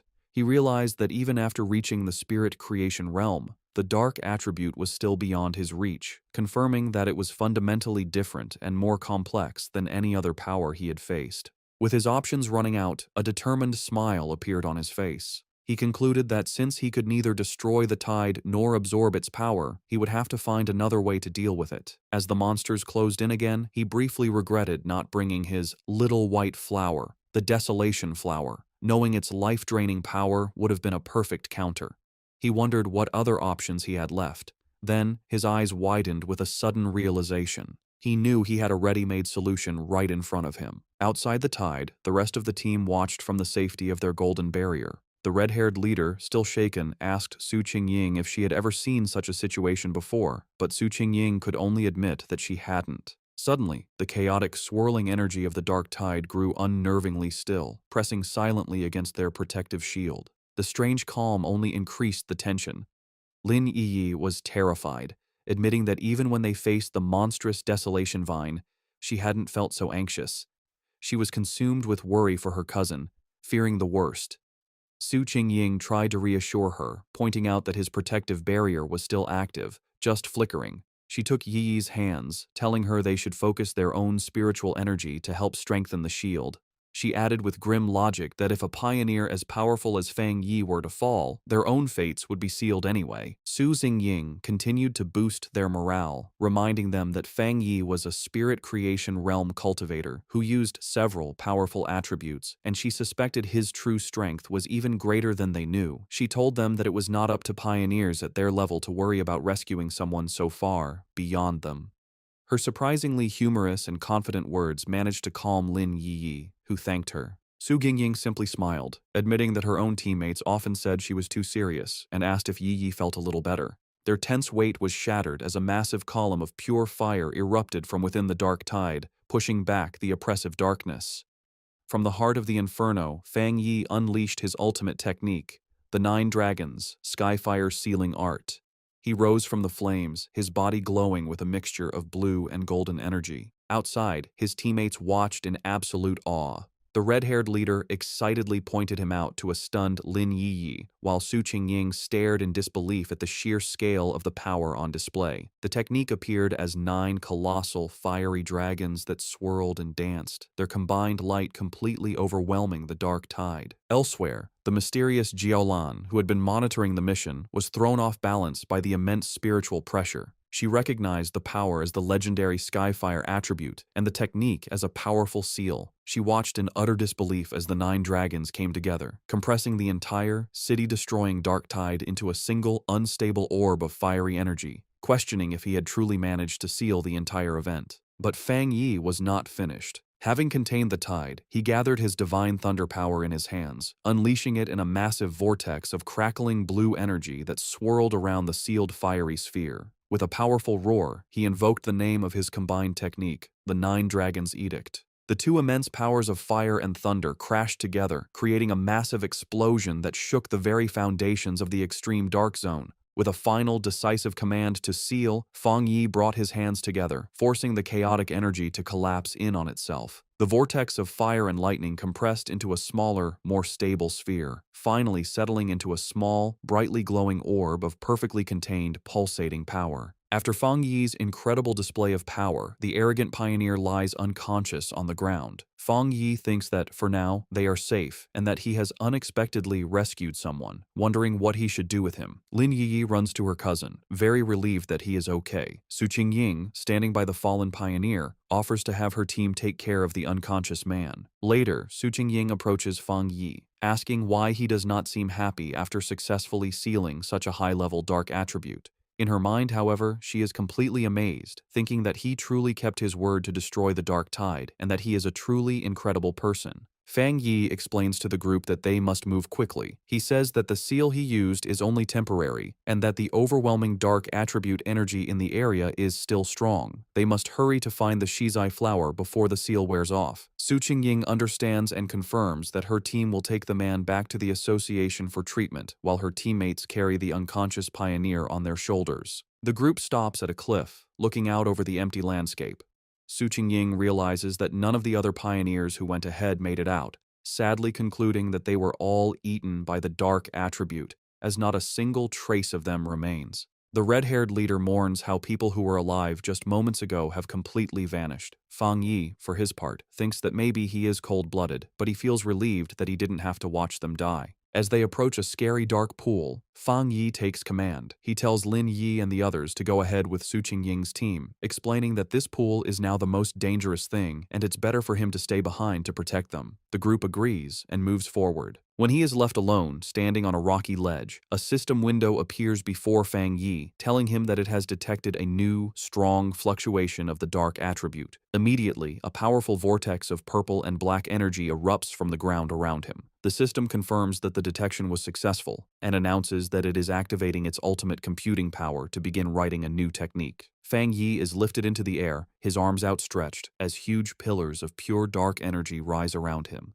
The system declares that the writing process has been successful, and Fang Yi's eyes snap open, now glowing with a menacing purple light, filled with the essence of the power he has just mastered. A system window confirms his new acquisition. He has obtained the Dark Attribute technique, the limitless dark world. The system explains that this ability allows him to create a sealed space of dark mist, inside which spiritual energy is massively weakened. Fang Yi thinks about his new power, recognizing the dark world as a special domain he can control. He understands the huge strategic advantage this gives him. The corrosive effect of his new power will drain his enemies' spiritual energy and slow their ability to refill it. He imagines himself rising over a sea of desperate hands. He realizes that if he combines this new weakening effect with his other powerful attributes, he will become even more formidable, confidently concluding that he could destroy even a monster stranger and more powerful than the dark tide itself if it were to appear again. As the last of the purple energy settles, Su Qingying, still in disbelief, asks Fang Yi if he feels the dark mist reforming around them. Her eyes widen in shock as she fully processes the immense spiritual fluctuation she is sensing. She stares as Fang Yi is surrounded by the leftover energy, wondering how he could possibly be having another breakthrough without any of the usual big signs like a change in heaven and earth. The realization then hits her with stunning force. He hadn't just sealed the S-class dark tide, he had absorbed its power. She finds the very idea ridiculous and unbelievable. In the early days of the spiritual revival, all pioneers knew that the dark attribute was the most terrifying power, born from the collective negative emotions and deep-seated evil of all living things. Because of this, absorbing its power is strictly forbidden by the government. A flashback shows a failed official experiment where researchers tried to purify the dark attribute but paid a painful price, leading to it being classified as a uniquely dangerous monster. The power of these dark monsters can range from D to S class, but even the weakest can overwhelm early pioneers, let alone the absolute S-class threat of the Dark Tide, which could eat even Spirit Creation Realm cultivators with ease. Another flashback reveals the fate of a 3-star Ghost Axe pioneer who, before the ban, tried to absorb the energy from a mere sea-level monster. He was driven mad by the backlash, suffering from skin decay and a mental collapse, and remains in a psychiatric hospital to this day. Back in the present, the chaotic dark energy goes down, receding back into Fang Yi as he lets out a quiet breath. He calmly calls out into the empty, misty landscape, stating that whoever has been watching them for a long time can come out now. His red eyes scan the area with a sharp, knowing gaze. From the mist, Jiaolan emerges. She confirms that if she is not mistaken, Fang Yi was the one who single-handedly sealed the Dark Tide. Su Qingying is stunned by her sudden appearance, gasping her name in disbelief. Jiaolan floats down, landing before Fang Yi and asking what he was just doing, specifically questioning if he was absorbing the dark attribute. Fang Yi calmly confirms that he was. The directed mission sends another wave of shock through Su Qingying. In a swift and shocking motion, Jiaolan draws a pistol and aims it directly at Fang Yi's head. The red-haired leader shouts Jiaolan's name, demanding to know what she is doing, while she and a terrified Lin Yi can only watch in confusion and fear. Su Qingying immediately leaps into action, placing herself between Jiaolan and Fang Yi and blocking the gun with her arm. She confronts Jiaolan fiercely, reminding her that if she recalls correctly, Fang Yi is the military's highest priority recruitment target. She then challenges Jiaolan, pointing out that the association had also wanted to recruit him before the military intercepted him, and demands to know the meaning of this hostile action. Ignoring Su Qingying's defense, Fang Yi calmly places a hand on her shoulder and addresses Jiaolan directly. He finds it strange, asking if their mission wasn't to find the Shizai flower. He points out that while she seems eager to complete the mission, she also appears very unhappy that they did not die there. Jiaolan remains silent, her expression unreadable as she continues to aim her weapon, the light glinting off the barrel. The red-haired leader, however, is not so calm. She erupts in anger, shouting at Jiaolan. She reminds her that their squad had always trusted her, and she furiously questions why Jiaolan didn't step in when they were facing the Dark Tide. She declares that without Fang Yi, they would have been doomed, pointing out that Yi is still just a child. She accuses Jiaolan of simply standing by and watching, only to now threaten the very person who saved them. Jiaolan suddenly lowers her weapon, a smirk playing on her lips. She dismisses the entire confrontation as a joke, remarking that Fang Yi seems to be very well liked by his teammates. She then congratulates him, announcing that he has passed the test. The sudden change leaves the red-haired leader and Su Qingying completely confused by her words. Fang Yi, however, understands immediately. He asks if her true purpose was to test him. Jiaolan confirms his suspicion, explaining that because of his incredible talent and strength, she didn't want to rely on cold, impersonal data. Instead, she wanted to see for herself what kind of person he truly was. She then turns to address the red-haired leader's earlier accusation. She explains that she didn't step in because pioneers must follow the harsh rules of this new world. She states that this is their shared fate, a life where fortune and disaster can change in an instant. However, she tells them they are lucky to have a trustworthy and powerful person protecting them. She asks if they have noticed that no other monsters have dared to attack them since the tide was defeated, explaining that the creatures are terrified of the power Fang Yi displayed. Fang Yi looks on with a grim expression, agreeing with her assessment. He adds that the Dark Tide itself follows the same principle. It bullies the weak and fears the strong. With the test concluded, Jiaolan offers to lead them to the Shizai flower, stating that she knows the area better than they do. As they follow, Su Qingying whispers to Fang Yi, expressing her feeling that something is mentally wrong with Jiaolan. She reveals a crucial piece of information. Jiaolan's own squad had previously encountered the Dark Tide, and she was the only survivor. Fang Yi processes this information, piecing together a clear picture of her psychology. He understands that her absolute obedience to her mission and the rules has made her cold and detached. He also deduces that the sacrifice of her teammates has left her with a form of post-traumatic, self-destructive tendency. Yet he realizes that another powerful belief keeps her going, and that witnessing him seal the Dark Tide had simply caused her to lose her composure for a moment. With a newfound understanding, Fang Yi shows a hint of a smile. He tells his teammates that they should all be considerate of this injured person. The red-haired leader asks if Jiaolan is injured. Fang Yi, observing her closely, confirms that she is. He explains to his team that her spiritual barrier is severely damaged, estimating that while she has the power of a 2-star spirit creation realm cultivator, her protective aura has dropped by at least 2 levels. A visual of her crumbling spiritual energy confirms his assessment, indicating she has suffered a significant internal injury. She even stumbles slightly as she walks, a clear sign of her weakened state. Noticing their concern, Jiaolan looks back and quietly thanks them, but dismisses the issue, stating that her injury is not a problem. Led by Jiaolan, the group travels through an empty, misty landscape filled with dead trees and the bones of fallen creatures, an area identified as the chaotic burial mounds. As they walk, Fang Yi's sharp senses pick up on something amiss, and he spots the skeletal remains of a fallen pioneer half buried in the ground. Finally, Jiaolan announces they have arrived at their destination. Before them, in a small clearing, a single, beautiful shizai flower glows with a soft, ethereal purple light. As Jiaolan begins to walk towards the flower, Fang Yi watches her, sensing that something is wrong. His suspicion is confirmed as vicious, shadowy monsters with glowing red eyes erupt from the ground, surrounding the flower as if to guard it. The sudden appearance of the monsters does not stop Jiaolan. Instead, her expression becomes one of intense and unnerving obsession. She reaches out a hand, whispering that she can finally see it again, her face shadowed as if she is in a trance. Fang Yi's expression becomes serious and urgent as he realizes the immediate danger, knowing she is not in her right mind. Reacting instantly, he summons a ball of golden red flame in his hand, shouting a command to awaken her spirit. He then hurls the fireball directly towards the entranced Jiaolan, intending to snap her out of her dangerous state. The fireball flies towards Jiaolan. Snapping out of her trance at the last second, she recognizes the attack as a very rare and powerful Yang attribute. With surprising speed, she knocks the blast away with her arm, and the impact sends out a shockwave. She and Fang Yi now stand facing each other in a tense silence, as golden energy crackles around his hand. Jiaolan, now fully awake, is shaken.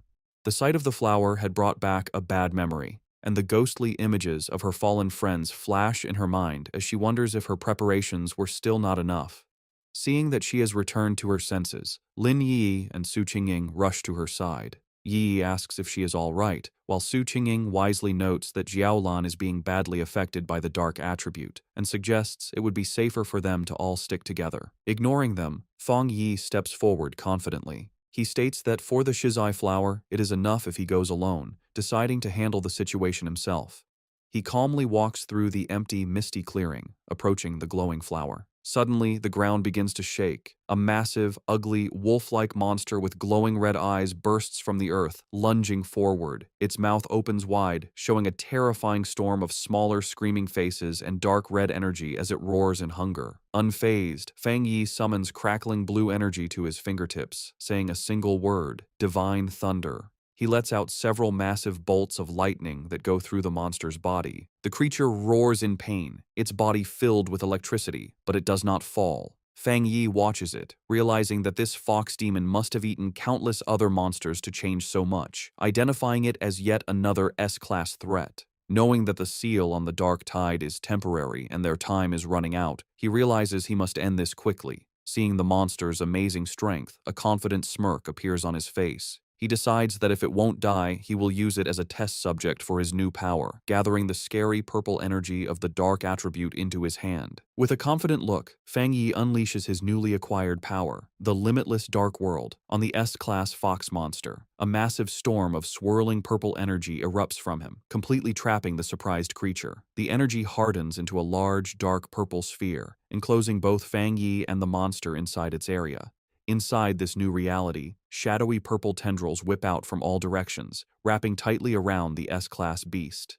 The monster struggles and whimpers in pain, its massive form beginning to shrink under the immense pressure of Fang Yi's area. A system window then appears, confirming the devastating effect of his technique. Under the influence of the limitless dark world, the S-class anomaly has been forcibly downgraded by 2 full levels to a B-class threat. Standing before the now weakened creature, Fang Yi notes that the S-class anomaly must have had a very weak foundation to be downgraded so easily. With the monster now manageable, his sword ignites in a blaze of golden red fire. He declares that the fight is over and delivers a single, massive fiery slash, completely destroying the creature in a fire. Outside the sphere, Su Qingying and Lin Yi watch the massive orb of dark energy. Su Qingying finds it strange, noting that while it is clearly a dark attribute, it feels different from what she's used to. Lin Yi agrees, confirming that she doesn't feel the usual disgusting and heavy coldness from it. Jiaolan provides the explanation. She states that this is because they are witnessing Fang Yi's personal domain, a space he created himself after mastering the dark attribute without a teacher. Jiaolan thinks about the immense importance of this achievement. She explains that creating a domain is an incredibly difficult ability. Before this moment, the only person she knew who could create a spatial domain with their spiritual power was her teacher. She guesses that, besides him, there are at most 3 other people in the entire world with this power. A painful memory flashes in her mind, showing a vision of a massive, citywide disaster. She recalls how her teacher had tried to use his own domain to stop the disaster, but had ultimately failed.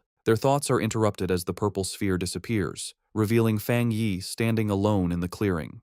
Jiaolan and Su Qingying are stunned at how quickly he finished the battle. With a casual wave and a reassuring smile, Fang Yi announces that the chaotic burial mounds should be safe from any more trouble now. With the area now secure, Fang Yi calmly walks towards the glowing shizai flower. He carefully cups his hands around the plant, gently pulling it from the ground with its roots intact to preserve it. Holding the glowing prize, he examines it for a moment, concluding that this should be enough to complete their mission. Jiaolan watches him with a tense and nervous expression as the mission reaches its critical point. Fang Yi returns to the group and presents the flower to Jiaolan, who remarks on its small size. He confirms that their mission is complete and urges them to leave immediately, explaining that the sealed dark tide is unlike other monsters and could become a problem at any moment. He adds that they also have to deal with the unconscious, arrogant pioneer and his team. Her tense mood melts away, replaced by real gratitude. Holding the glowing flower, she sincerely thanks Fang Yi, admitting that his overwhelming power was the only reason for their success. She then thanks the rest of the group and announces it is time for them to leave.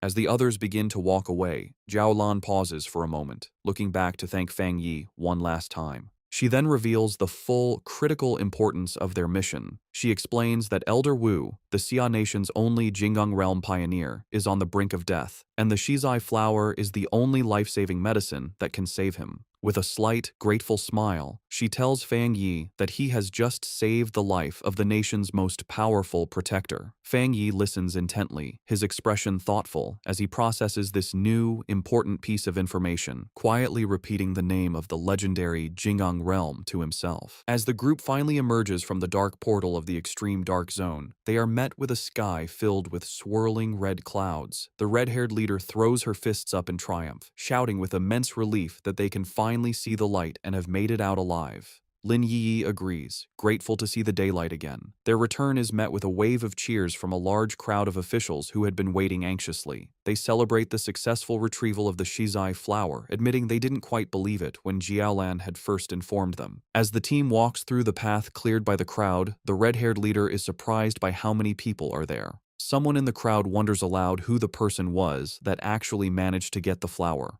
Suddenly, Lin Yi's expression becomes one of surprise as she notices something ahead of them. Parked directly in their path is a massive, heavily armored military vehicle, flanked by elite soldiers. The red-haired leader immediately recognizes the vehicle and the symbol of the legendary Star God War Zone, the most powerful and famous military force in the entire Xia Nation. A wave of realization and embarrassment washes over her as she understands that Jiaolan is a member of this elite unit, making her regret having yelled at her earlier. The Star God War Zone is ranked as the #1 military district in the nation.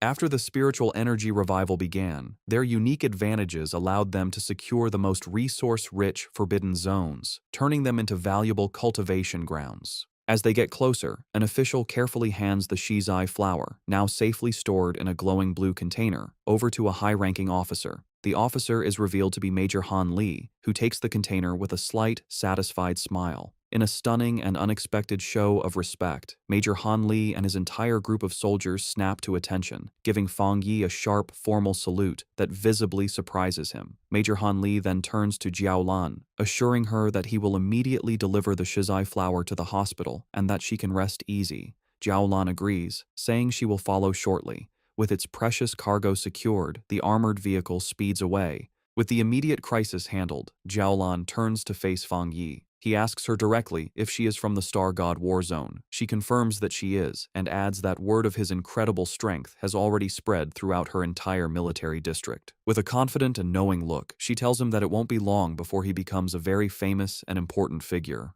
Jiaolan continues her conversation with Fang Yi, openly admitting that she recognizes his individual strength is great enough to single-handedly overwhelm even the most elite squads in her war zone. She then makes a formal recruitment offer, pointing out his seemingly limitless potential and inviting him to join the Star God War Zone, promising him access to the best cultivation resources. She also reassures him that the rewards for this mission for his team and for Su Qingying's squad will be delivered soon. Fang Yi listens with a slight smile but seems to be considering his options. Her tone then becomes much more serious as she explains the true seriousness of their situation. She tells Fang Yi that with the world changing so rapidly, the nation's most urgent concern is the threat of dark attribute anomalies. A vision of a city being consumed by a massive, ominous cloud of purple and black energy illustrates her point. She warns that the number of these anomalies is growing at an alarming rate. She explains that the influence of these dark zones will continue to expand like a deadly tumor, capable of causing catastrophic consequences at any moment. Because of this immense danger, she says, they have no choice but to establish forbidden zones and have organizations like the Spiritual Energy Association strictly guard them. She clarifies that she is not telling him this to pressure him into joining, but because she believes that an outstanding and powerful pioneer like him has earned the right to know the truth of the world's situation. Understanding her sincerity, Fang Yi smiles and gives her his assurance. He tells her that he understands, and that if he encounters any anomalies in the future, he will not stand by and do nothing. He tells her she can rest easy on that point. Hearing his promise, Jiaolan's stern and weary expression finally softens into a genuine, relieved smile. Formally introducing herself, she says it's a pleasure to meet him and offers him a small, dark token. Fang Yi takes it, revealing a black tablet with a dragon symbol and the characters for Star God War Zone.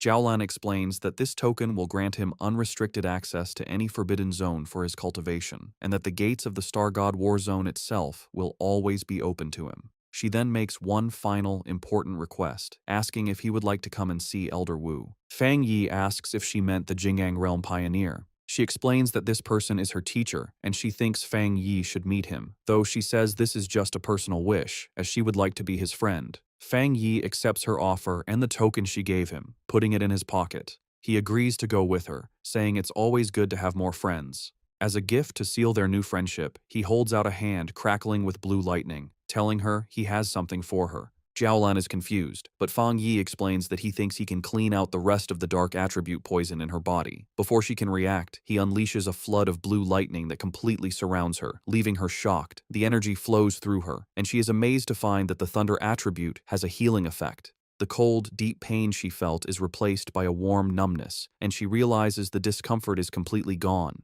Internally, her old wounds from the dark attribute begin to heal as her body is cleansed by the energy. She feels like she is being reborn as the rare and powerful thunder attribute removes all the toxins from her body. When it's over, Fang Yi asks Jiaolan how she feels. Still surrounded by faint sparks of lightning, she confirms that she feels great and that the leftover dark energy has been completely removed. Su Qingying watches as paramedics take care of the unconscious, arrogant pioneer. Wondering if it's possible to save someone so badly injured, she turns and is surprised to see Fang Yi and Jiaolan still there, but she immediately notices that her aura seems different and her injuries appear to be gone. Jiaolan explains that Fang Yi used his rare, pure thunder attribute to completely clean the dark attribute poison from her system. Su Qingying is amazed by this, realizing that this is the true nature of our boy's power. It can be used to destroy enemies and to save people. She points at Fang Yi in amazement, who just asks her what she's looking at. A brilliant idea strikes Su Qingying, and she excitedly waves over the paramedics. She goes to Fang Yi and suggests a partnership, explaining that if they could combine his spiritual power with their advanced medical equipment, they could save many more pioneers suffering from dark attribute corruption. To show she is serious, she bows deeply, begging him to show his power just one more time.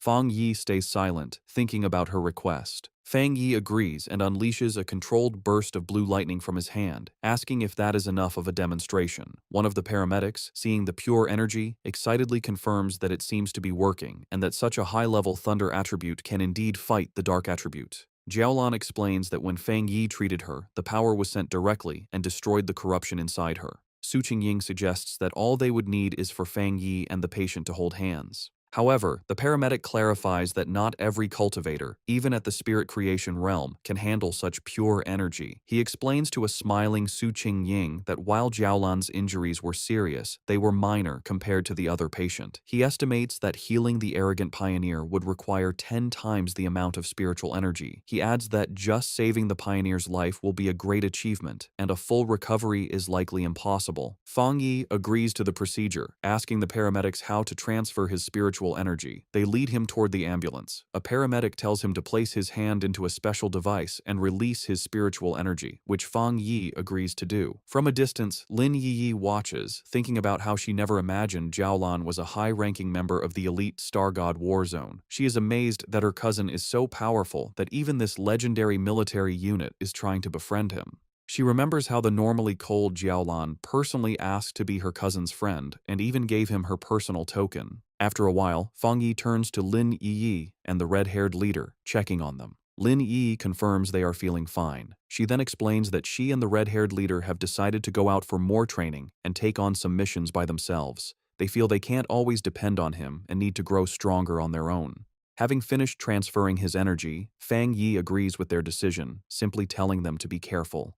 He watches them with a small, proud smile, thinking that his cousin has grown up. Su Jingying and her team prepare to leave. She waves goodbye, telling Fang Yi and Jiaolan they will see each other on the next mission. Jiaolan then tells Fang Yi it is time for them to go visit Elder Wu. As their ambulance drives away, Su Qingying is visibly frustrated, complaining loudly that the military's Star God War Zone has stolen such a powerful person from them. Her teammates try to calm her down. A final thought reveals the internal problems within the Spiritual Energy Association, which is described as being too chaotic, and its top elite squads unwilling to cooperate. Fang Yi and Jiaolan arrive at a large, modern hospital, which is the highest security ward of the Star God War Zone's medical base. Fang Yi asks if this is where Elder Wu is. Inside the hospital room, they stand before the bed where Elder Wu lies unconscious, surrounded by medical equipment. Fang Yi comments on the strange sight, noting how odd it is that the ultimate powerhouse of the Jinggang realm is actually a shriveled old man. Fang Yi observes the elder's condition.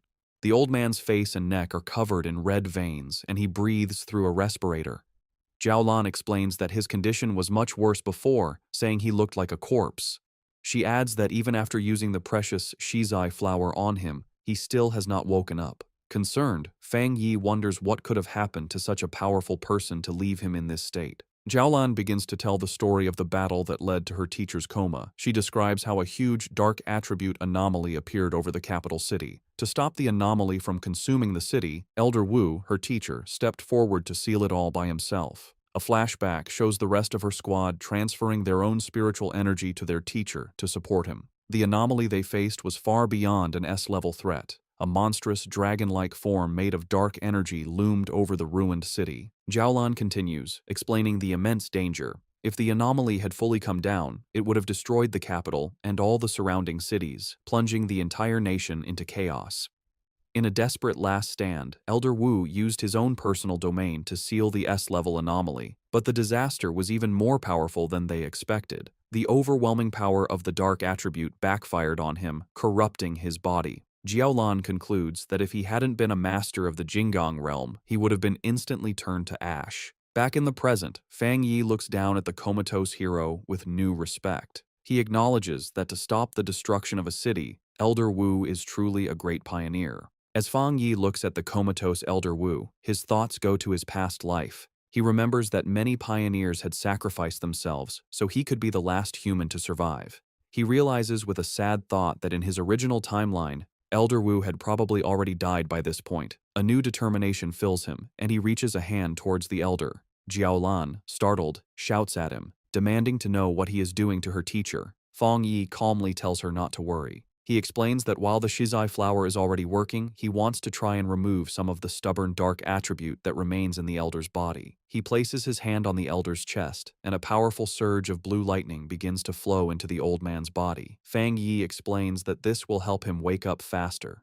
Jiaolan watches in shock, exclaiming that the power he is trying to clean came from an S-level disaster. After a moment of hesitation, she gives in, telling Fang Yi to go ahead and try. Perhaps he is the miracle they need. The room is filled with the crackling of Fang Yi's power as he pours his energy into the elder.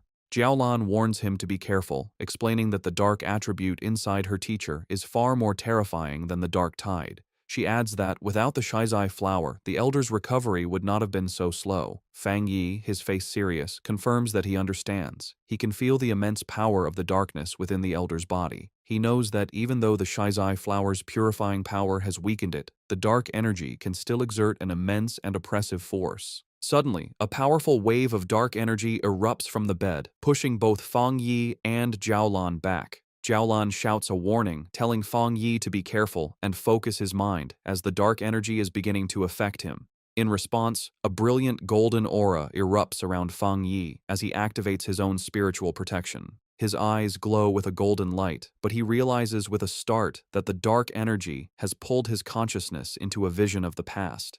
He finds himself standing alone on a deserted street in a ruined city, looking up at the massive, terrifying red eye of the anomaly that had consumed the sky. Inside the mental vision, the anomaly's massive red eye looms over the ruined city and asks Fang Yi who he is. Fang Yi realizes that by touching the dark attribute left in Elder Wu's body, his spirit was pulled into this dangerous illusion. Unbothered, he confidently replies that his identity isn't important, as he is just the one who has come to eliminate it. As his hand glows with blue lightning, he concludes that this anomaly isn't as powerful as it seems. In response, the giant eye launches a massive, sharp red spike at him, catching him by surprise. Fang Yi quickly activates his golden sun breathing technique, his eyes glowing with golden power as he prepares to defend himself. He swiftly dodges the storm of red spikes that rains down from the sky. The anomaly then unleashes tendrils of strange, red and black lightning.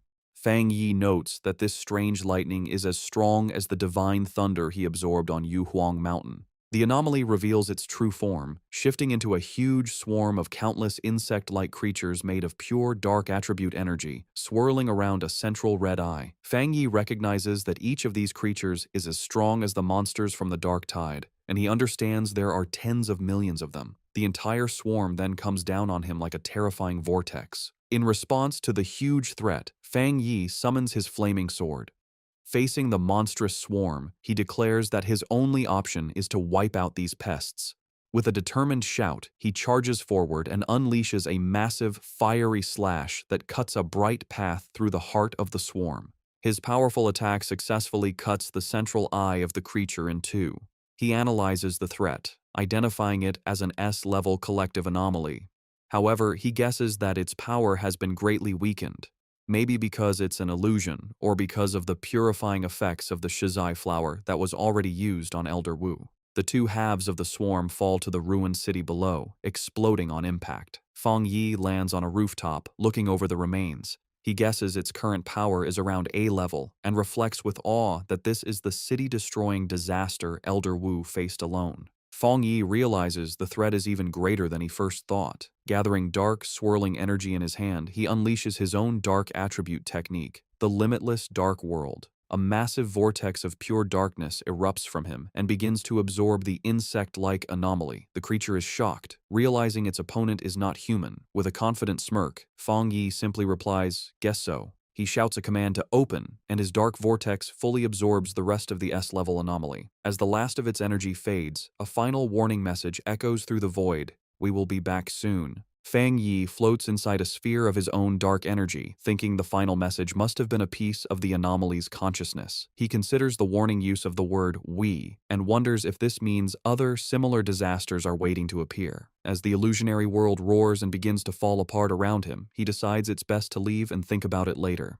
His consciousness returns to the real world with a jolt. He immediately reaches into Elder Wu's body and begins to pull out the corrupting dark attribute energy. A mass of dark purple energy, crackling with his own blue lightning, is pulled from the Elder's chest. To contain the dangerous substance, Fang Yi uses his 9 Dragons Skyfire sealing art, trapping the energy inside a sphere of red, fiery chains. Holding the sealed orb, he explains to a stunned Jiaolan that this is the dark attribute remnant left in Elder Wu's body. He concludes that this must be the last piece of the city-destroying anomaly. He explains that while the sealed orb of dark energy is still powerful, its influence has been greatly reduced thanks to the Shizai flower and Elder Wu's own seal. He praises the elder, noting that he is truly the nation's #1 pioneer for using his own body to hold back the dark power. He knows anyone else would have died many times. As Jiulan looks at her teacher, she sees the red veins on his face have faded and his breathing seems more peaceful. She tells Feng Yi that he has truly saved the elder's life. Feng Yi, however, humbly says that it wasn't all his own ability. He explains that without the Shizai flower weakening the corruption first, he wouldn't have been able to remove the stubborn dark attribute.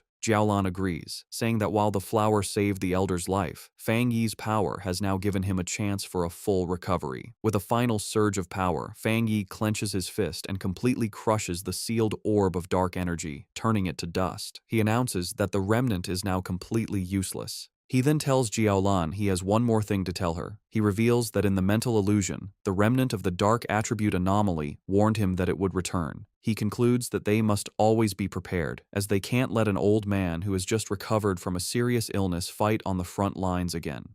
Jiaolan confirms that she knows, as she has heard the rumor before. When Fang Yi asks her what she means, she explains that the monitoring departments of the military and the association collect data on spiritual energy changes. She reveals a rumor based on this data. With the current power of the Xia nation, they might not survive the first year after the full spiritual energy revival. Of course, she adds, no one believed it.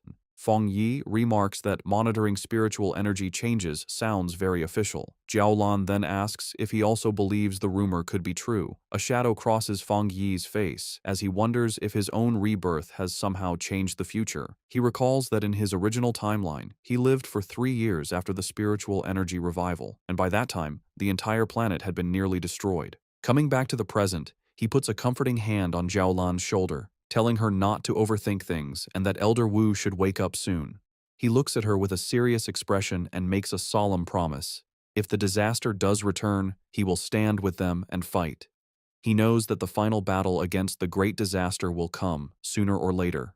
He declares with fierce determination that this time he will change everything. Later that night, Fang Yi is back at his apartment. He sits meditating on his couch, surrounded by the swirling energy of his new dark attribute. He thinks about his recent battles, feeling that after his 2 fights with S-level anomalies, he is close to breaking through to the 2-star spirit creation realm. However, he knows the full spiritual energy revival is coming fast, and even with his new dark attribute, his current strength is not nearly enough. He thinks about the terrifying power of the anomaly he faced in the mental illusion, realizing that even when it was weakened, its true power was immense. His thoughts are interrupted when he notices the potted plant he had left on his table, the obedient little white flower. He speaks to the glowing flower, telling it that it's not easy to carry around and admitting it was his mistake for not bringing it with him on his last mission.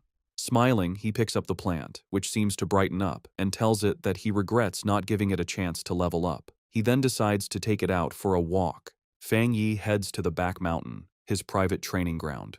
As he walks along the moonlit path, he notes how skilled the association's plant research department must be. He observes that in the short time since the area was last damaged, the forest has already begun to recover, a sign of nature's improved self-healing in this new era. He finds a good spot in the woods and kneels down, taking the flower from its pot to plant it in the rich soil. He makes a mental note to thank Su Qingying and her team for securing this place for him. As he prepares to plant it, he holds the flower and gently warns his new companion to take it easy and only absorb a little at a time, reminding it that if it becomes too greedy, not even all the forests on the planet would be enough to feed it. Once in the soil, the obedient little white flower immediately takes root. A massive vortex of green, life-draining energy erupts from the plant, spreading quickly through the forest and absorbing the life of all the nearby trees. After a few moments, Fang Yi stands with his arms crossed in the now dead and empty section of the woods, deciding that the flower has absorbed enough for now. With a satisfied smile, he gently pulls the brightly glowing flower from the ground, roots and all, and tells his companion it's time for them to find a new place to feed.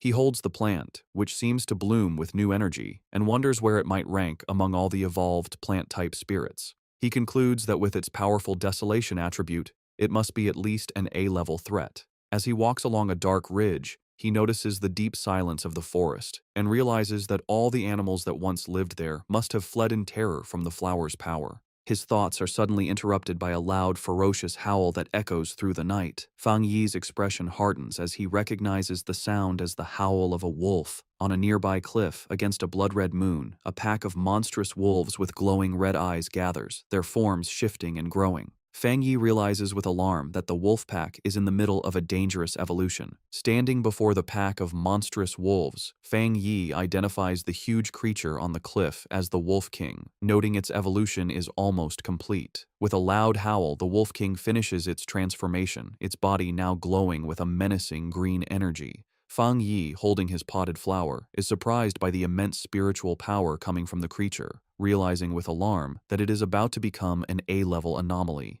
The newly evolved wolf pack quickly surrounds him, cutting off any escape. Fang Yi figures out that the Wolf King has evolved a new, powerful poison attribute from its original wood attribute, a change likely caused by absorbing the dark attribute energy in the area. Despite the danger, Fang Yi remains calm, dismissing the threat as only A-level in strength. He takes his obedient little white flower out of its pot, telling it that it's time for them to solve the problem. He kneels and plants the flower in the ground, thinking that while the anomaly is only A-level, the large number of wolves is a problem. More importantly, the city is just down the mountain, and letting them get there would cause a major disaster. As the Wolf King lunges to attack, Fang Yi tells his flower to begin, and a brilliant green energy starts to flow from the plant. He decides to test the flower's power, curious to see how much damage it can do on its own. A massive beam of green, life-draining energy shoots into the night sky, visible from far down the mountain where another group of pioneers is watching. This new squad observes the scene with concern. One of the men notes that the Wolf King has successfully evolved and is incredibly strong. He asks about the contamination level, and a cloaked figure replies that it has reached 90. The man and his companion are stunned by the dangerously high reading. The squad's blonde-haired leader grows tense, realizing the danger is still increasing. He identifies the Wolf King's wood attribute as being at least at the 3-star Ghost Axe realm, maybe even reaching the Spirit Creation realm, while the rest of the pack is also powerful. He worries that his team doesn't have enough people to handle the threat, admitting that even he has only recently broken through to the 3-star Ghost Axe realm. Suddenly, the leader notices the massive beam of green energy and the clear presence of the dark attribute. He now understands why the contamination level is so high. He shouts in alarm, explaining to his team that the Wolf King has evolved dual attributes, something he knows is extremely rare among anomalies. The contamination reading on the squad leader's watch suddenly spikes to 100.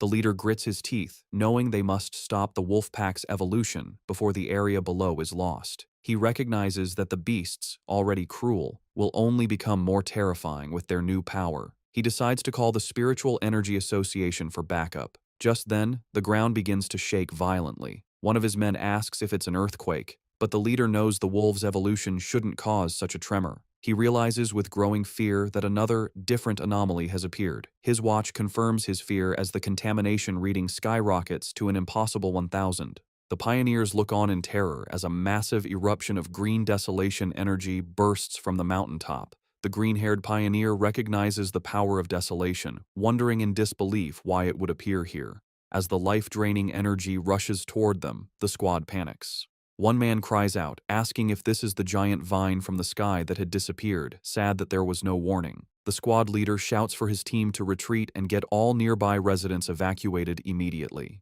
However, just as quickly as it appeared, the huge wave of desolation energy seems to stop. One of the men calls out to the leader, noting that the energy has stopped advancing. The squad watches as the massive vortex of green power pulls back, sinking back into the mountain. They wonder if the danger has passed. One asks if they should still report it, while another questions if they should go up the mountain. On the mountaintop where Fang Yi planted his flower, the ground is covered in a network of thick green roots. These roots sprout dozens of glowing white flowers, which then erupt in a massive burst of green energy, blooming into a huge, radiant flower-like structure. The energy then transforms into a sea of white petals that covers the entire area. The Wolf King howls in fury as the seemingly harmless petals turn into a deadly weapon, forming a sharp blade that slices through the air. Fang Yi stands calmly among the swirling petals and explains the terrifying nature of his flower's power. The sea of spiritual flowers will endlessly grow back and multiply, absorbing and purifying the enemy until nothing is left. Fang Yi stands on his flower's massive root system. As the wolf pack begins to fall to its power, he taunts the Wolf King, asking how its pack members will do without the same spiritual protection he has. The smaller wolves are quickly trapped by vines covered in white flowers, their life energy rapidly drained until only their skeletons remain, collapsing into dust. Having absorbed the life force of the entire pack, the flower and its petals turn a deep, menacing red. In a last, desperate attempt, the Wolf King gathers its energy and fires a powerful green blast from its mouth. The red flower, however, easily forms a protective barrier, absorbing the full force of the attack. Hidden among the swirling red petals and vines, Fang Yi tells the beast that its attack is useless. He explains that the desolation attribute of his spiritual flower has already taken root deep within the mountain itself. The sea of flowers, he says, draws its power from the mountain and uses it on the mountain, creating an endless cycle of power. The Wolf King, now smart after its evolution, seems to understand its hopeless situation, but still refuses to give up. It identifies the main red flower as the source of the power and charges directly at it. Fang Yi watches with a small smile, mockingly asking his little flower what it will do now that it has been discovered. In response, the central red flower grows to an immense size and lunges forward to meet the charging Wolf King. It opens its massive petals and traps the beast within its grasp. The Wolf King howls in agony as its life force is drained away by the powerful desolation attribute. The massive red flower continues to absorb the Wolf King, its green energy being eaten by the desolation attribute.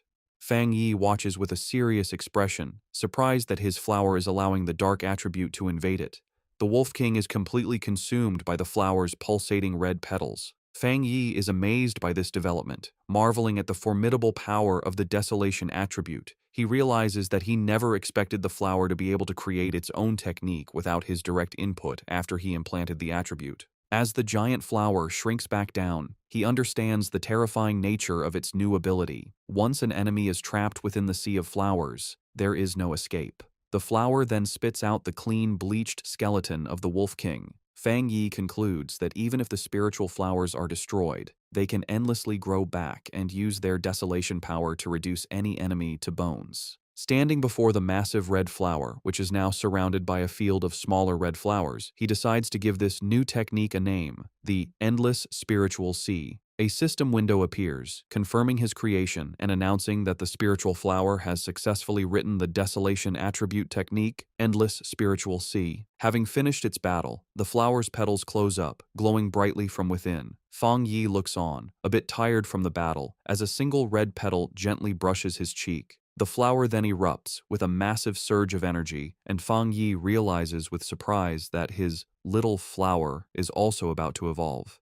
In a high-tech control room, alarms blare as an analyst reports an A-level anomaly. He explains they are detecting two different spiritual powers in the same area. Just as the Wolf King was evolving and creating a dark attribute, a separate and powerful desolation attribute appeared. The Association Superior, listening with Su Qingying, demands to know the location. A technician points to a map, explaining it was an area Su Qingying's team was previously in charge of. The Superior questions this, asking if the destroyer squad wasn't already sent to deal with the wolf pack. His question is cut short by a call from the squad on the ground. The squad leader reports that a powerful wave of desolation energy appeared and wiped out the A-level wolf pack. However, he adds that the desolation power moved back into the mountain, where a large number of unusual flower anomalies have since appeared. The pioneers stand before the mountain, which is now glowing red from a sea of flowers, unable to get closer. The Association Superior and the squad leader continue their talk. The leader warns that if this new, unknown anomaly were to erupt, it would be far worse than the celestial vine. He requests support, admitting that even with all the pioneers there, they likely couldn't handle an unexpected event. The Superior agrees and decides to send 2 elite teams. Su Jingying, however, has another idea. She looks at her superior with a knowing expression, stating she has a feeling that the source of the desolation power is Fang Yi. She interrupts the call, pointing out that Fang Yi's home is in the area and confidently declaring that he will protect everyone. As she speaks, a vision shows Fang Yi floating in a fiery aura above the city. Back on the mountain, the landscape is now covered in a sea of red flowers. Fang Yi stands before his obedient little white flower, which has grown to a massive size. He observes that, just as he suspected, after eating the Wolf King, the flower is about to evolve a second attribute. The giant red flower blooms, its center now glowing with a brilliant golden light. Fang Yi is surprised, noting that the flower's new power is a fire attribute. He touches the massive plant, remarking on how its evolution method, simply swallowing enemies, is an incredibly easy way to gain power. After its evolution, the massive flower shrinks back to its original handheld size, its petals now a deep red. A system window appears, confirming the spiritual flower has completed its evolution. It is now classified as an A-level anomaly named the Desolate Fire Spirit Flower and has dual desolation and fire attributes. The notification adds that the flower has a strong desire to eat spiritual energy and can be placed in the limitless dark world to be nurtured. Fang Yi reads the notification, confused by the mention of the limitless dark world. A new idea strikes him. He realizes he can place the flower inside his personal dark domain. He understands that the domain contains a large amount of dark attribute anomalies and a good environment. He thinks that if the spiritual flower eats the energy inside, it could even evolve a third dark attribute. Just as he holds the orb of his dark domain, a massive storm begins to gather in the sky. His eyes glow with golden light as he realizes he is about to have another breakthrough, this time to the 2-star spirit creation realm. He sits down to cultivate, and a massive pillar of golden divine energy comes down from the heavens, surrounding him. As he meditates, he feels his power becoming easier to control, the spiritual energy of the world merging with his body as if they were one. Elsewhere in the mountains, a muscular man with spiky hair senses the immense energy of the breakthrough. He follows the light and is amazed to find the source of the power. He is thrilled, recognizing the legendary Heavenly Fire Blade and realizing he has found a 2-star spirit creation realm cultivator. Watching a video of Fang Yi's previous battle, the man is surrounded by his own fiery aura. He declares that he will crush this new fire attribute pioneer to prove to everyone that he is number one. Back at his cultivation spot, Fang Yi's sharp senses pick up a new presence. He shouts out, asking who is there. The mysterious man launches a massive fireball at him, questioning if he is a fire attribute pioneer. Unfazed, Fang Yi gathers his dark energy and easily absorbs the powerful attack with his own vortex. He smiles, satisfied that he has finally lured out this hidden enemy. Fang Yi recalls that he had sensed the man hiding nearby for a while, not even trying to hide his spiritual energy. He identifies the newcomer as a wild pioneer, someone not with any organization who loves to challenge others, who has just broken through to the spirit creation realm. The muscular man, now fully revealed and surrounded by a powerful, fiery aura, lands before Fang Yi. He comments that Fang Yi is interesting and that he can feel a strong spiritual pressure from him. He then introduces himself as Jiang Lu and aggressively asks how Fang Yi managed to hide from his fiery attack earlier. Fang Yi remains silent, observing his new opponent. With a confident grin, Jiang Lu says he forgot to introduce himself properly. He declares that his name is Jiang Lu and that Fang Yi will remember it soon enough. With that, he charges forward, his body covered in flames, ready to attack. In response, Fang Yi calmly raises a hand, pointing 2 fingers toward the sky, and simply says the words, "Divine Thunder." A massive bolt of brilliant blue lightning comes down from the heavens, aimed directly at the charging Jiang Lu. Jiang Lu is caught completely by surprise, wondering what this new power is. The divine thunder strikes him head-on with immense force. He lets out a pained cough, smoke coming from his mouth after the powerful impact. He struggles to his feet, his body covered in crackling blue electricity and scorch marks. He wonders what just happened, questioning how his opponent could use a thunder attribute when he was supposed to be a fire pioneer. He grits his teeth, his body still shaking from the powerful electrical shock. Fang Yi stands over the defeated Jiang Lu, who is on his hands and knees, completely unable to move. Fang Yi grabs him by the hair and brutally smashes his head into the ground, causing the rock to shatter. With crackling blue lightning still surrounding him, Fang Yi mockingly asks his opponent to repeat his name, saying he didn't hear it the first time. Jiang Lu can only stare in silent shock, his face pressed against the broken ground. Jiang Lu is filled with disbelief, wondering how he could have been so easily defeated. He had just reached the one-star spirit creation realm and had always been the fastest cultivator he knew. He couldn't understand how he lost, especially when he hadn't even had a chance to use his ultimate move. His mind flashes back to a time when he was celebrated by his peers, his rare and powerful fire attribute making him a true powerhouse. He had believed that everyone would eventually have to submit to him. A small, dismissive sound escapes Fang Yi's lips as he sends another surge of electricity through Jiang Lu's body, causing him to scream in pain. Jiang Lu wonders how his opponent can have a thunder attribute when he was supposed to be a fire user. Fang Yi, his eye glowing with blue energy, looks down with disappointment, remarking that he had expected his opponent to be much stronger. With a condescending smile, Fang Yi mocks the younger generation's overconfidence as he pins Jiang Lu to the ground with his electrical power. Jiang Lu grits his teeth in pain and frustration, his mind racing. He realizes that even though his opponent is clearly at the two-star spirit creation realm, his spiritual pressure feels as if it is much higher than his own, by at least 2 entire realms. A final, terrifying realization hits him. It feels like a difference of 3 full realms. Convinced he is about to die, Jiang Lu thinks to himself that his end has come, and that he, the great Jiang Lu, is truly going to die here. Terrified on the ground, Jiang Lu begs Fang Yi not to kill him. With a cold, silent look, Fang Yi lets him go. He warns him that a pioneer's power shouldn't be used lightly against others, and suggests that if he has so much free time, he should focus on clearing up some of the new anomalies. After a final, dismissive look, Fang Yi walks away, leaving a confused Jiang Lu on the ground. Jiang Lu watches him leave, wondering about Fang Yi's great spiritual power and whether the gap between them is because Fang Yi is a genius or because he himself is too weak. Later, in a luxury apartment, a sad Jiang Lu enters a room where 2 men are waiting for him. One of the men welcomes him back and comments on his new hairstyle, while the other, a red-haired man, immediately scolds him, saying he had warned him not to pick fights. The red-haired man continues to scold him, telling Jiang Lu that his aggressive attitude is too dangerous, especially since the spiritual energy revival hasn't officially started yet, and that it will only bring him trouble. To his friend's surprise, instead of getting angry, Jiang Lu collapses onto the sofa, completely defeated. Confused by his strange behavior, one of the men asks what happened and if he is still the same fight-ready Jiang Lu they know. The red-haired man asks Jiang Lu what happened, reminding him that he had gone to challenge the Heavenly Fireblade user. Still sad, Jiang Lu quietly admits that it was over in an instant. His other friend grabs him, demanding that he speak clearly.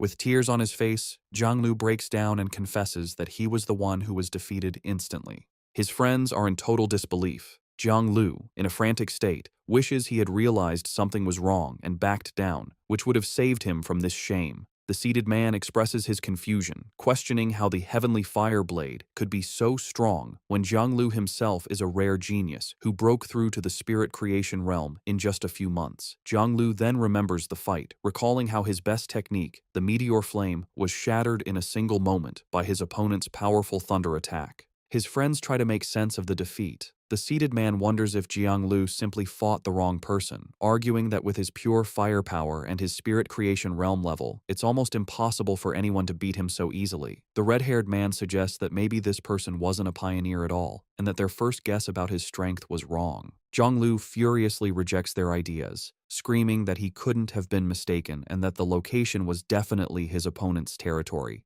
He insists they wouldn't understand because they didn't experience it. He describes the man as a monster, recalling the terrifyingly powerful thunder that felt like it was going to make his head explode.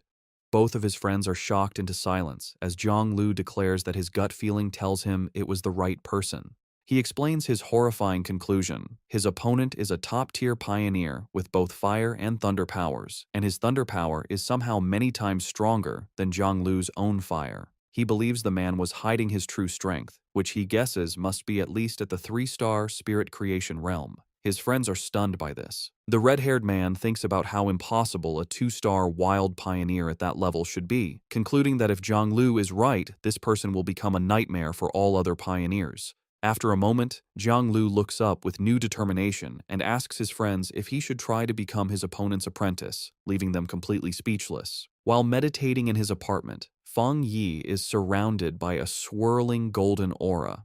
He finds it strange that the feeling of being on the verge of a breakthrough to the two-star spirit creation realm has suddenly disappeared.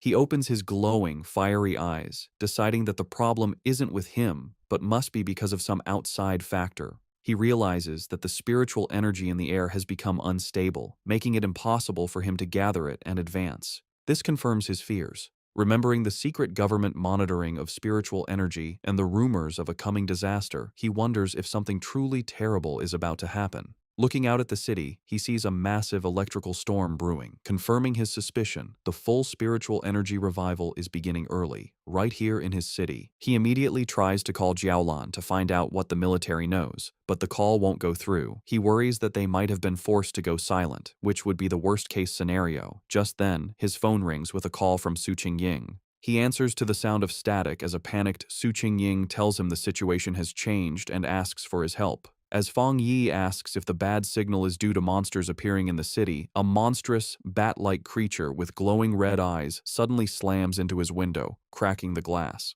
Through the static, Su Qingying confirms the problem is huge and that she is in the city. With a final crash, the creature wreathed in dark energy shatters the window and charges toward the still-seated Fang Yi. Unimpressed, he calmly remarks that the creature is overestimating its own strength. Reacting instantly, Fang Yi summons a blade of pure blue electrical energy from his hand. He leaps into the air and throws it at the charging beast, piercing it completely and destroying it in a flash of light. The noise brings Lin Yi rushing from her room, shouting a warning to her cousin about the bat-like monster that has just appeared. She stops, staring in shock at the destroyed window and her cousin, who stands calmly amidst leftover lightning. She asks him what's wrong. Looking through the shattered window, Fang Yi explains that while monsters usually appear randomly, it's worrying that they are now appearing directly in their home, and more than one. He believes the situation is still under control for now.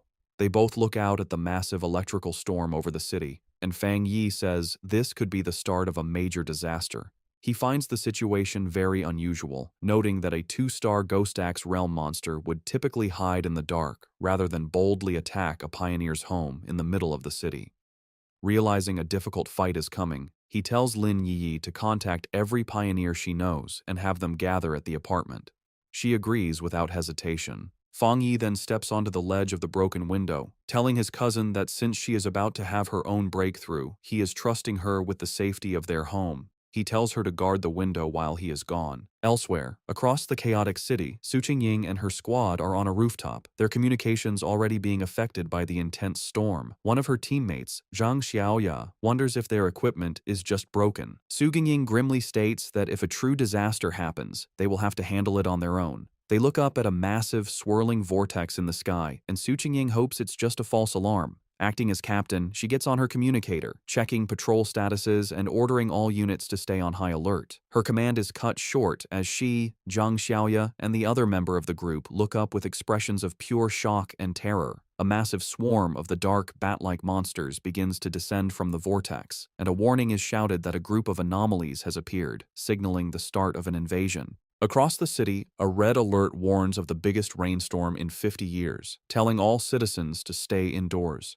The streets are filled with fear and confusion as people look at the dark sky, wondering if it's the end of the world. Meanwhile, Zhang Lu and his red-haired friend are speeding through the wet streets on their motorcycles. The friend yells to Jiang Lu that the situation feels wrong and asks if they should stay or go, but Jiang Lu is silent and grim. Suddenly, a monstrous bat-like creature in dark red energy dives at them from the sky. Jiang Lu reacts with anger, shouting that the creature is looking for death as he summons a fireball. He launches a powerful fire blast at the monster, while his friend wonders why it would attack them, since they usually avoid pioneers as strong as Jiang Lu. To their shock, the creature comes out of the flames with a screech, completely unharmed. Zhang Lu realizes with panic that it's not that the creature wasn't burned, but that it revived instantly. Overwhelmed by the power of the monsters in this city, he decides they need to go home right away. The scene flashes back to several hours earlier, in a high-tech control room at the Spiritual Energy Association. Su Qingying and her superior are in a meeting where an official suggests they need their best people to communicate with Fang Yi.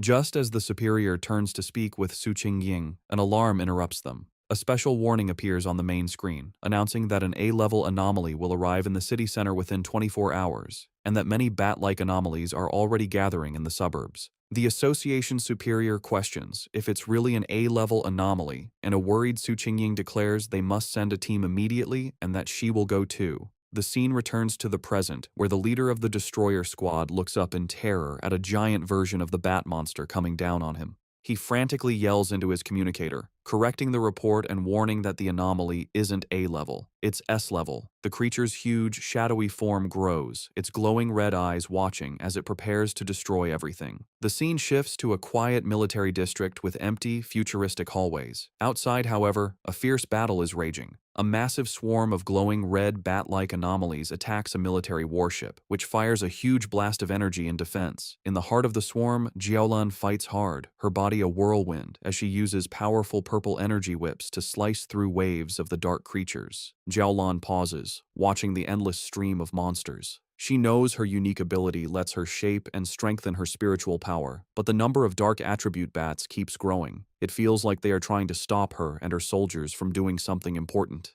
Just then, a young blonde man, crackling with yellow lightning, lands beside her. He smiles, complimenting her on her power. He then explains their bad situation. The entire military district is being held by only a few high-level officers. He asks for her orders. Jiaolan tells him that their communications are being jammed, making it impossible to contact anyone outside. She assumes the other military districts are facing the same problem. Facing a sky turning black with the swarm, Jiaolan makes a hard decision. She shouts her commands, ordering 2 squads to stay and defend the restricted zone no matter what. She declares that everyone else will follow her to break through the enemy lines and try to connect with other military forces. With her command given, she, the blonde lightning user, and their soldiers jump into the battle, ready to fight for their freedom. As they fly towards the city, Jiaolan has a horrifying realization. Looking at the city, now completely covered by the blood-red swarm, she understands their real goal. The anomaly's ultimate target was never the military zone. It was the entire city. In the pouring rain, citizens scramble for cover. At a bus stop, the live streamer Malala and a man wait, but she is excited instead of scared. She tells the man that the strange, heavy rain is a perfect chance for a popular stream. With a determined smile, she says that sometimes you have to take risks for amazing footage.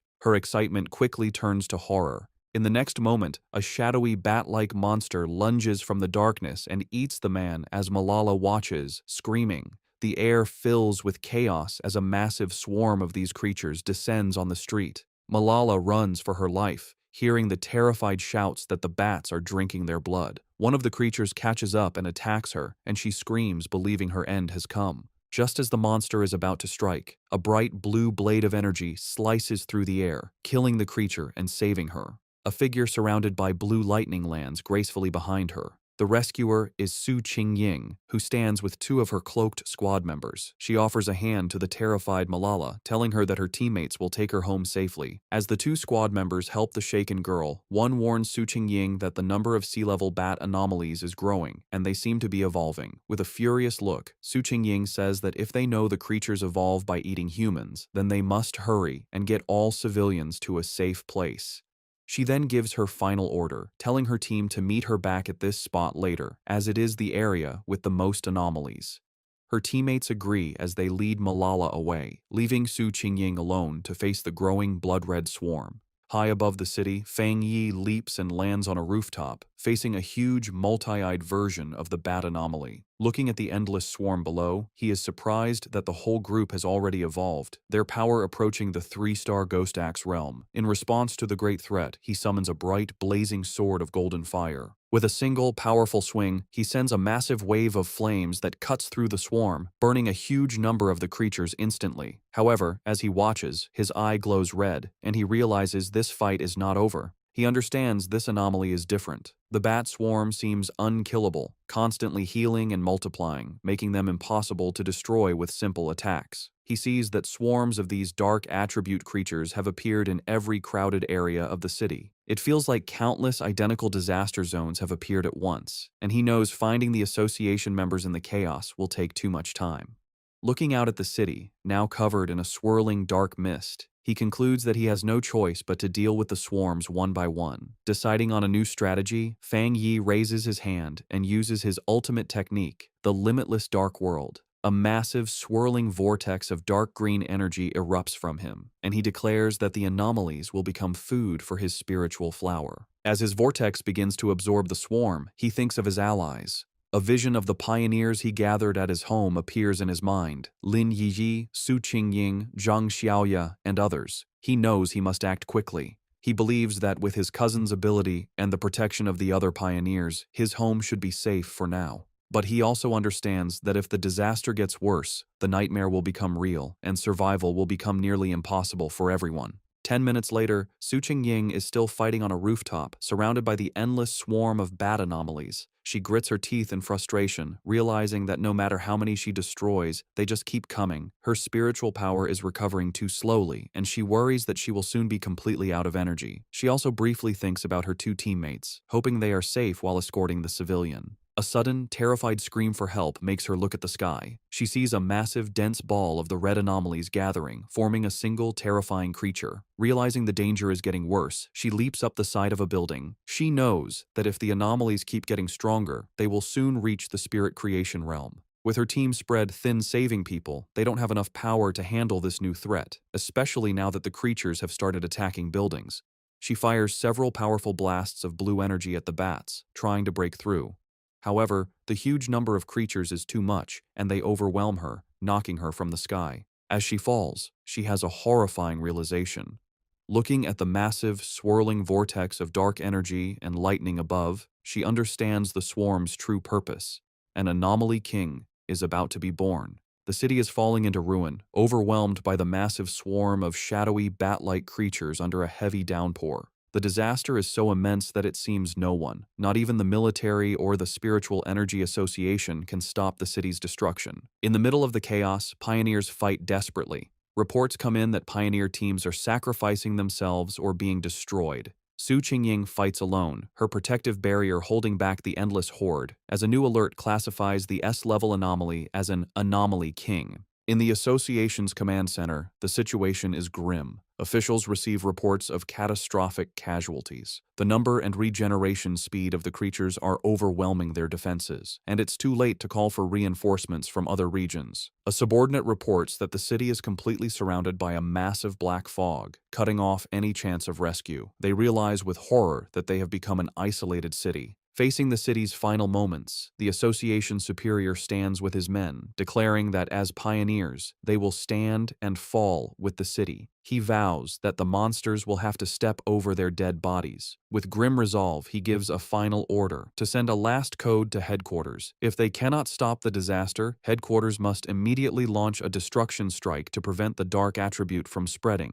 Meanwhile, Su Jingying's fight continues. Her protective barrier begins to crack under the constant attack of the swarm, and she feels her spiritual power is almost gone. Gathering her last strength, she concentrates her energy and unleashes a final, massive blast at the swirling vortex of monsters. However, her attack is easily deflected. The evolved creature, now more visible, lets out a terrifying shriek as it reveals its true power, which Su Qingying is shocked to realize is at the level of a 3-star spirit creation realm.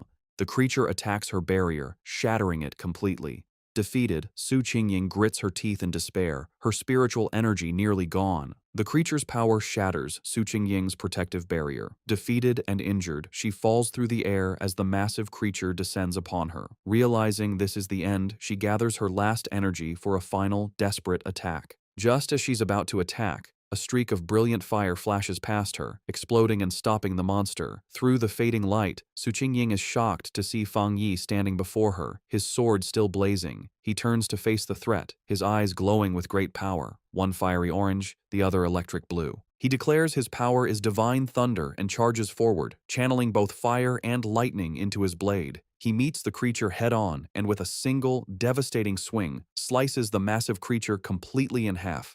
The two halves of the monster erupt in a series of fiery explosions that light up the dark city sky. After the battle, Fang Yi and Su Qingying land on a rain-slicked road. He calmly apologizes for taking so long to find her, explaining there were too many identical swarms of monsters. Still weak, Su Qingying warns him to be careful, as the creatures can revive. As she speaks, the scattered remains of the monster begin to reform in the sky. Fang Yi simply looks up, stating that he already knows this. Facing the regenerating swarm, Fang Yi tells Su Qingying not to worry, as he always finishes what he starts. He gathers a huge amount of purple dark attribute energy into his hand and unleashes his limitless dark world, a powerful vortex to absorb the enemy, declaring he always keeps his word.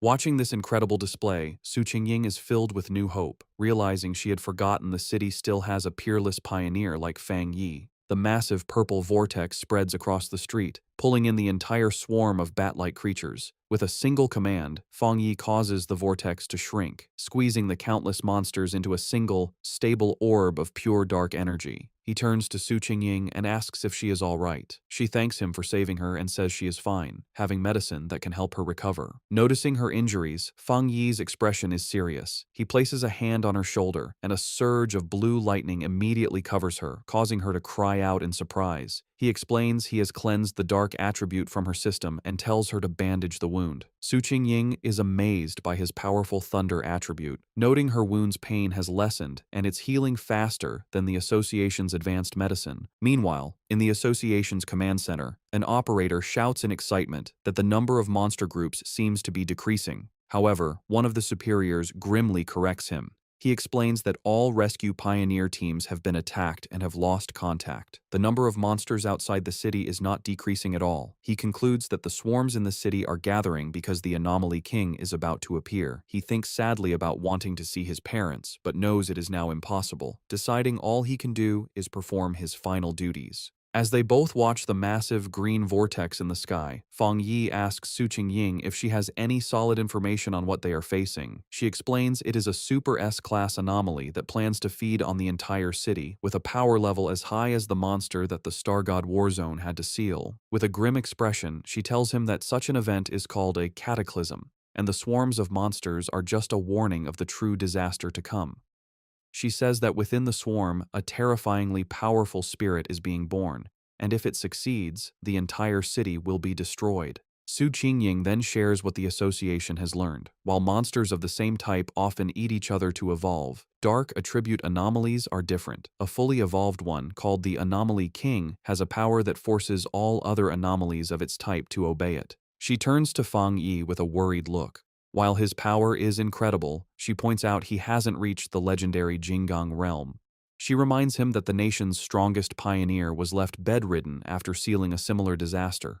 Pleading with him, she says they can't afford to lose another genius and urges him to escape, break through the monster's blockade, and tell the military to abandon the city. Fang Yi interrupts her desperate plea with a gentle tap on her head, playfully asking if she has forgotten everything she learned in school. His expression then turns firm as he declares that this city is his home, and he will pay any price to protect it. Su Qingying is left speechless by his determination. Without another word, he walks away and leaps to a high rooftop, standing before the massive green vortex from which the Anomaly King is emerging. Surrounded by a brilliant golden aura, he grimly notes that it seems the city is being offered as a sacrifice for this king's birth, and he activates his golden sun power. He turns back to Su Qingying, who has followed him, and asks to borrow her wrist device, explaining that he needs it to detect anomalies and contact the association. She hands it over. With the device in one hand and his blazing sword in the other, Fang Yi declares that he must go up there and destroy the creature before it can fully form. He stands ready as the monstrous Anomaly King continues to emerge from the swirling vortex high above the city. Back in the association's command center, the tense mood is broken when an operator shouts that they've reconnected with a lost pioneer's signal. It's Captain Su. The operators are shocked to see her tracker moving at an incredible speed, flying directly toward the center of the storm, the most dangerous area. They yell at her to come back, knowing that going in alone is a suicide mission. An official grabs a communicator and desperately tries to reach her, ordering her to stop immediately and wait for backup from headquarters and the military. On the rooftop, Fang Yi holds Su Qingying's wrist device, which crackles with static.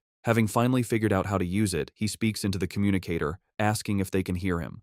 The official on the other end is stunned, demanding to know who he is and where Su Qingying is. Fang Yi ignores the questions and takes charge, telling the official that he needs everyone in the command center to work with him because he is going to destroy the Anomaly King at the center of the storm. As Fang Yi flies towards the massive vortex, he continues his demand, telling the speechless official that if they don't want the city to be destroyed, they will cooperate. He demands that all their communication equipment and information be used to help him. After a moment of shocked silence, the official makes a decision. He furiously orders everyone to stop what they are doing and immediately connect with the unknown pioneer. He commands his teams to use all available satellite radar to give him information and assigns an operator to be his main contact. The operator immediately begins his report, explaining that satellite images show a huge number of anomalies surrounding the king, swirling like a typhoon. He suggests that the number of anomalies on the northern route is lower, offering it as a possible way in, and recommends an approach from the southeast to avoid the thickest swarms.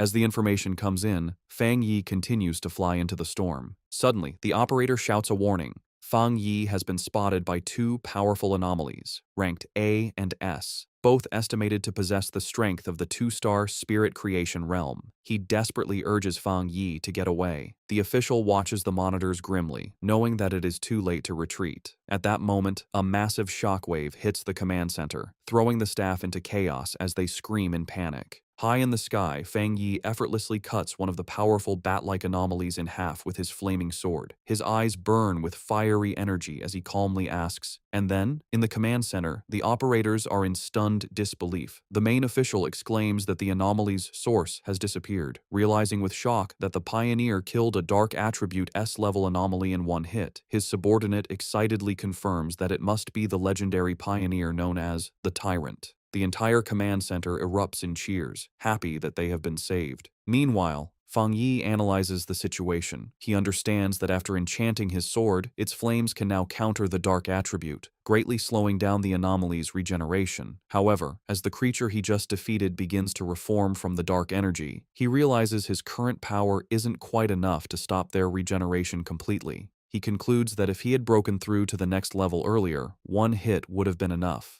Realizing he needs a different plan, Fang Yi clenches his fists, gathering both his fire and thunder energy. Deciding that speed and frequent attacks are the only solution, he unleashes a flurry of fast slashes that cut the reforming monster to pieces, though he notes with annoyance that their endless numbers are a problem. Suddenly, a strange, swirling green orb of energy appears in the sky, catching the attention of the dark creatures, which begin to fly down towards it. On the ground, a group of cloaked pioneers watches in confusion. One of them wonders what is happening as the bat-like creatures have suddenly stopped their attack. The association superior, who is with them, grimly states that this is not good. He knows there is only one reason the swarms would stop. They are being called back by the Anomaly King, which means its arrival is getting closer. The remaining military and pioneer forces watch as the swarms gather into a massive, blood-red cloud over the city, understanding that their only chance is to stop the swarms before they can be fully recalled. Outside the surrounded city, the battle continues. Jiaolan, from a high point, unleashes a powerful blast of energy into the swarms of dark creatures. Her subordinate, the blonde lightning user, approaches her with a grim report. He asks how much longer it will be until they can enter the city, and Jiaolan replies that their instruments estimate it will take at least another half hour. The subordinate despairs, knowing that in half an hour, the Anomaly King will have fully hatched and the city will be lost. Jiaolan can only watch the huge blood-red swarm, explaining that they have no choice, as the number of creatures is more than 10 times what they first thought, a threat equal to 10 S-class anomalies. Even with the military's powerful weapons, they can't completely eliminate the endlessly regenerating creatures. Jiaolan worries that if they fail, the nearby cities will also be consumed by the dark attribute. She asks if they still don't have enough people to break through the blockade.